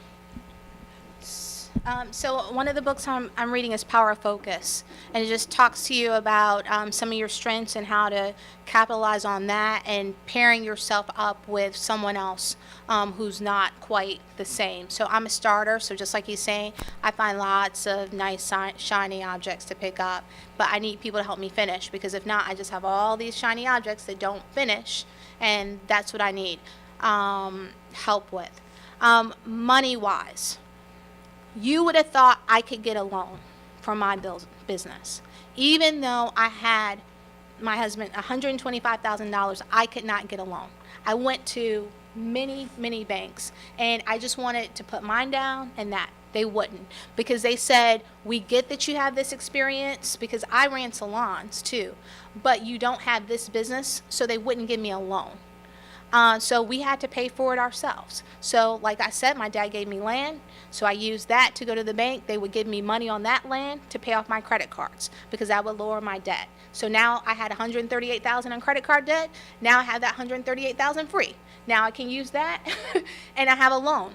One thing people do not talk about, they do not talk about, the big banks do not give small business loans. When I went to one for like a $10,000 line of credit, I mean, I do a few million a year, And they didn't, because I have 5 accounts, they weren't paying attention to what was going on, and everything's computerized. And they were like, well, we don't know where this money's coming from. I'm like, what do you mean you don't know where this money's coming from? They're coming from the other 4 accounts where all my merchant account money is coming into that account, but because you didn't see it, you're going to deny me? One of the bankers took me aside and said, well, I said, I don't get it, because it was Wells Fargo. I said, I don't understand, because they say Wells Fargo is one of the highest lenders to small businesses. He said, small business to Wells Fargo is $10 to $50 million. So you have to go to the community bank, take your money out, go to M&F, Mechanics and Farmers, go to community bank, whatever that is, you can build a relationship with them. And they will know you, and that's how you're going to get money. That's how I got money for my building, is by going to a small community bank, because I wasn't going to get it at a big bank. The other thing is, just because you're making money does not mean you have to have everything. You don't have to have the big house, the big car, the big this, because your money is going to go away. You have to pick and choose what you want. For me, a car is not a big deal for me. So I drive a 1999 car. But you see, I put my money in my business. Stop being on Instagram and all that, trying to pretend all this stuff, this fake life. Live your life. Choose what you want to do with your life and live it that way. So that's part of where you're going to get money, and say, okay, I'm not going to spend it here. I'm going to save it so I have it for my business. So that would be my advice. Thank you. If you guys would give them a hand, thank you guys so much for coming. We have a small presentation for you. Thank you. Okay. I don't know about you all, but this journey got me feeling so rich. Y'all feeling rich today? Y'all feeling like y'all gonna create a little bit of? Oh, you want some reparations? Hold on, I got some more reparations for you guys. Where my reparations at? You want some dope dollars? Okay. And I actually love the idea that people are understanding what I meant about giving yourself reparations. Because I don't really, all my students know, I don't really talk a lot of stuff. But that is something that I conceived a while back, that I have to be able to give my own self reparations. And ever since that day, I've been living pretty good. Now, mind you, I wasn't born with a gold spoon in my mouth, but it was probably like bronze. So like Ms. G-Day said, my great-grandmother was born in 1896, and she actually taught me how to read. So I know about my grandmother's grandmother, and she told me that she used to go to her house. So that put them back into like the 1860s. So when you think about generational wealth, my grandmother didn't necessarily pass down the wealth, but she went to college. She passed that education down, XYZ. So there's some levels to this generational wealth, but I hope that each one of you today have learned something. And we're going to close it out with a bang, because we got a licensed financial advisor to come after this presentation.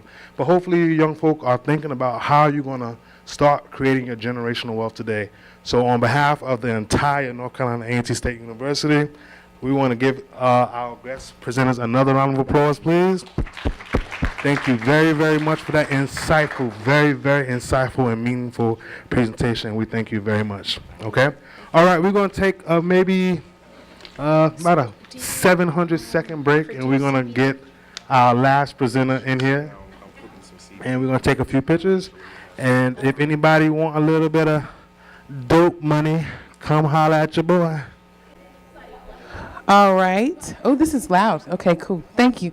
We're going to go ahead and get started because we want to end on time. Have you guys had a great time so far?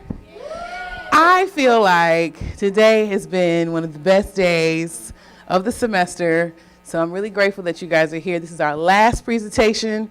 So I hope that you will stay and get all that you need, because today has been a wonderful day of generational wealth. And I'm hoping you guys will take it with you as you go. I am very happy to introduce my friend and my brother, Mr. Rick Hawkins. He is both my brother and my personal financial manager, of which I'm very grateful. One of the reasons why we've invited him today is because he has a deep passion in teaching younger black people on how to manage money as early as we can. That includes you guys. So I would like you guys to give him a warm welcome, Mr. Rick Hawkins. So I gotta be honest, my worst fear in talking to you guys was falling down these stairs before I came up here. And I just want to thank God that I didn't do it. Won't he do it? Hey, everybody. Nice to see everybody. Again, my name is Rick Hawkins. I am a licensed financial planner advisor with Western and Southern Life Insurance in Charlotte, North Carolina. I service all of North Carolina, part of South Carolina. I brought my partner with me. This is Kelly Ward. Hi. So in case I get stopped by the police on the way back to Charlotte, I'm good. So before we get started, a couple things I do want to go over. Because I do carry licenses, I do have to read this to you guys. So this is like the most jargonish part of the speech. So the views and opinions represented in this exchange are that of my own and do not necessarily represent the views and opinions of Western and Southern Life, Western and Southern Financial Group, or any of its partners, employees, or subsidiaries. Furthermore, the tax information contained herein is general in nature and is provided for informational purposes only and should not be construed as legal or tax advice. The material is not intended to be used, nor can it be used by any taxpayer for the purposes of avoiding U.S. federal, state, or local tax penalties. The material is written to support the promotion or marketing of transactions addressed in the material. Western and Southern does not provide legal or tax advice. Laws of a specific state or laws relevant to a particular situation may affect the applicability, accuracy, or completeness of this information. Federal and state laws and regulations are complex and are subject to change. Consult an attorney or a tax advisor regarding your specific legal or tax situation. So don't say Rick said do anything, because I will deny it to the high heavens. All right, so a couple things I want to take care of and make sure I accomplish today. I think that it's very important every day that you start out to have a specific number of set goals, things that you want to make sure that you get done in order to win your day. So 5 things that I want to make sure that we take care of today. First thing is I want to change the way that you guys think about money. I think that it's important to have multiple outlooks about something that your main goal in life is to acquire so that you're able to provide for your family. I want to make sure that we provide you with a plan for building wealth and for yourself and for your loved ones.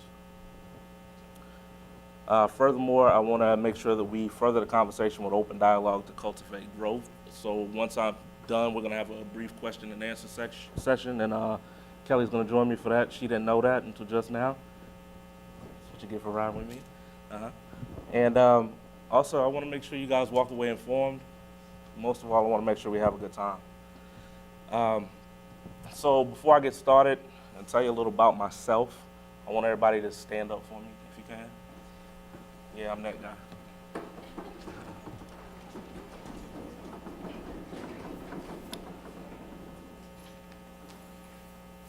All right, and when you stand up, I want everybody to make sure that we reach over our heads as high as we can. All right, now everybody reach higher. Cool. Now high five somebody. Tell them you're happy to be here with me. Cool. All right. So, financial tip number 1. Always think and act with the end result in mind. The first thing I asked everybody to do was to what? Stand up. Stand up and then what? Reach over your head as high as you can. And then I said everybody reach higher. And everybody did like this. If you were already reaching higher in the beginning, how were you able to reach higher? Every objective that you want to achieve in your finances, start today making sure that you know what the end result is going to be. If you know, hey, I want to save $1 million by X amount of time, then you need to know exactly what you need to do to get there and not wing it as time goes along. So when I speak, I like for it to be open and interactive. I'll joke around with you guys. Hopefully you can joke back with me. And if not, we can do a budget workshop and I can get somebody to lock the doors and make sure that we're here till like 7. Okay? So a little bit about me. That's me. Yeah. Got a little milk dried up in the corners of my mouth and stuff. But has anybody heard of Oxford, North Carolina? Anybody from there? That's typically the answer I get everywhere I ask that question. So, Oxford is about 30 minutes north of Durham. That's where I was raised by my single grandmother. My father was in the military. My mother chose to abandon me. I'm not going to say abandon. She chose to take other opportunities. And my grandmother was the one that was my cornerstone and my foundation for being who I am. I was always outspoken, voted most talented in my class, wanted to go to school and pursue music. And I went to the greatest university ever. Hey!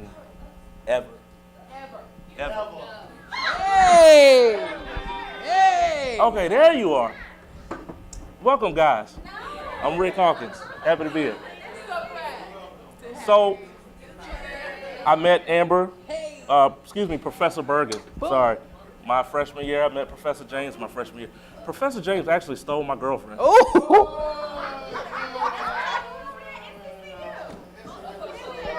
But honestly, bro, thank you, because that was the best thing that could have ever happened to me in life.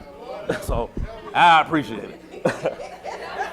But I'll give you guys something better to look at again. So back to Oxford. A couple of things about Oxford, North Carolina. Oxford is the county seat of Granville County. It was founded in 1761 by a slave owner and a legislator named Samuel Benton. As of today, Oxford has roughly 8,500 people, mostly comprising of 55% black, 38% white, about 5% Hispanic, and about 2%, I guess you would say, other. The median household income is $33,528. That's for a household. And there are 20.6% of people in Oxford, North Carolina, who live at or below the poverty line.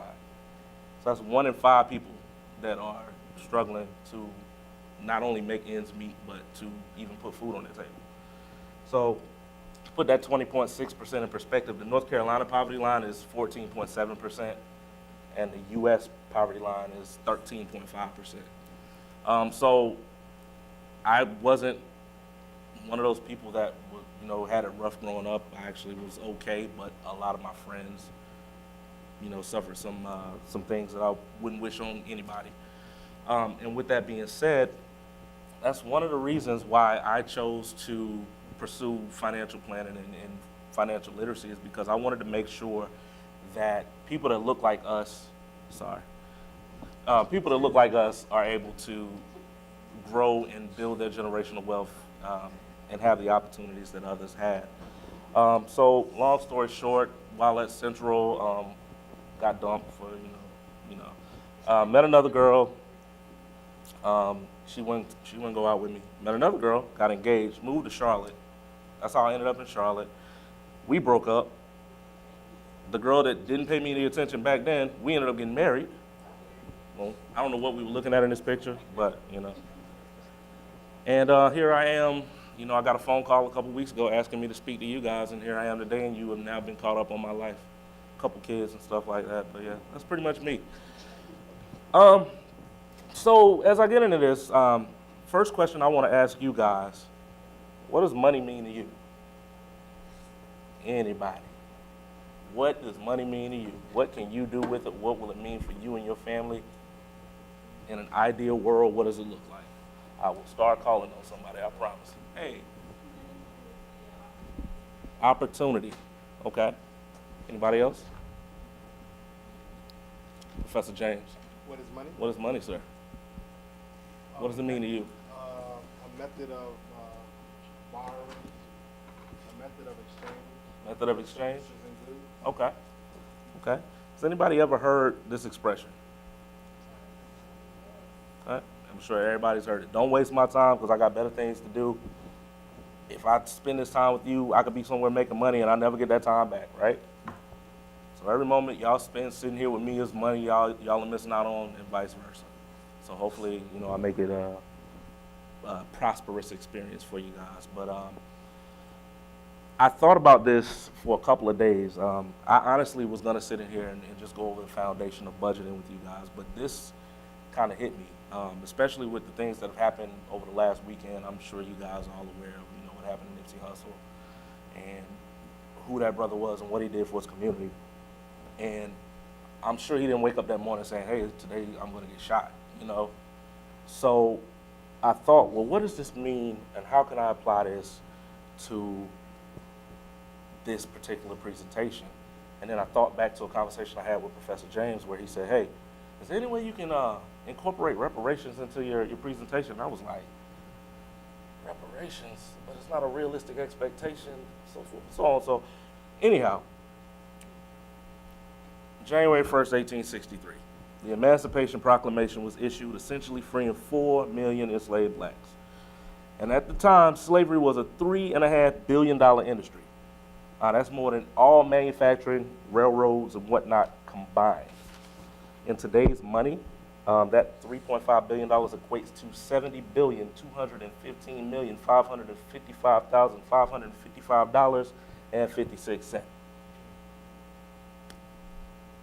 So I said to myself, well, if somebody offered me reparations, how would I even go about doing it?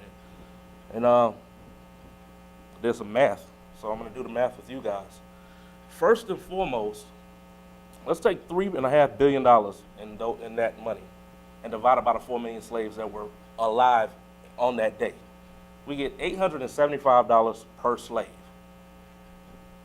$875. So if they would have taken $875 and given it to each slave and said, here, do what you will with it.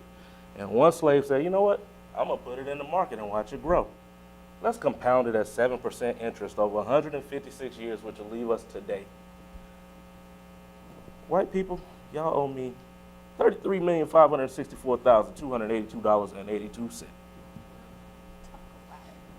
$875 over 156 years with no additional money put into it became $33 million just by sitting there. Time is money.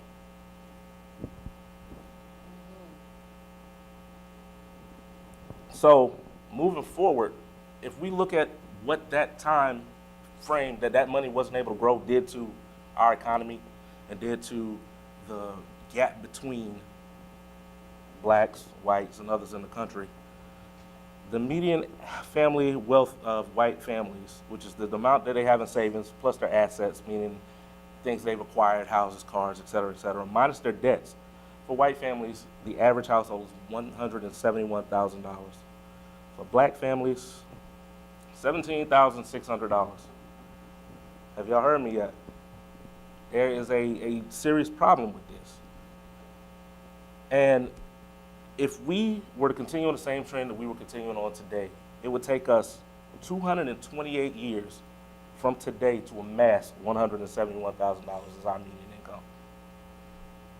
228 more years. So why I do what I do and the way I do it is simply because of this. There was a time where I lacked vision. I sat at home and didn't want to do anything, majored in music and communications, and did not have a direction for my life. And then when I realized this is terrible and these things are happening right in our faces and there's nothing we can do about it, I gained that vision. And to me, vision is the ability to think about a plan in the future with imagination and wisdom. So knowing where I'm at today, knowing where I want to be, and knowing what I need to do to get there. Before you know it, you're there, honestly. So for you guys, what I wanted to share with you today was just some bare bones building blocks of what you can do to generate financial wealth and generational wealth for your kids and your grandkids and your great-grandkids. Similar to, is my sister from Dudley still here? She stepped out? Well, amazing story. First thing I want you guys to do, talk to a financial advisor. I know a guy. Some advisors will charge you hundreds of dollars an hour. Some of us will talk to you for free. I will talk to you for free because I realize that everybody's at a different place in their life. Create a budget. Simply put, your incoming needs to be more than your outgoing. Stick to your budget. The hardest thing that anybody can do, or hardest thing for anybody to do. Everybody wants to keep up with the Kardashians, Keep up with who else? Who else we keeping up with nowadays? The Joneses. The Joneses. Who are the Joneses? Okay. Anyhow, also protect yourself. I'll get to that in a moment. Save. Create a life events fund. And then begin to tackle your debt. So everybody wants to be debt free. Notice it's the last thing that I said. All this is in order, by the way. Major keys here, people. So, first and foremost, protect yourself. Your greatest asset is the ability to earn an income. I really didn't say that first, but I said it today. And so I hope that's the one part of this presentation that sticks with you guys. Even if you walk out of A&T tomorrow and you get a job and you make $30,000 a year for the rest of your life until you retire, you still amassed $1.35 million. You're already a millionaire. You just need to visualize it. So in protecting yourself, if you have car insurance, you have home insurance, you have renter's insurance, you do all that because you want to protect yourself, right? Also because the government tells you to.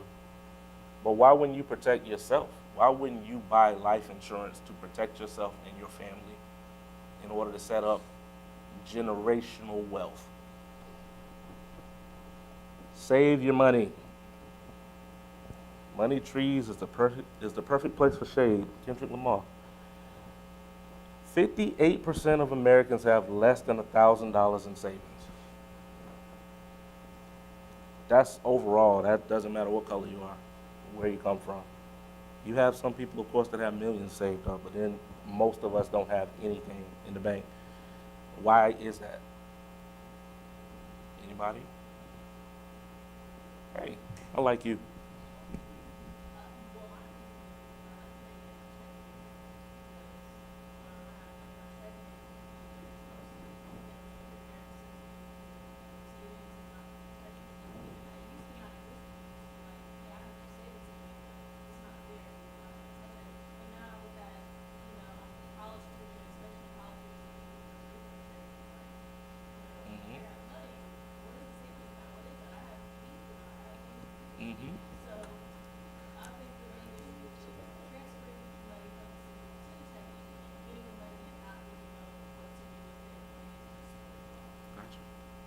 Makes sense. I understand.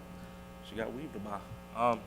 She said it. It makes total sense. You want to make sure that you're able to maintain your standard of living.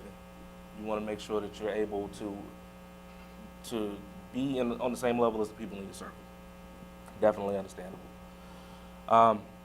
Now, I want to show you guys something. We talk about saving money. And I know I talked about protecting yourself a moment ago. I'm going to talk to you guys about Joe Insurance. Joe Insurance is an imaginary client of mine who I ran a real illustration for the other day.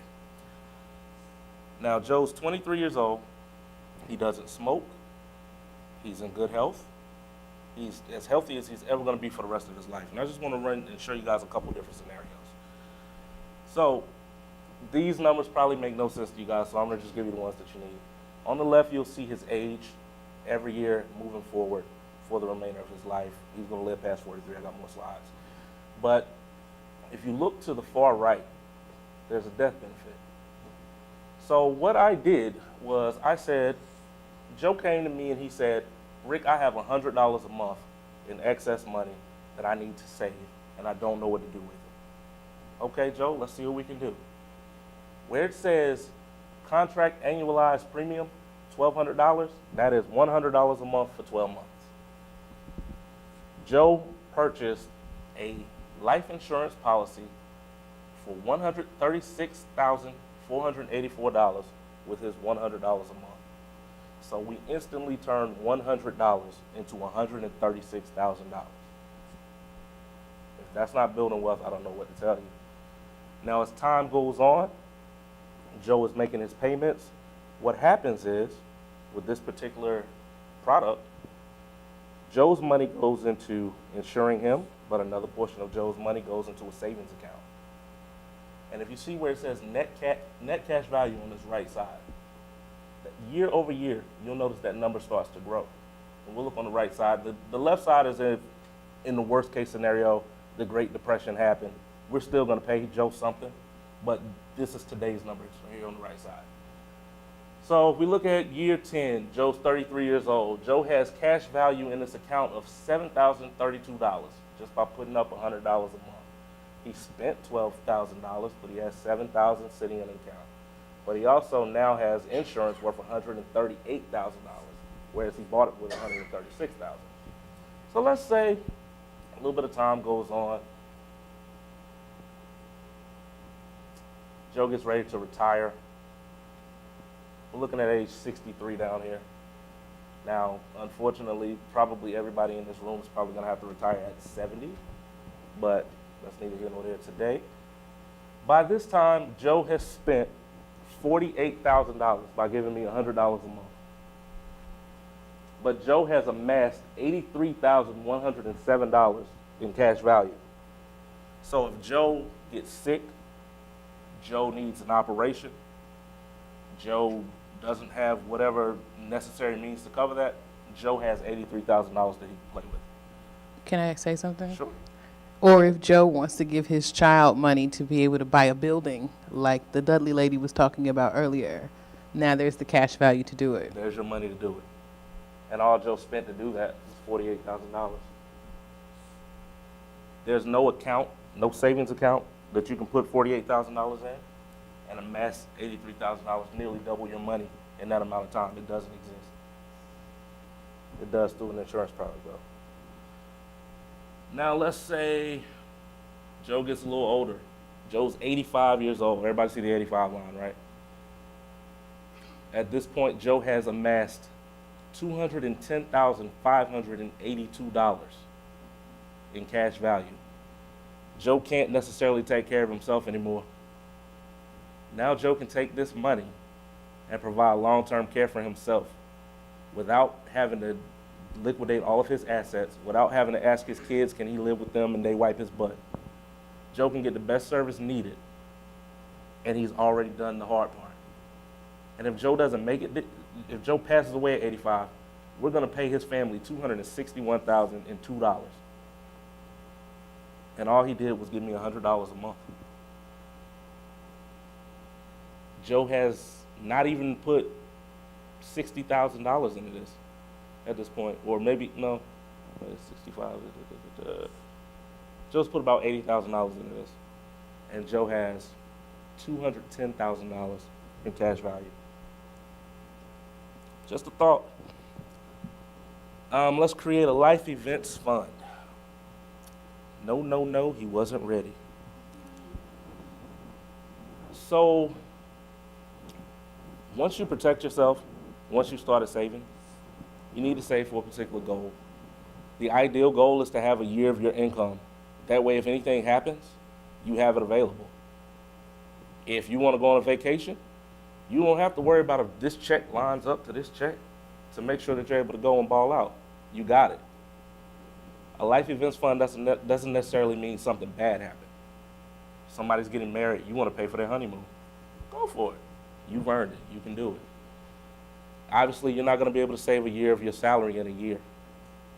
It's not about instant gratification when we're talking about money. It's always about the long game. So, with that being said, let's talk about everybody's favorite subject. Let's get rid of debt. I want to act ballerific like it's all terrific. Got a couple past due bills, I won't get specific.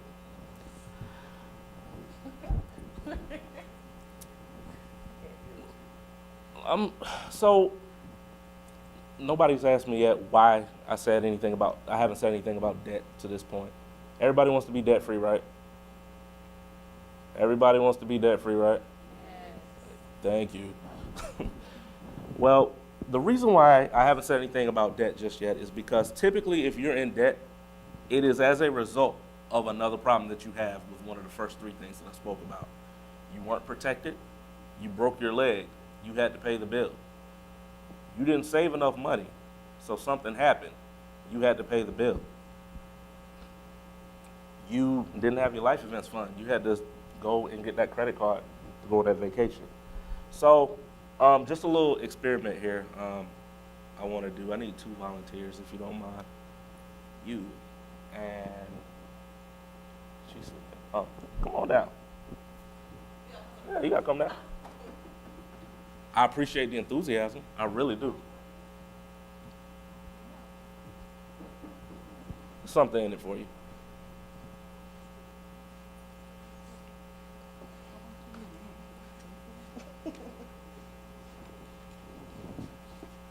What's your name?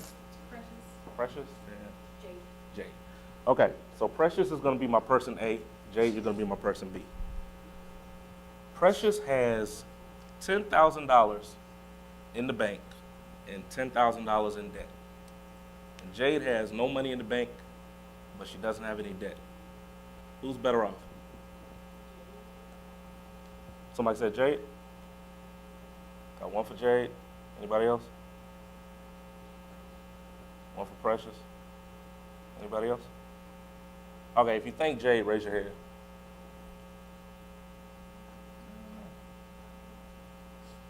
If you think Precious, raise your hand. Okay. Well, let's throw some scenarios here. Oh shit, I just got into a car accident. Cost me $1,000. You got $10,000. What are you gonna do? You're gonna pay $1,000? Okay. You don't have any money in the bank. You got a $1,000 bill. What are you gonna have to do? Gonna have to get a credit line. Okay. Oh no, your kid got sick. Cost $500. What are you gonna do? Same thing. What about you? Then pay it off. Okay. So now you have $8,500 in the bank, and you still have $10,000 in debt. You don't have any money, but you have $1,500 in debt. So who's better off in this situation? We got Precious, show of hands. We got Jade, because Jade is in debt now. Don't worry about clearing up your debt and exhausting your cash reserves, is the point that I'm trying to get to. Because when you have cash, you have options. You could have still taken out a credit card and paid that off and still kept your $10,000 and paid yourself back slowly. You have one choice. You have to go into debt. It's all good. Everybody wants to clear off debt. That is the main goal. But don't exhaust yourself. Don't pay Visa before you pay your family. Make sense? Cool. So for your participation, since I ruined your cars, I'm going to give you guys 2 brand new cars. Thank you. Let's give them a round of applause.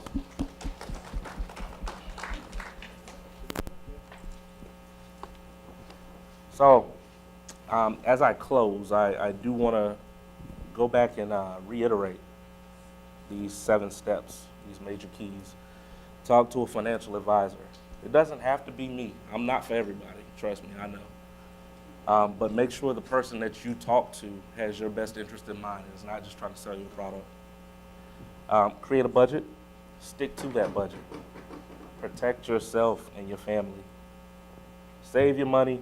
Create a life events fund. Begin to tackle your debt. Once those things are accomplished in that order, that's where the fun happens. Start purchasing appreciating assets. Buy houses. Buy vacation houses. Buy rental properties. These things are going to continue to add to your balance sheet. They're going to continue to increase your net worth that you can pass down to your loved ones. Save for your children's future. I'm sure everybody wants their kid to go to Harvard, but they probably don't want them to pay for it. You'll have the option to do that for them. Invest your money. Notice I hadn't said one thing about the stock market yet. And that is because if you don't have money in the bank, why are you investing? There are people that have money tied up completely in their 401k that were ready to retire in 2008. And overnight, they lost 40% of their net worth. They had to work 10 extra years to make up that money. This stuff is real. Give back to your community. Teach. Invest in other businesses. If it worked for you, show somebody else how to do it. Share the knowledge. So I say all of this in saying There's no time like the present. Your time is your money. Get started. Holler at me. I got you. And I wish all you guys a lot of success, even though you're at this school, not at Central. Well, thank you for your time. I appreciate it. We have time for questions. Are there questions?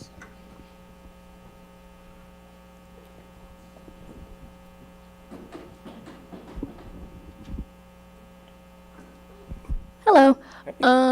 2 questions. Yes. One, what is a 401k? I have no idea what that is. I hear it a lot and I don't know what it is. Gotcha. So typically when you are employed by an employer offers you a retirement plan where you put money into it, and typically they'll put money into it to match what you put into it up to a certain percentage.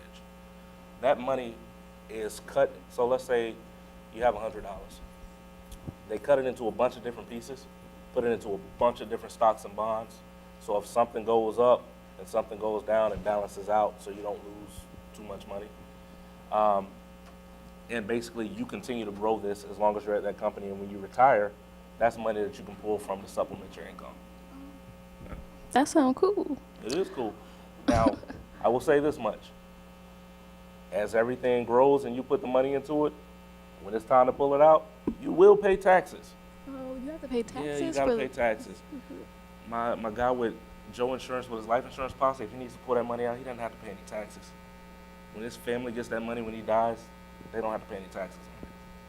So I'm all for 401k, especially if your company matches it, but I'm all for protecting yourself first and making smart decisions. Okay.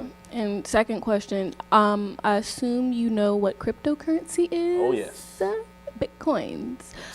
Do you believe right now in this day and age that it is a dead market? I know that there's been news that it's kind of like declining. Do you think that younger generations, I mean, not to discriminate, but do you think that younger generations should still invest some money into cryptocurrency, or do you think it's like a dead market and it's probably not the best idea? Do you believe that it actually transfers to real money? It does transfer to real money. It's a very volatile market. It's a finite number of Bitcoin that are out there. They have to be mined, and they're easily stolen. If you have enough liquid assets that you want to put money into something like that, as high risk as it is, I would definitely recommend talking to your financial advisor. But it works for some people. Me personally, I'll be 36 years old in a couple of weeks. You don't look it. Thank you. I won't put my money in Bitcoin. That's just me. I tried it a couple years ago, made a little bit of money. I did too. Lost a lot of money. I did too. So I won't do it again. Now, I will say this, as technology continues to improve, you never know what's out there. 40 years ago, they never would have thought of the concept of having a cell phone and what that is. So nobody would have put money into Apple thinking, oh, this is going to be the next big thing. So keep your eye on it. And if it's something that you and your advisor decide that is low enough risk that you are able to take it and maybe bounce back from it over, however many years of loss, definitely go for it. Any other questions? Okay. What is a liquidator? What is a liquidator? Yes. You mean when I say liquid? Yeah, you said liquid assets. What liquid is assets are assets that you have immediate access to. So that's money. That's like your checking account, savings account, things that it doesn't take an arm and a leg or cost you to access.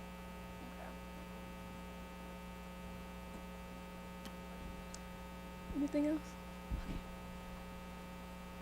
Let's give Mr. Hawkins a hand one more time. Thank you, guys. Okay, so. I'm sorry. There's a table on the back, in the back there, that has my cards, Kelly's cards. If you have any questions, you want to reach out to us, our cell phone numbers are there. Feel free to do so. Again, advice and knowledge is free. Just don't call me at 2 o'clock in the morning saying, can you fix my jacked up credit? Because I'm going to tell you to go to sleep. All right, let's give Brother Hawkins a round of applause. On behalf of North Carolina A&T State University, brother, thank you for that very powerful presentation. It's all love, you already know. But we would be remiss, Lauren, would you do us the odds of a... Geek Pride.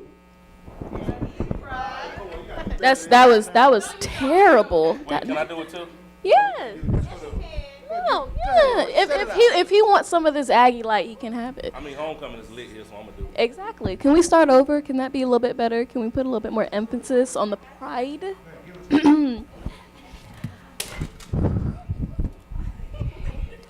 Aggie pride. Aggie pride. That's better. That's not the best, but that's better. I'd be remiss because I have so much homage to this university because at the end of the day, North Carolina A&T State University has helped me to begin my generational wealth. You understand? So what you young people need to understand that with a degree from this school, you can do anything. You understand that? This school is preparing you for greatness. The credentials that you receive from this school will allow you to do anything. So where you're at right now, you might not be able to associate with this idea of generational wealth, but because you're Aggie, you're going to accomplish that, all right? So I want to thank you all for coming out today. Hopefully you have gained a lot of knowledge about what you're going to do to start your generational wealth. You understand that it's about making money, obviously, but it's also about saving your money. It's about networking. It's about being an entrepreneur. It encompasses a lot of different things. It encompasses your spiritual wealth, your physical wealth, financial wealth, okay? So as you matriculate through this degree program here, think about this. Think about how you're going to start your generational wealth, and let it start today. If anybody else would like a few more dope dollars, I'm giving away reparations. I don't know anybody else that's going to be giving reparations like this away. So if anybody needs some more reparations, come on and get you some. I'm going to take Thank you. Oh, thank you. And then, yeah, you take a little bit of that. Oh, yeah, I'll take a little back too. Anybody come get you some reparations? Thank you very much. We have some faculty left in the room. Thank you, Dr. Fort Booker. Thank you, Dr. Hall. We want to thank our IT, our brother Bing and his crew for live streaming it. Thank everybody for coming out today. There is some food left over in the room if you would like to take some pasta salad and salad home. There's some to-go boxes there. There's some cake left as well. All my volunteers, please, Lauren, Jillian, the whole crew, the entire D.O.P.E conference committee, everybody, peace and love. Thank you very much.